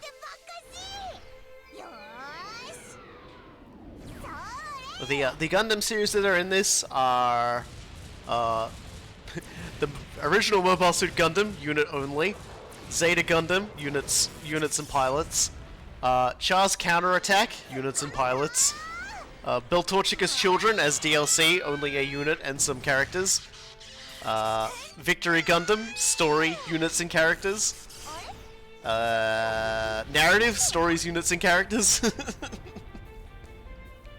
There's a lot. There's a lot going on. We will be getting more Gundam in the next DLC update. We'll be getting Iron-Blooded Orphans.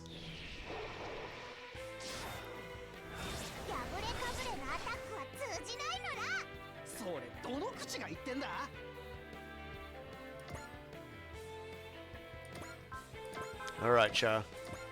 Give her the spicy buster. God, even he can tank 100% from that. That's pretty good. Psycho Frame. The forbidden door humanity forced open. Responsibility should be taken for that deed. She and I must both shoulder it.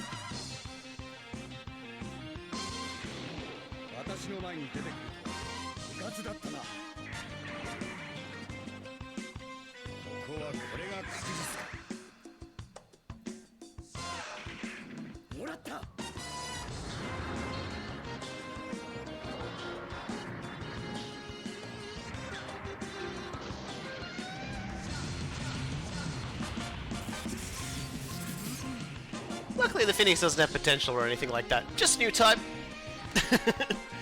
Which is scary enough on its own, but you know.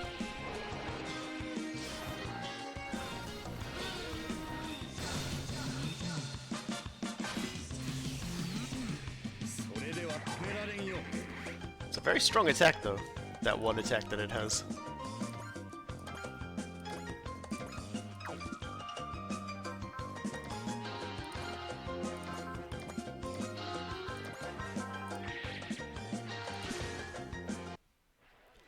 So strong. It's like it's not even playing the same game we are.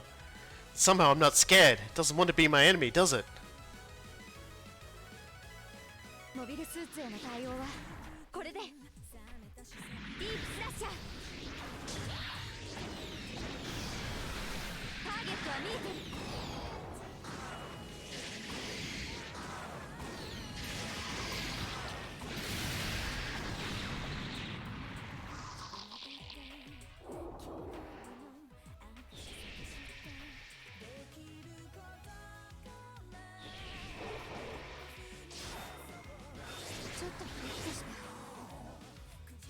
Alright, is this all we need now to get this done?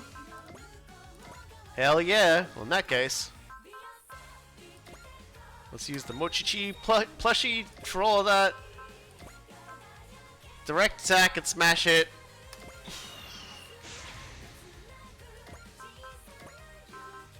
Bullseye and persist.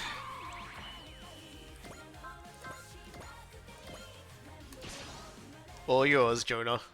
Rita, it's me! It's Jonah! Damn it, can't you hear me?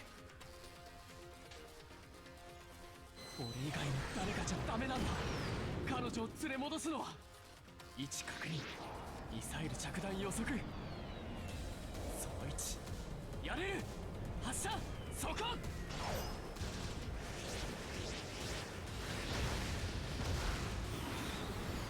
当たれ。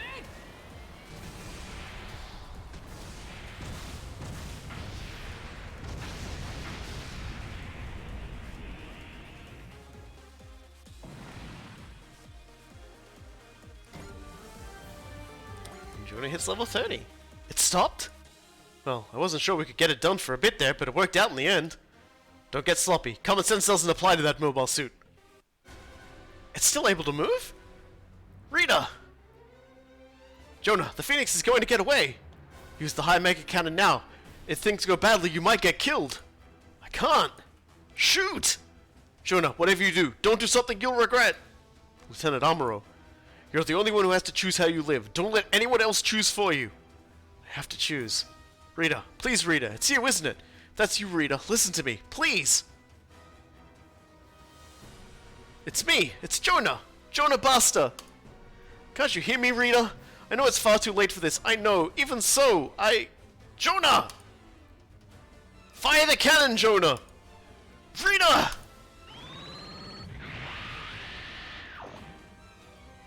It dodged the shot. No. The Phoenix has departed the battlefield too quickly to track. I'm sorry, Michelle. This capture mission was a failure. I fear I failed to provide sufficient information to make it possible at all, Captain. It is what it is. Miss Michelle, Jonah Basta's vitals are falling. I pushed him too hard, I suppose.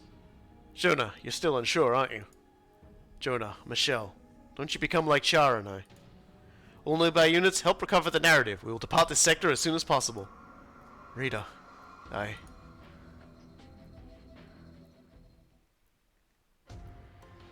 Back at the laboratory? Hi, hello everyone. Welcome to the Mayview Laboratory. Huh. I didn't know this place has a fancy name. This lab is run by the great genius produced by Military Academy 30, Mavie Hawkins, after all. How could we... you're a simp, aren't you? How could we not bless this place with their name? Wow, this assistant's acting more like a loyal minion. We might need to check and see if there's been mind controlled. I'm not sure anyone could be using the Dries Traker's facilities as private property. You may think that, bunnies, but it doesn't open up interesting possibilities. For example, I can reveal military secrets as long as I'm quiet about it. So that's why you went to such efforts to invite us here secretly. You see, I just can't leave something I don't understand alone. It's just my nature. By the same token, I hate to stand by and let other people put their lives on the line for something they don't understand either. Of course, Captain Mitsuba knows we're here, so the fact that she hasn't said anything means we have her tacit approval. So you'll tell us about the Gundam? The Phoenix? Correct. Aren't you all a bit curious? I mean, I think we are, but how did you learn military secrets? Oh, there's so many ways to go about it. Want me to tell you in detail? I'll pass. If I hear you out, I'll be as guilty as you are. Oh? Well, that's a real shame. Maybe it's sort of dangerous, isn't she? Do you really think so? I think she's trustworthy, in her own way. She'll do anything she has to in order to achieve her goals. I can definitely appreciate someone like her. In other words, you and her are cut from the same cloth, Ernie. Alright, let's get to the point. Tell us about old Golden Sparkly. That machine's proper designation is Unicorn Gundam 03. Unicorn Gundam. Oh, I know that name! That's the white mobile suit that was the secret behind the Laplace's box incident. Correct. The Phoenix is the third model in the series. The Unicorn Gundam's most notable quality is being made of psychoframe, a metal that reacts to human thought and will. So it's got this metal. What does that mean? What it means is that its exact capabilities is difficult to quantify, at least for our purposes. You see, psychoframe is capable of causing phenomena well beyond human understanding. Phenomena beyond human understanding?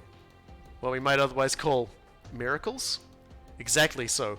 Here's an example. A group of Federation pilots were pursuing the Unicorn Gundam during the Laplace's box incident. When they were touched by waves emanating from the psychoframe, their generators were disassembled, or so their reports say. Really? How could that even happen? That's the point. We can't explain it, which is why why it's beyond human understanding. It's made of bullshitonium. Yep.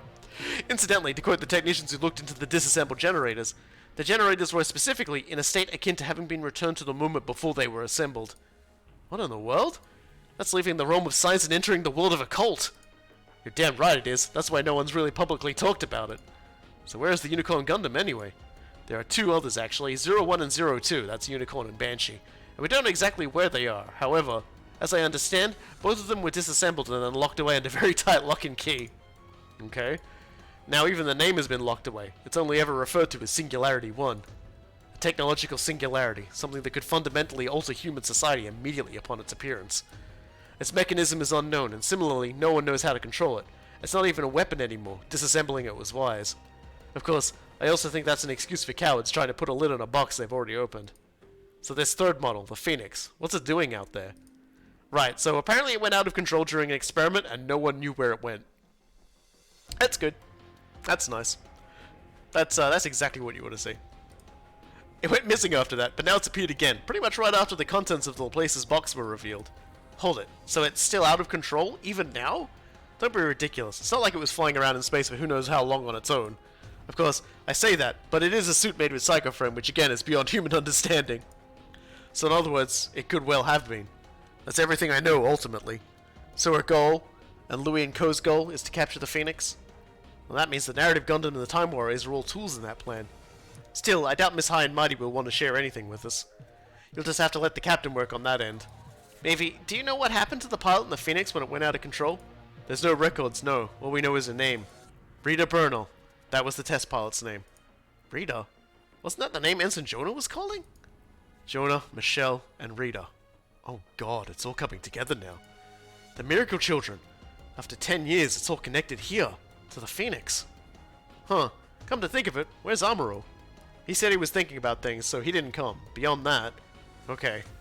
Jonah sure was acting weird, but so was Amuro. Yeah, I've seen him like this before. It's just like back when he met that Lala girl. One of like the most fundamentally important moments of both Amuro and Char's life. Hey, do you think heaven really exists?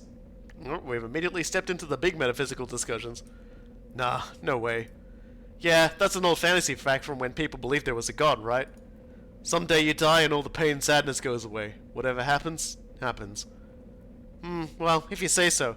But I'm not sure that's true for new types. New types? I don't know about heaven, but I'm sure that we have souls. This one moment isn't our only time. We're reborn again and again. Back in the sickbay, Jonah wakes up. Wait, Rita! Oh, you were having a nice stream? Good to see you're enjoying your rest. Where? You're back on the Dries Traeger. You lost consciousness and were carried back here. I see. Why did you let it escape? I couldn't stop it. You're lying. I'm not half the liar you are. You're right. After all, your face always shows when you're lying. It always has. If I had really tried to run it down, someone likely would have been shot down. You want to capture it alive, or else what's the point, right? If she's going to go down that easily, then there isn't a point anyway.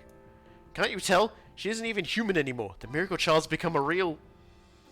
I want that power. I have as much right to it as anyone anyway. It was all my doing. She's always been the one who has everything I want. What's your next plan? We'll keep hunting the Phoenix. I'll go back to collecting information, and once I found a chance, I'll use the Time Warriors again. Fennec sightings are almost always in the L4 region. I intend to start by trying to figure out why that is. How are you going to explain all of this to Captain Bright and everyone else? I'll tell them we're going to obtain a power that will let us win the battles we face. That'll be more than enough. There's no getting out of this for you, Jonah. Yeah, I know. I'm no different. I've got my own sins I've committed. That's why I've got to find you, Rita.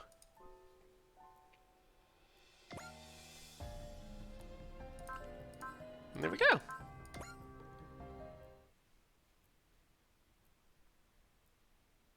Another mission down. We're actually smashing through the missions right now. It's kind of nice. As always, save video game. And, upgrade AOS. Go engine room. Improve Armadry's Traeger. And then...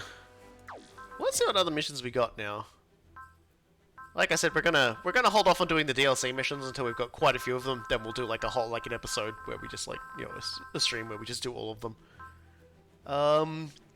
It looks like we've got... well, this is a good one. This is a cool one. And then there's this one. Which one's... I think actually the Return of the Mirage might be the best one. In which case, the character who now gets the ridiculous amount of power-ups will be Shadowmaru. For multiple reasons, you want to upgrade Shadowmaru a bit. So we're just going to pour all of our money into boosting him. So now he has plus 20 mobility, and all his weapons have Barrier Buster, which is great, and plus 30 max SP to Shadowmaru. So that's pretty good. I deserve all the power is the big red flag, yes. And if we're gonna give power parts to anybody, let's give the motor to our boy. He doesn't really need any of that. Nothing else really to give him at the moment. I might just give him a repair kit just in case. Because believe it or not, this is a Shadowmaru has to fight quite a few people by himself kind of mission. Which is, you know, not the first or the last time he'll be doing that in this game. I don't think. I haven't gone to the mission yet where he gets his like final special attack, if it's even in the game or not. But I'm kind of hoping it is. So, Return of the Mirage. We're actually doing something a little different now. We're actually leaving space, we're heading back to Earth, and we're doing a Brave mission. But before we do that, let's just move to Kanazawa. Acquire things from everybody. More kills, more levels, more PP. Okay, there we go. Let's go back to the to Okinawa. Here we go. Police Commissioner Seijima invites the team to enjoy some fun in the sun. What did Camille and Super Beltochika talk about, do you think? Probably a lot of stuff. There's 4 people in Super Beltochika, so there's plenty to talk about. Probably Drill Boy reminds Camille a lot of himself when he was younger. Sorry, Drill Boy reminds Camille a lot of himself when he was younger. So, the sea bathing area of Okinawa. Wow, I never knew the ocean was so pretty here on Okinawa. Resort, romance, R&R, R! Please stow the humor just this once, Tamaki. They bring us to Okinawa now of all times? Might as well serve us a final meal while they're at it. Come on, try and be a little more positive. We should show Commissioner Seijima some appreciation when you see him. Ooh, me first. Thank you so much, Grampy Seijima. I wish I could actually go thank him, but I guess Mr. Seijima didn't come out. I heard he was seen around Okinawa yesterday, so he must have had something else to do. I guess it's a busy life being the police commissioner. He's got amazing passion for the work he does. I'm sure he's happiest being busy. Yeah, he's like, I'm gonna be the police commissioner one day so I can build giant robots. And everyone's like, what? No, you can't do that. That's not your job as the police commissioner. Fast forward a decade, he's police commissioner, he's building giant robots, and the people who told him no are just staying there with their hands out going, what? What? Let's make sure we have enough fun for all the fun he's not having. Yuta, we found you! Karumi and Azuki? Wait, why are you here in Okinawa? Actually, Commissioner Seijima arranged things so we got invited too. I'm here as guardian for Azuki and everyone as well. Kashiwazaki still hasn't revealed, like, I'm at like 140 or so missions and he still hasn't revealed his thing. Like, the reason why every time he appears I go, oh god, this guy is such a fucking boatload of shit to unload. And it's not a bad boatload of shit to unload, but it's just like, boy, when I get to explain this guy, your brains will melt. Wow, Mr. Seijima is so generous. Hey, we're here too, Yuta. You're fucking everything. Just freaks me out, kid. I guess you're working hard to be a good boss, huh? But that doesn't mean you can take all of Power Joe's time. Yeah, Power Joe's our friend too, just so you know. Masaki, Kikamaru, and Emery, you all got invited? This is wonderful, isn't it, Yuta? You should take advantage of the Commissioner's kindness and go play to your heart's content. You bet. Let's call the whole build team while we're at it. We've been fighting for so long, it feels like I haven't seen Yuta smile in an eternity. I suppose the Commissioner must have invited us out of concern for Yuta. Hey, Yuta, let's play some volleyball over there. Oh, but I don't have a swimsuit. Well then, let's go buy one. Come on, we're in Okinawa, right? You're right. Okay, Deckard, Yuta, you go on ahead. Copy that, boss. We'll meet up later then. You bet. Let's go swimming once I've got a swimsuit.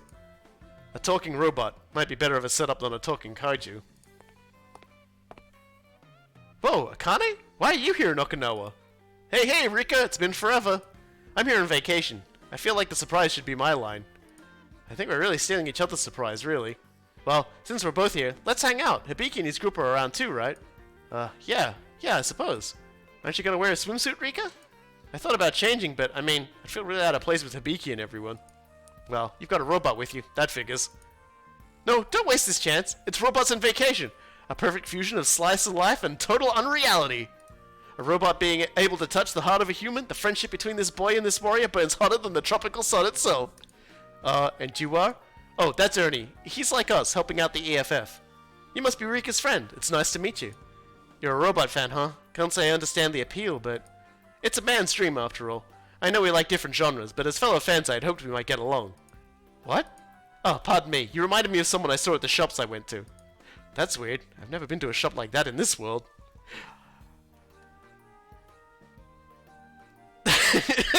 Ernie? Tipping the hand a little, okay?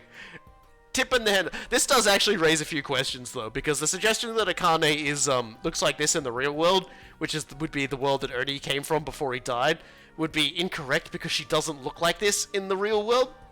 In actual fact, she looks like a real human being in the real world. Anyway. Spoilers for Gridman. Sorry, everyone. What is it with that kid? But imagine some dude's going, oh yeah, man, I used to see you go buy Ultra stuff all the time. The beach over there is quite noisy. What enjoyment is found in such chaos? Don't you want to join them? A secret unit going for a walk on the beach in full view of the world isn't even a good joke. Perhaps you would rather do so? The sun and I don't get along. Why are you two hanging out here when we've come out to Okinawa? We're sunbathing. In the shade? I would ask the same of you. Why not go play on the beach like a young woman ought to? Well, did you not purchase the swimsuit with Tamaki and Kei? That thing. How could I even wear that? Talk about embarrassing. You're far more shy than I'd expected. Beyond the horizon I see a mirage, but I think I'll stay in the shade. A mirage. Kaguro. Sorry, that probably brought up some bad memories. Pay it no mind. Memories are precious, even if they have a bit of sting. Memories, huh? Pardon. I fear our dark and dreary group can but speak of dark and dreary things. I think I should depart to take a walk, or perhaps patrol the perimeter. I believe Tiny Boss is out in the city anyway. Shadowmaru. Yeah, there's a DLC episode where you'll get to see the swimsuit anyway, so... So don't worry, Akane, hold out hope. You'll see the swimsuit soon. Okinawa, urban area. Nazuki and the others are awful. I thought they were getting a swimsuit for me, but instead they all went off to do their own shopping. However, I can't wait for them. I gotta get back to Dakar and everyone on the beach. Careless, Yuta Tominaga, walking around without a single escort. Oh no, you're the one behind Dr. Gauss! Exactly. You're as sharp as I'd expect from the boss of the Brave Police. And so he finally reveals himself. Victim. I didn't think I'd run into you when Deckard wasn't around. You regret letting the... Sorry, does Deckard wear gigantic swimming trunks? Unfortunately not. You regret letting the son of Okinawa make you careless. You'll be the perfect bait to lure the Brave Police into my trap. You're not gonna have a chance. I'll call Deckard and you'll be done for. Oh, but can you?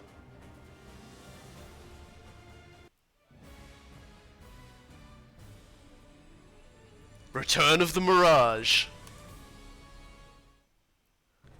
Is Victor wearing a onesie and a lab coat? Why won't you respond to my call, Deckard? Don't tell me he's still playing on the beach. Your calls are fruitless. The Time Warriors will be tied up by a separate unit I arranged in advance. What? You had all this planned out, didn't you? Oh no, he's advancing on us slowly. Stay away from me! Looking at you like this, you're no different from any regular child. That's... Are you okay, Tiny Boss? Yes! Shadowmaru! Doing his thing. Doing his actual job. Shadowmaru, where's everyone else? For better or worse, I was patrolling alone, which is why I was able to get here in time. The Brave Police built with covert circuits. You won't be enough to stop me. Oh no, he's got death magnets. How did you have so many robots ready for this? I shall delay them, Tiny Boss. Escape now! Right, you be careful, Shadowmaru. So you chose to run away in the chaos, Yuta Tominaga. But a single ninja robot can't hope to stop my forces. I am more than able to rise to the moment, even if I live in the shadows normally. How confident! You'll rise to the heavens shortly, then I'll go capture Yuta Tominaga. I'd be amused to see you try, but I suggest you prepare for failure. Alright, and so basically for this, let's check our maximum range on our Shuriken 5, so... Honestly, we want to probably just hold our ground and let him come to us. So that's what we'll do.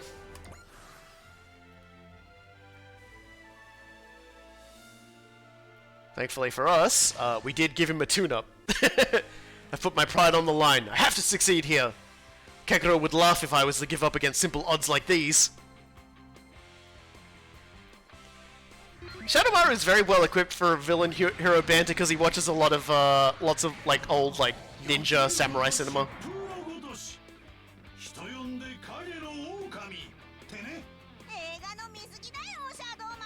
Like that.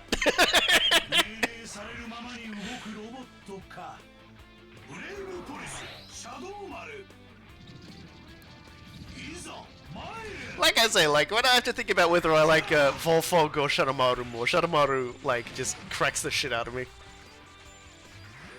He's a good boy.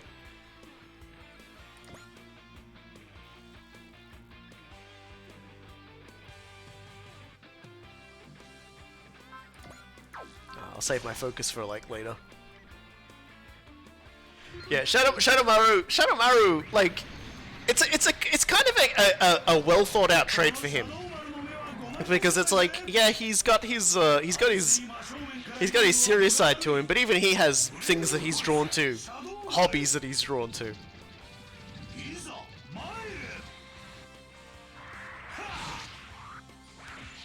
And even Shadowmaru even gets an introductory arc about having to like to finish off his own brother and everything he's learned from him, and then gets an arc about like, you know, trying to stay useful to the group and stuff, in his own like pride and his own like feelings of like not being strong enough, etc. Anyway, might as well keep killing.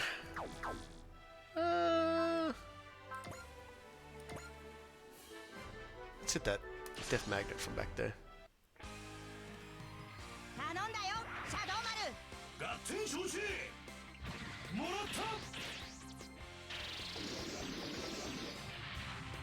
As they will start getting closer, I'll pop focus and start dodging. Sorry, dude, but you're that range. You're a 0% chance to hit.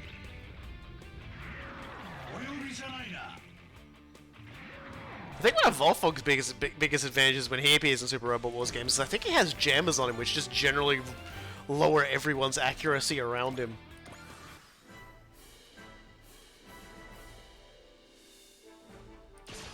Nope. It's time.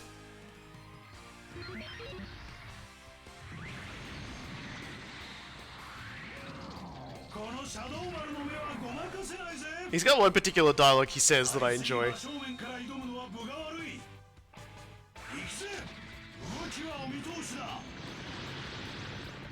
Like, he has one particular battle dialogue for this attack which sounds like it's straight out of a movie, and I love it.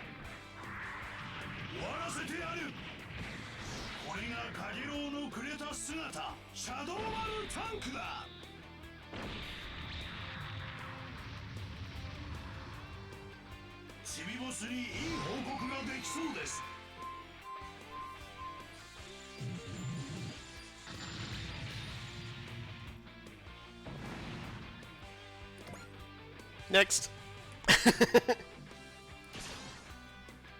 We're gonna be seeing a lot of Shadowmaru for this.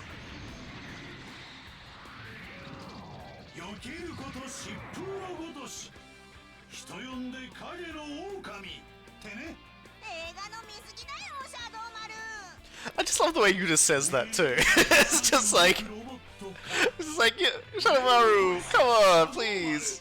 Take this seriously.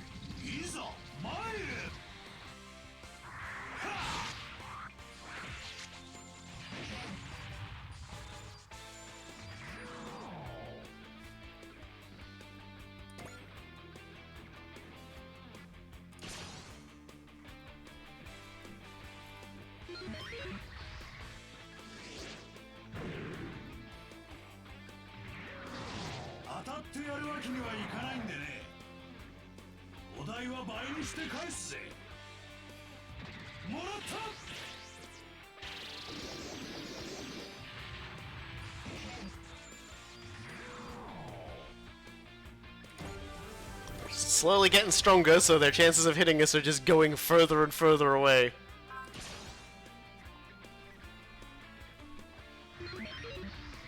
They're trying though.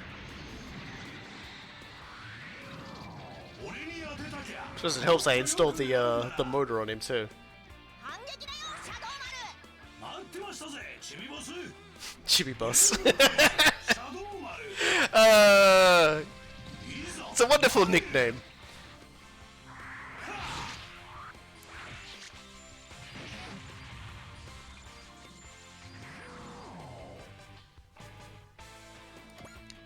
Anybody else wants to keep? Yeah, we're gonna keep doing this. Probably should have put counter on him. He would killed some of these guys before getting attacked. I mean, it's not like they have other options of things to attack.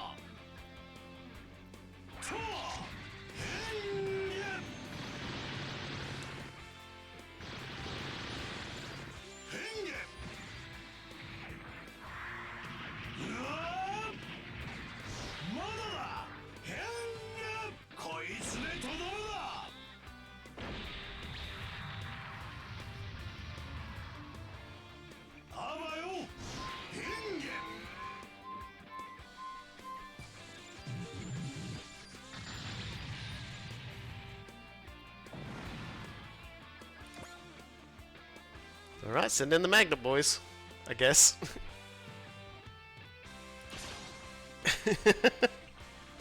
Death magnets are so big they just can't hit him at all. It's like 4%. Yeah, you know, like, a round of applause if he hit it, but it's like he hasn't been scratched by anybody else, so he's doing alright.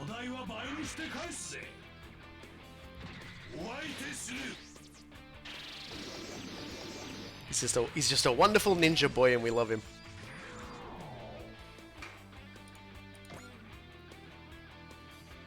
And here come the pseudo Zondars. Well, I have made good on my boast, but nonetheless, if this drags on, I shall be unable to conceal how bad this is for me. You're a real fighter, standing after all this. I'm sorry I didn't give you the respect you were due. I'll make amends by letting you face my full force before I crush you. Sadly, I believe your time has run out. Tristrega time. Tristrega time. Eh. Alright, well, we need to bring in... Definitely need to bring in... you two. And where is he? Gridman. I must call him Hero Man for some reason. My brain be mushy. We haven't deployed the boys all stream either, so we'll get those guys in. Bring Super Bill Tiger and J Dakar. Gal Geigo. Ah, hell. Big super robot energy.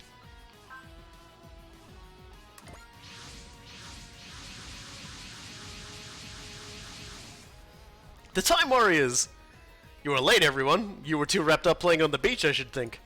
Sorry, Shadowmaru. Is Yura okay? He evacuated from the combat area, so he should be well.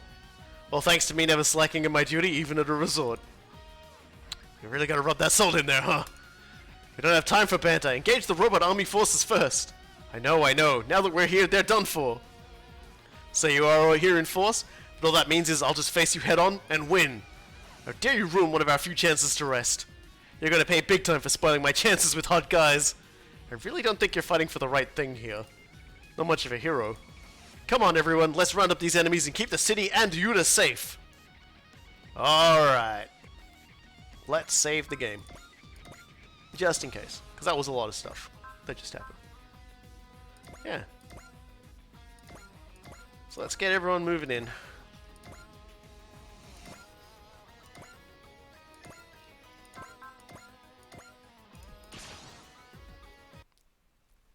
He took a swing at a super robot squad.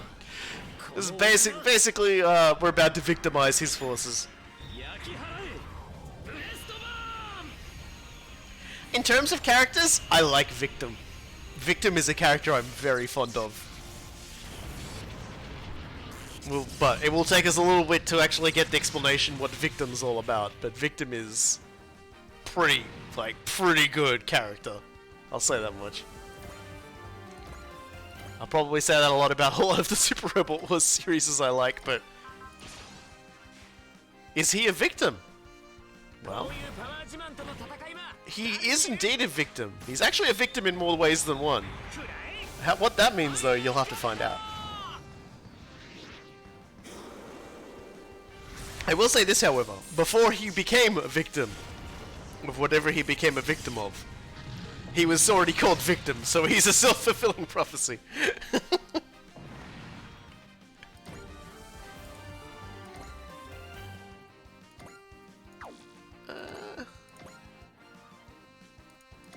Might as well.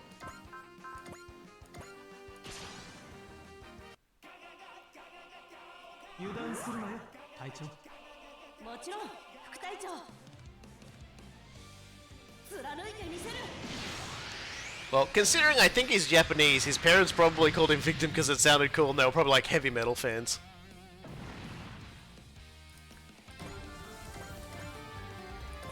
Plus, it probably doesn't seem that weird in a setting that has people like Dr. Gauss, let's be honest. If I'd known things would go this badly, I would have gone with Yuda on his shopping trip. Focus, Deckard, I'm just fine. Yuda, stop fretting about what happened, get past it and do your best. Roger, I'll put everything I've got into here and now.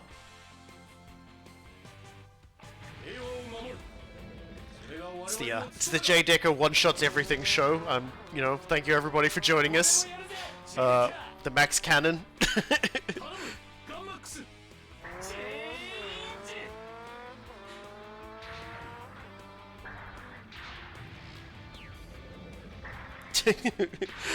No, I think Victim's happy he doesn't have a Tomino name instead, because then he'd just be called, like, Victim Blictum or something like that.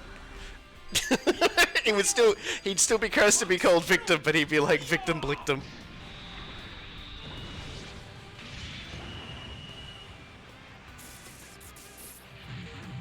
Ah, beautiful. The J Decker exploits everything. Thank you, Yuta. Just like, he just did that like from starting position. Just didn't even like. Uh-oh. Very good, everyone. If he'd come a bit earlier, I would say it was a perfect performance. Ah, he is rubbing it in. He's rubbing it in so hard. He's milking this. He's set up a bucket under the Traeger, and he's reaching for, like, the udder of guilt. The udder of guilt that dangles from beneath it. Damn it, the worst part is he's right. We were totally messing around. Akane, I sure hope you evacuated. What you don't see is how I've won. I know where Yuta Tominaga is now. Gasp! Go! Capture Yuta Tominaga! Aw, no! He had backup in reserve? Ah, darn it, he's really planned for everything!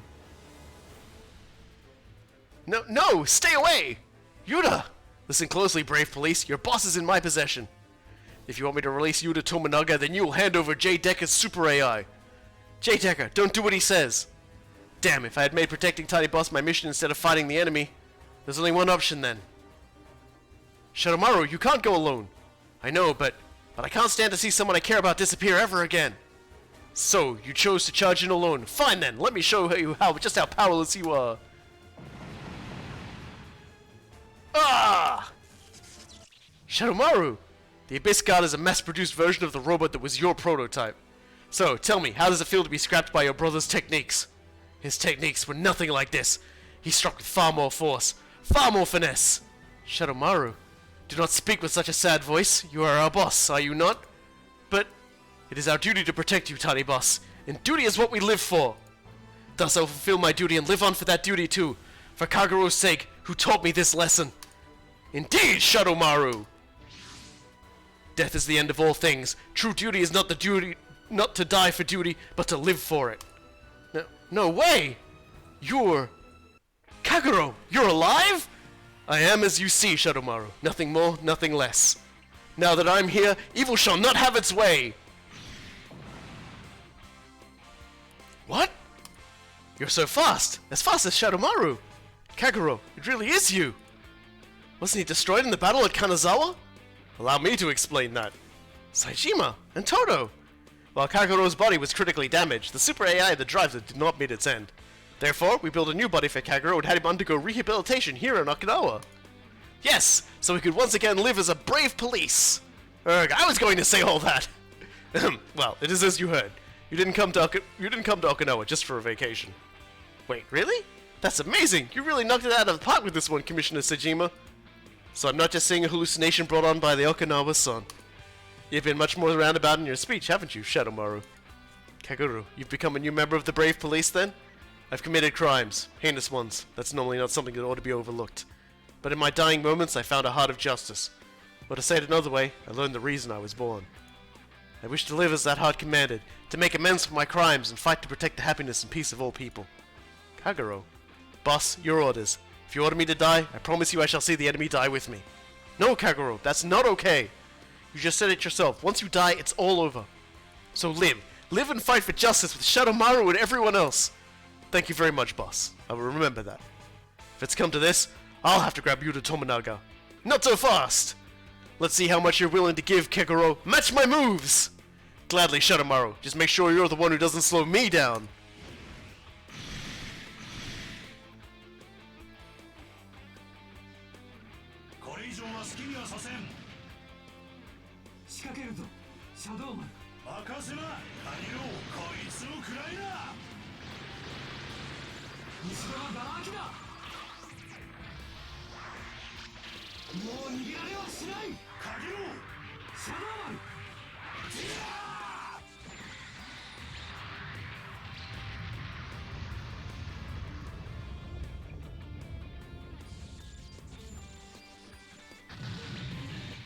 So we unlock a combination attack. Another brother-based combination attack. They're pretty good. That was a perfect combination attack. You're both incredible. You remind me of Volfog. A combo attack unlocked by trust and understanding. What a perfect moment! Damn it all, my plan is in tatters! Shadowmaru, Kagero! You're safe now, tiny boss. Boss, take this chance to get to the Juice Trigger with Director Seijima and everyone else. Right, fight hard, you two! So Kagero's still alive, huh? What's this Heart of Justice junk all about, though? I gave him some advice so he wouldn't have to suffer, too. Thinking all this crazy nonsense for himself, even though he's just someone else's creation? It's ridiculous. Alexis, do it! Oh ho, goodness me. It sounds like today we'll have quite the kaiju, won't we? I don't really like robots much at all, but this is the kind of thing that's perfect for a robot to fight, right? It'll overcome its weakness. It's overcome its weakness, so it'll be a real handful. Then let's see it. Instant ab-reaction!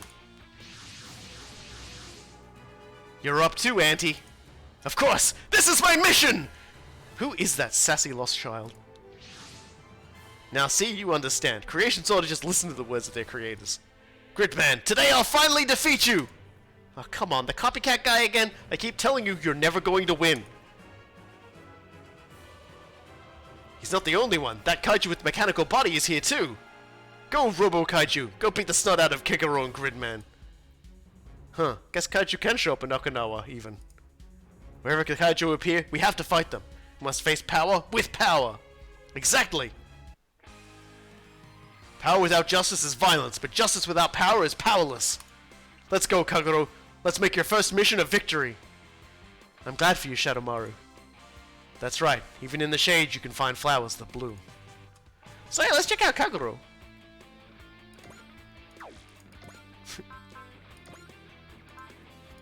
So it hasn't given me a special upgrade, which is fine, because it probably has it passively. He doesn't realize it, but he has a special evade, which is what Shadow is. So at 130 plus morale, he just has a 40% flat chance of evading fully enemy attacks.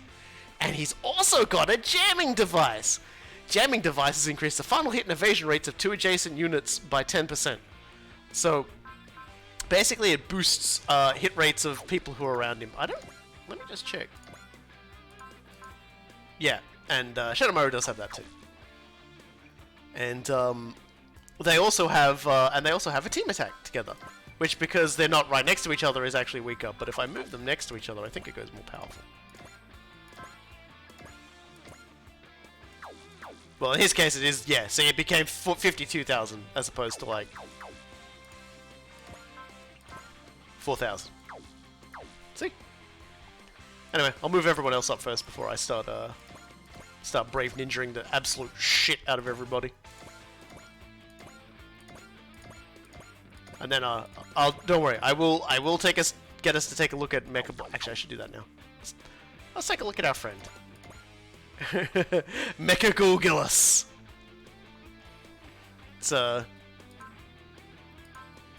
It's a kaiju. Redoubled kaiju mecha Gulgillis. So, Akane's decided to take the original Gulgillis design and mecha it up a little bit. It's a living, I guess.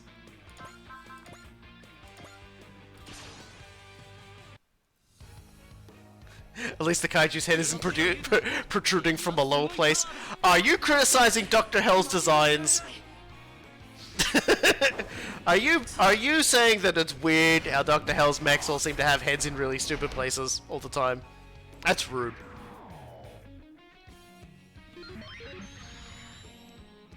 The Great General of Darkness may have had a weird angry head in his stomach, but that's just life. That's just life being a Mycenae warrior. Magnets. So many magnets. Let's show them combatless power. Let's go, Kagero! Once these crooks are out of town, we're gonna hold a welcoming party for you. I appreciate the thought, but I'm not sure I... Don't you talk back to older members of the squad? First we're gonna get rid of these guys anyway. Yoma looks thrilled. I guess what happened to Kagero has been eating at him for a while now.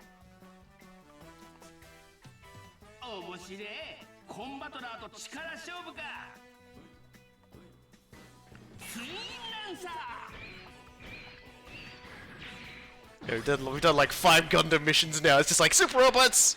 Just pouring a big cup of super robots out all over everything. But yeah, this mission is only available because well, this variation of the mission, I guess, is only available because we did the Kagero secret, which is an incredibly easy secret to do.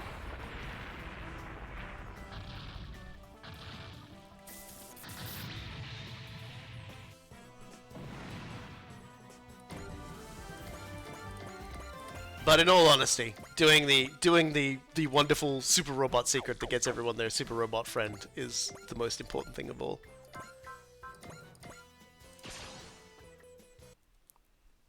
I want to know what Ernie thinks of the Mecha Gulgalas when he fights it.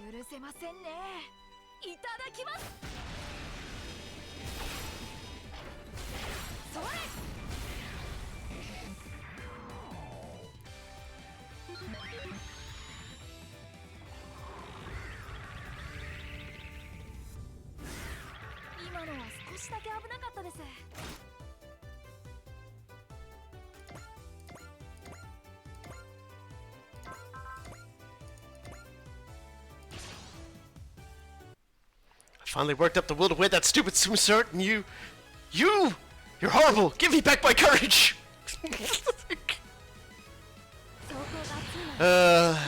Poor Az.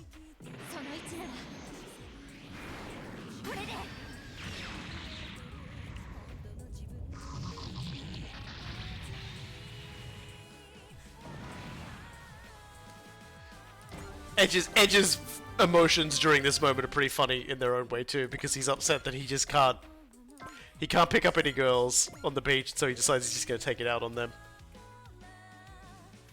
Alright, well, it is worth noting the, first, I don't need forgiveness from anyone else. I will offer my life for peace until I earn forgiveness from myself.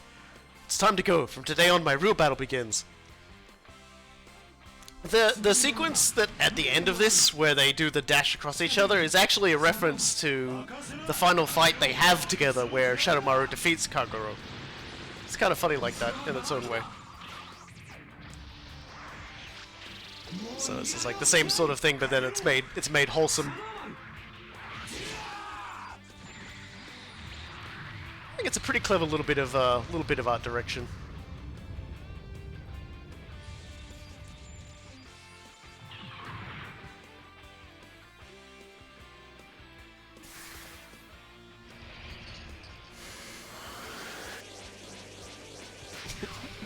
Yeah, give us the rocket punch.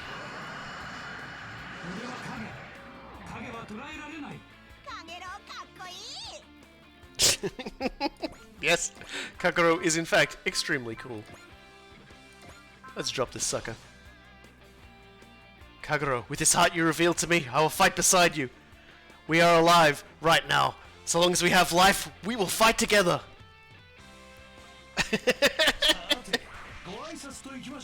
Jumping into a Super Robot Wars stream, like, middle of the story can be very confusing, but at the same time, it's very easy to catch up.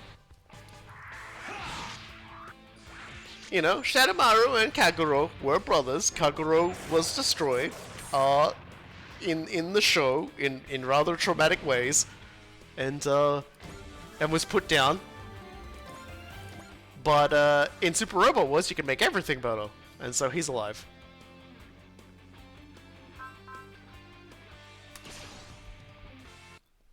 Now, please enjoy a giant robot hitting another giant robot with a sword. 多少の損傷は構わん。直撃を受けなかったのは幸いか。破壊しか生まない機械はスクラップにする。バジンガー Tetsuya's yells. Oh dear. Again, I could listen to Tetsuya's voice actor scream attacks at me all day. It would destroy his voice and my hearing. But, I think we'd you know... Well, I was about to say I think we'd both enjoy it, but no, he'd hate that. But I would love it. So at least, like, 50% chance of enjoying it. Oh my god, the mission...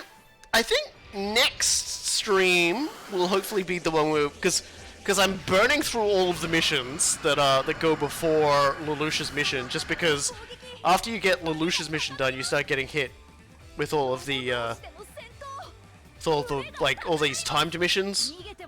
So with all the sheer number of missions we've got, I thought I would just get through those first. As for how I feel about the Mazinger designs with the panels on them, I don't mind.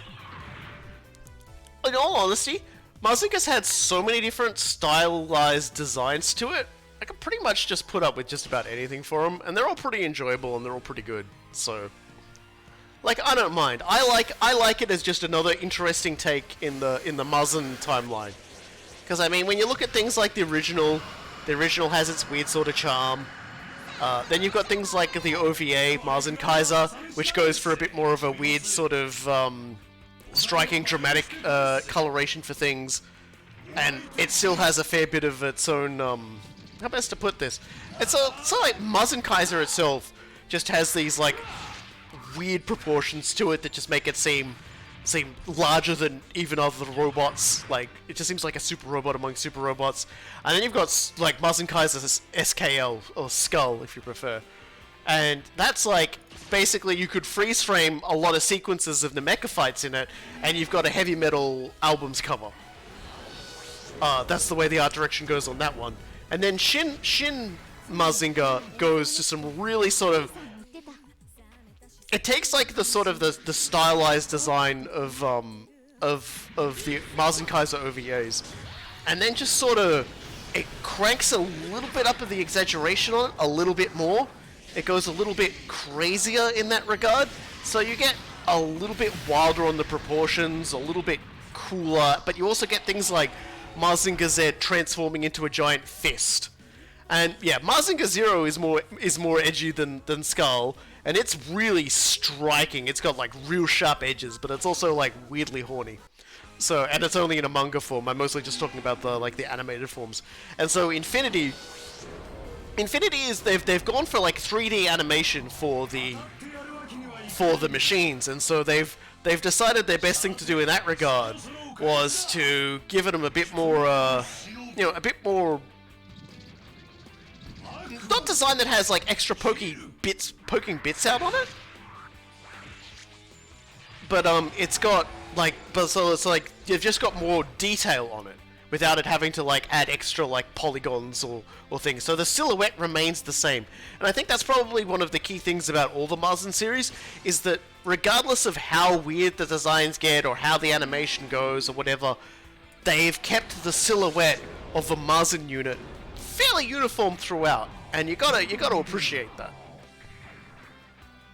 You know, the bipedal machine with the very dominant fists, the chest emblazoned shape. Sometimes it's got wings, and then it's got the headpiece that has the vehicle, the Pilda variation vehicle, slotted in on top. And that's a Mazen. And if you know what a Mazen is, you can see that in literally every single one of them. In every single variation. So that's basically how I see it. Thank you for my TED talk. Yeah, no, I absolutely, I love the design of Mazinger units and things like that. I also like how they fight. Like, I often talk about units of things being like Swiss Army knives of like danger. But everything about the Mazen units, it just always just feels very organic and very well developed and very cool. And the way they're used is often very entertaining. Like the full volley attack that like Zed does in this one, where he just like uses all of his attacks at once. Like the sequence where he does it in the movie is so great because it's like a 15 or so minute series of just like, it's a knockdown, drag out fight between Koji and Mazinger Z, and like a sea of like just relentless Kikaiju attacks, and he's just there in the middle of it, fighting like crazy. And it's so entertaining because he fights each one in different ways. He uses them against one another. And he even just like, you've seen the rocket punch he does with the iron cutter with the blades on the side. He deploys the blades, but he doesn't fire the rocket punch, so he can use that as a weapon. He uses his backpack scrander, the wings that he flies with, as a weapon, as a giant freaking axe to just cut through someone. Because he can use that to fly through the enemy and cut it with the side, so he pulls it off in midair and slams them with it. It's so good. And like, that's to say nothing of how the fight caps off when he fights against two of his oldest like rival enemies. And it's so great. I've turned into Ernie. Oh my god. I transformed into Ernie at some point. I shrank into my chair and grew silver hair. What's going on? Ah, dear. But it's, you know, it's just... They've managed to take something... They've turned all the designs into something that's quite uniform, but they all have their own flavor to them. Like, you can put Zed and you can put Great next to each other, and they look so entertaining and so different to one another. You know, like Great seems more like, it's kind of weird. They've both got sort of a knight-like design to them, but Great seems like this big and noble, dramatic knight, whereas like the description, the Iron Castle from Mazinger Z is perfect. It looks like a bulwark. It looks like it's just there to stand there and just like stand between humanity and its worst enemies. And that's what's so evocative about the Mazinger Z design, is when they call it the Iron Castle, that's literally just what it evokes. It's just this firm standing wall fortress piloted by one man against the worst monster, Dr. Hell. I did it again. Sorry. It keeps happening. I keep exploding into words, I'm sorry.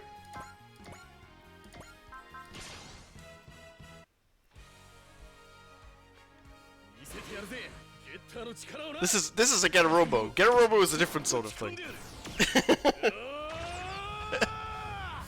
It's just, you know, and Mazen Kaiser I love because Mazen Kaiser is just, if you look at like Zed and you think it's the iron, it's the fortress, it's the castle of steel, you know, it stands against the enemies. Mazen Kaiser looks like the just this behemoth giant who is like intimidatingly marching towards you, ready to ruin your fucking day if you ever at one point ever thought about hurting humankind. Like, it's massive, it's looming, it's spiked edges. It's so great. Now, can Mazen can I get you in there? Oh, if I activate Bravery, you can. Activate Hero Chronicle! Do full power attack! This is what I mean! Full volley! Look at this shit! This is like about 5...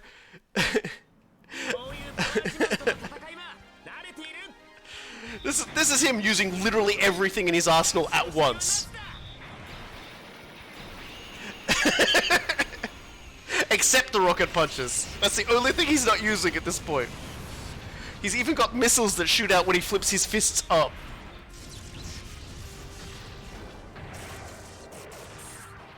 for the record, bravery is a spirit that gives you valor, which doubles your damage, but it gives you excel, persist, and a whole bunch of other spirits as well. So it's basically a massive buffing attack. And I just kind of like popped it off all at once. But that's a-okay.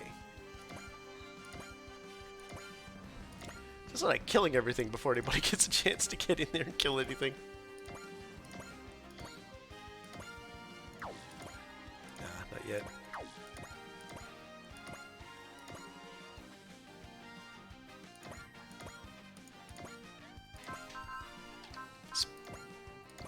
Let's run a train on this guy. That's gonna cost a lot to resupply. The good news is that Mazinger Z actually has passive energy regeneration when you upgrade him to 50%, so it's not that big of a deal.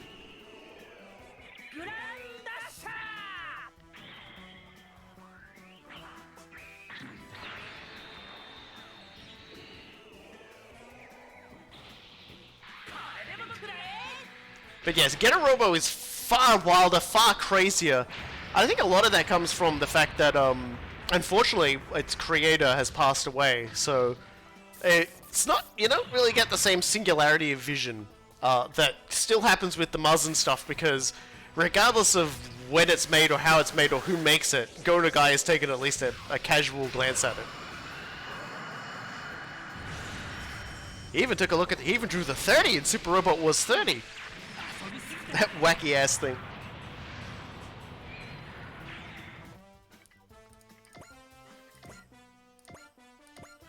Let's get her only a kill.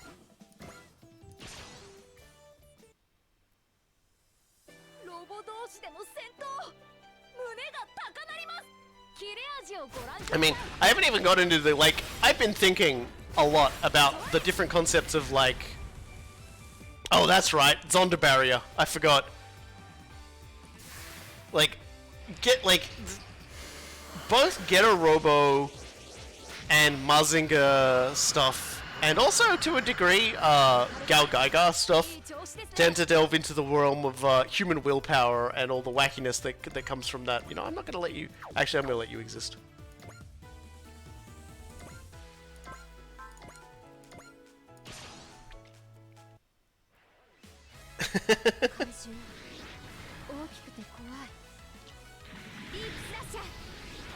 Kodagai has worked on some Getter Robo stuff himself in the earlier days too, so it's like, you know, he kind of gets it.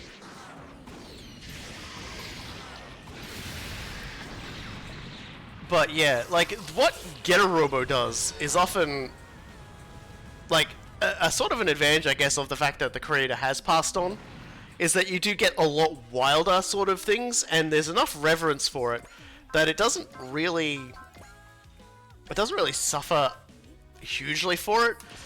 I've heard, I think it's Getter Robo Degeneration is rumored, I think was the one that was rumored to be for a future DLC pack. I don't know.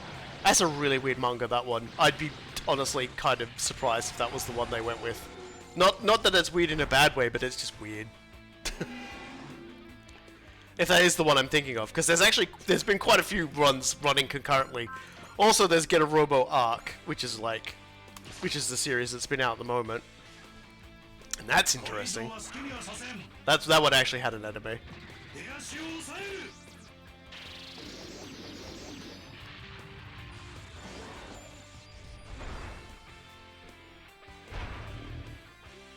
Here we go.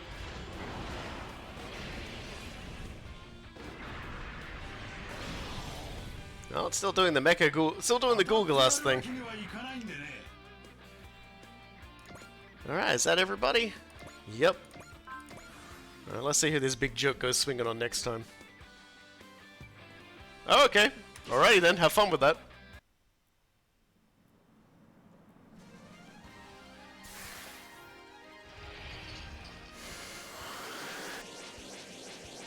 I mean, yeah, I could think of worse ideas, but I guess attacking anybody in this lineup is a worse idea than the last.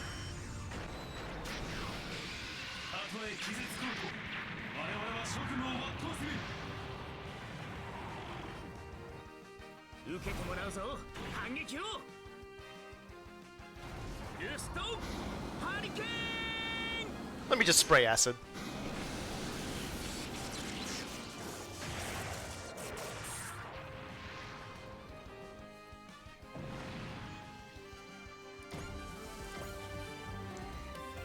I had him dead to rights, too. Accursed brave police. Next time, things will be different.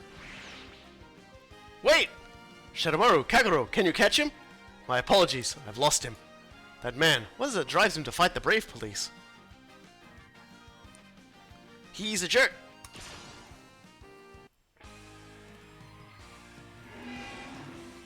I love their googly eyes so much, though.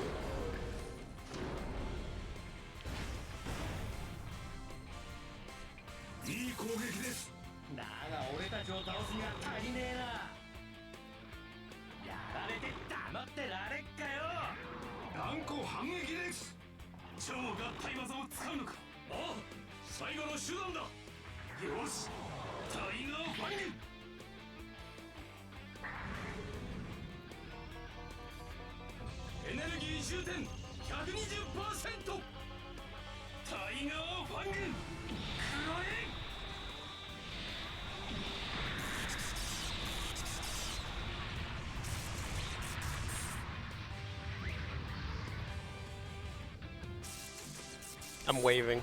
I'm waving goodbye to the Googleist that decided to give Bill Tiger a turn. Thank you, friend. Rest in treats.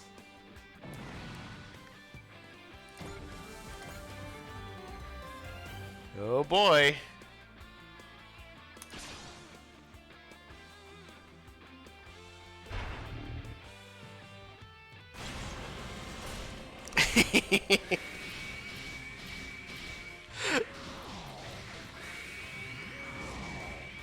Now that's what I call blind fire. Hey, it's just two brave police jacking in for like the super gun. Don't make it weird.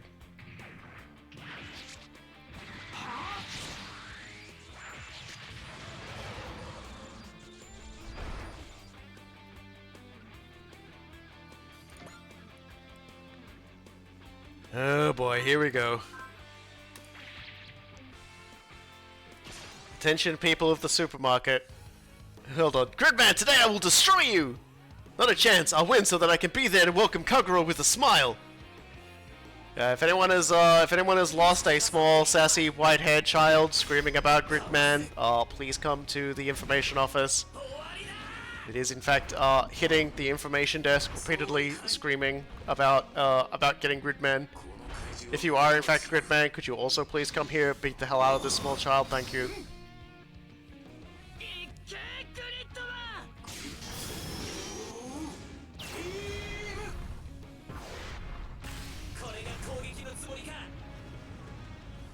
It's just a warm-up.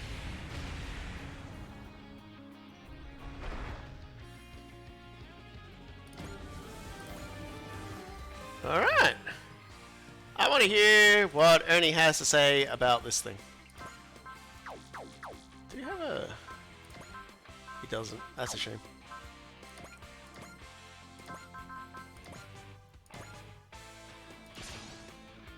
He doesn't have anything to say. Oh well. I was kind of wondering if he'd be like, oh hey, she's doing a robot thing.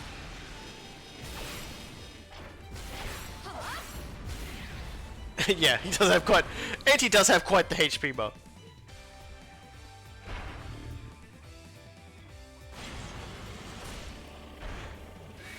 This is basically me going to work.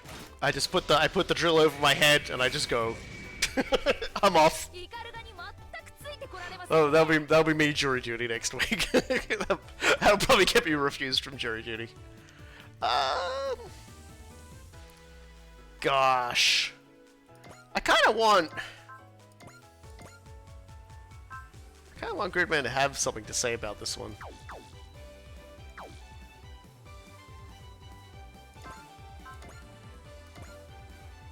Let's see if he's got anything to say. Well, no, the report time is not 6 AM for jury duty. It's 9 AM. I just gotta get on a train and get into a court that's about... It's about 35 minutes drive, and there's no parking. So my plan is to just not drive. There you go. That's a real shame. Akane's done some good work there. No one had anything to say about it. So I'll be catching a train fairly early in the morning to get in there, and if I get in early enough, well, it was strengthened, so it had better be strong, I guess. I came all the way out to Okinawa, even putting up with this awful heat. You know what? I really hate robots. Yo, fuck you too.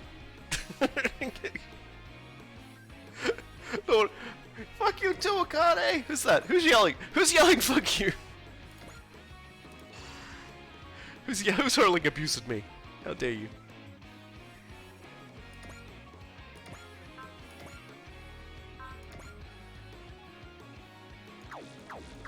Nah, I can't do it. I have a plan though. I want even though that's not for a secret, you don't need him to do this. I want Hero Man to win on that one. So let's just wear Anti down and hopefully he'll just do the work for us.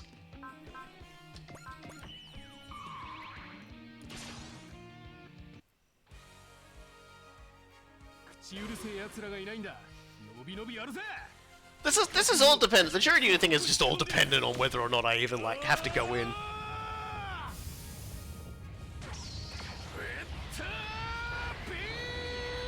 You know, I could be. I keep saying Hero Man when I mean Grid Man. I don't know.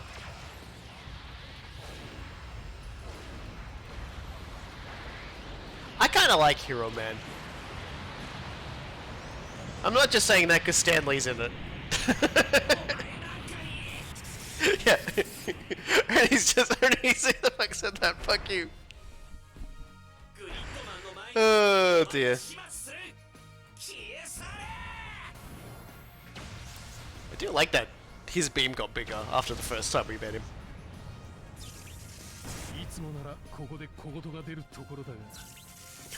I wish Hayato and Benkai were here so that they would yell at me, wait, no, actually this is great! Thank God!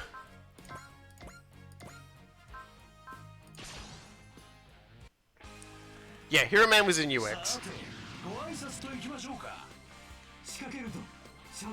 Yeah, Gridman is, I was hoping Gridman would have something to say, but he didn't.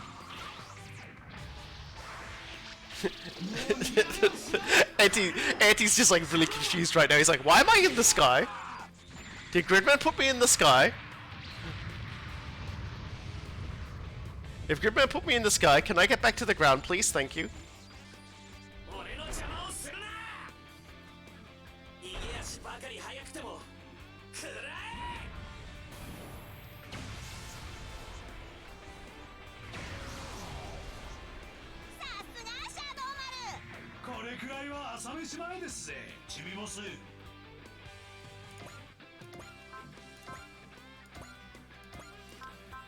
Well, we might as well keep the good times rolling. Just in case. Leave nothing to chance.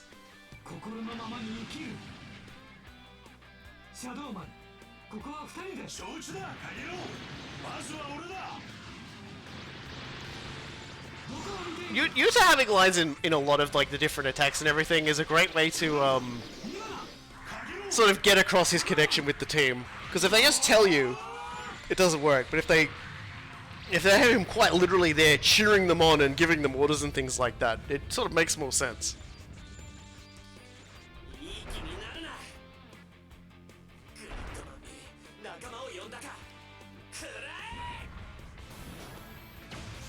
It's like, Auntie, you were like a part of a kaiju army that was like approaching. Like, literally the same thing as you.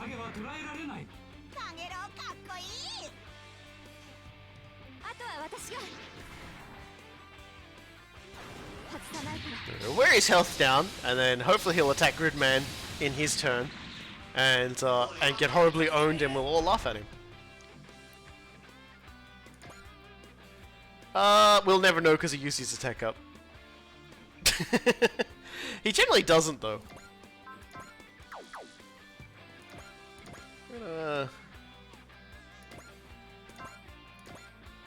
Help us get this guy's health down.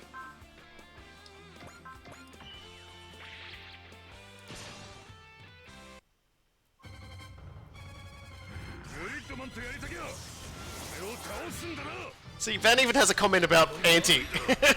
He's like, you want to fight Gridman? Too bad, you're fighting Van. Van, the Monster Slayer.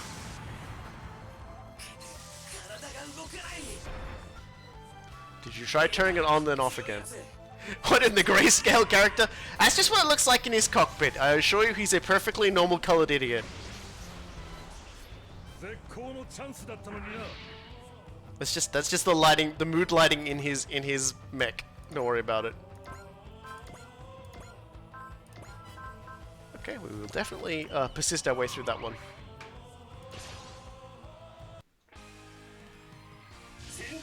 Look, he is in his happy place. He's listening to his favorite music, which is the sound of a man dying, trying to play the pipes as hard as he can.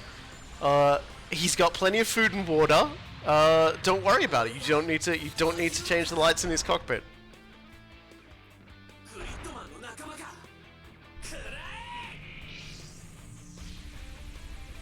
Okay, he's getting a bit funky now.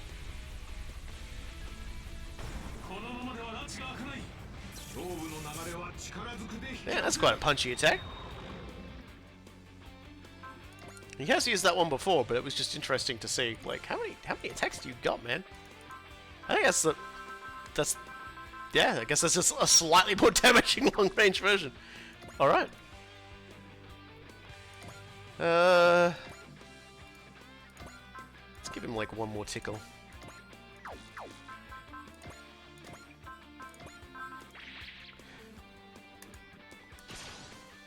I love how I'm doing this all to make sure the correct character does the killing.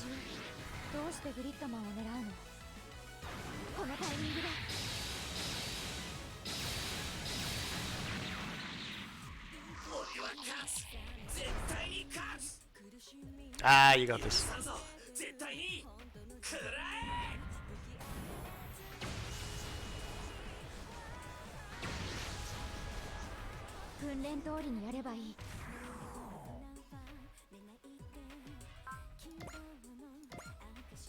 As much as I could keep beating him up, I might just, I might let Hero Man have this one. I keep saying Hero Man. I got the brain damage. Gridman. It's weird, I wasn't doing this last few times we've been streaming. I think I'm just really tired. To be fair, I was up all last night playing, like, video games until, like, 3 in the morning, so... After getting up at, like, early in the morning to go clothing shopping. Because, I haven't actually had, like, a decent change of clothes since, like, August, when we got put into lockdown. I haven't had, like, a good day to go out shopping until yesterday. And it's like, I really didn't want to show up in, like, shorts and a t-shirt to jury duty. Because, you know, I have pride, I say, putting on the Quattro Bajeena sunglasses.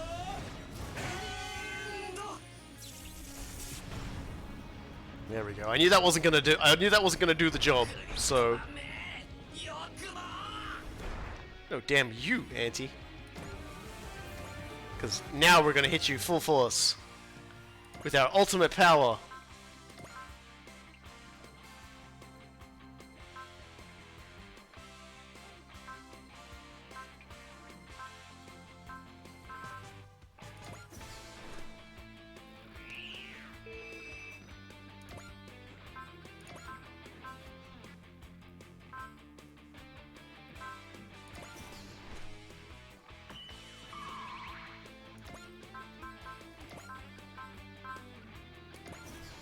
I'm just activating them to activate them at this point. Anyway.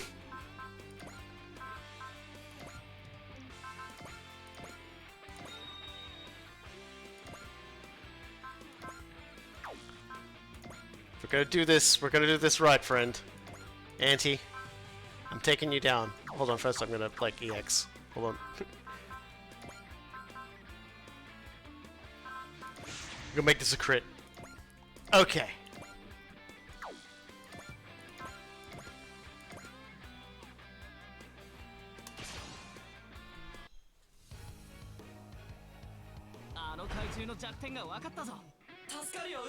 He's... この状況を打開しないと Must please pay for a character for bullying a sassy lost child. I'm gonna run him over with my battle tractor Maxu. Sometimes when I'm alone, I just say battle tractor Maxu like that. I look around, make sure no one noticed, and then I go about the rest of my day.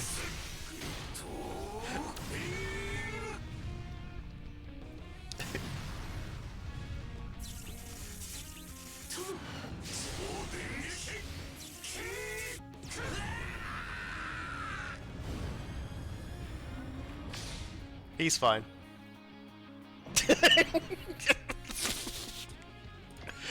Oh dear. Oh god, it's a race to see who becomes ace. It's an ace race. Why? Why can't I beat Gridman? You're human? Why are you attacking Gridman? Shut up! I do it because it's my mission. I have nothing else to say. Next time I'll get you. I lost again. Maybe that thing's just a failure. Alright, we took out all the robots and the kaiju. Let's go back to vacation! Sorry, but we're out of time. The sun's setting. More importantly, though... Kagero, I never thought the day would come when we'd fight together. I don't think this one fight is enough to make amends for what I've done. Still, though, as long as you're alive, you can keep making things right. Isn't that so? Yes. Shadowmaru, Kagero, come on home! Everyone's waiting for you. Everyone? Yes, everyone. You've become a member of the Time Warriors today.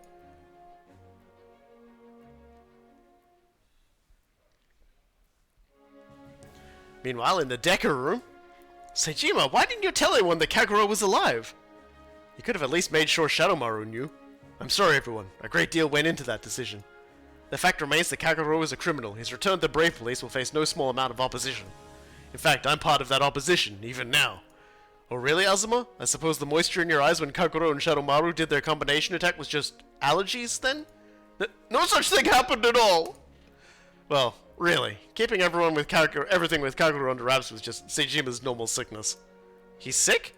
Yeah, he's sick. He loves moving ahead with things in secret so he gets to surprise people later. Absolute surprise addict. Well, he was successful enough that even my covert circuits couldn't hide my surprise. What? Are your circuits suffering a malfunction? Kagero, that was what we call a joke. A joke. Comedy. A form of humor. Shadowmaru, you must be getting lazy if you're saying such things. I prefer to say that my super AI has been refined with time. After all, I've learned a lot here with the Time Warriors. Kagero, you're part of the Time Warriors too now. Everyone, get along now. Of course we will. Everyone, come on. Let's welcome Kagero. Good to have you, Kagero. I'm excited to see what you and Shadowmaru can do together. We'll work on improving that super AI of yours, just like we did for Shadowmaru. Of course, we've got plenty to teach you beyond fighting stuff, too. Thank you, all of you. Isn't that great, Shadowmaru? Well, it does mean another member in our team that belongs in the shadows. You don't belong anywhere unless it's where you want to be. Come on, Shadowmaru, come hang with us a bit. Seems like the Time Warriors will be leaving Okinawa tomorrow evening. In other words, we've got plenty of time tomorrow morning for a Brave Police volleyball tournament. And we now have equal teams. Shadowmaru, don't you dare try to slack off and miss this. You've got a new partner in Kagero to do right by. You're not escaping this one. Well, trust me, there's nothing like a cold can or oil can beneath the tropical sun. Shadowmaru, I think we'd best resign ourselves to this, Kagero. Even covert circuits won't let us sneak away from this one. Then I'll be the referee. Good luck, everyone. Copy that, boss. Good, Kagero. You've got a lot you can learn here. It'll all draw you closer to the goal that your heart of justice you've awakened is reaching towards. We'll walk together until we reach that goal, partner. Yeah, Gunmax is just like, okay, shift's over. He just clocks off, like, immediately and starts drinking oil.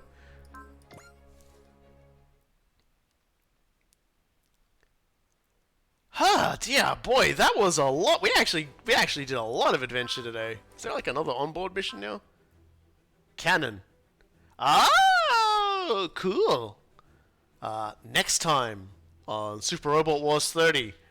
We get a new attack for Gridman. We will get a new team member. 2 new team members, in fact, actually.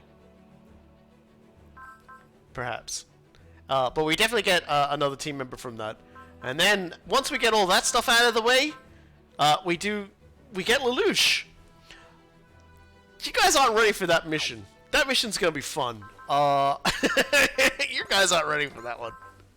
I was gonna do things to your brain. Do we have to get another team member? Yes! Yes, you will. You will. Oh, look. You are. Look. Look. All I can say is you aren't ready for Ange. Okay, I'm just gonna say that you aren't ready for Ange, but you will love Ange. Ange. I know. Out of all the characters that we've shown so far, I know Cool Guy is gonna like Ange a lot. Which is an ominous turn of phrase, but let's just say Ange has just that right kind of energy Cool Guy likes. You'll see. So we just got another power part, which increases weapon attack based on the output's AOS update level. Which we can put on... We're talking about how K needs a little bit more oomph. Put that one on K.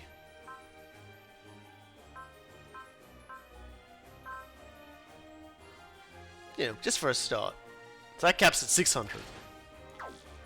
So eventually that'll just, you know, that'll punch out and destroy everything. So yeah. I guess the next character we should upgrade to 50% will be Gridman, since he's going into the simulator next time, so we'll do that too.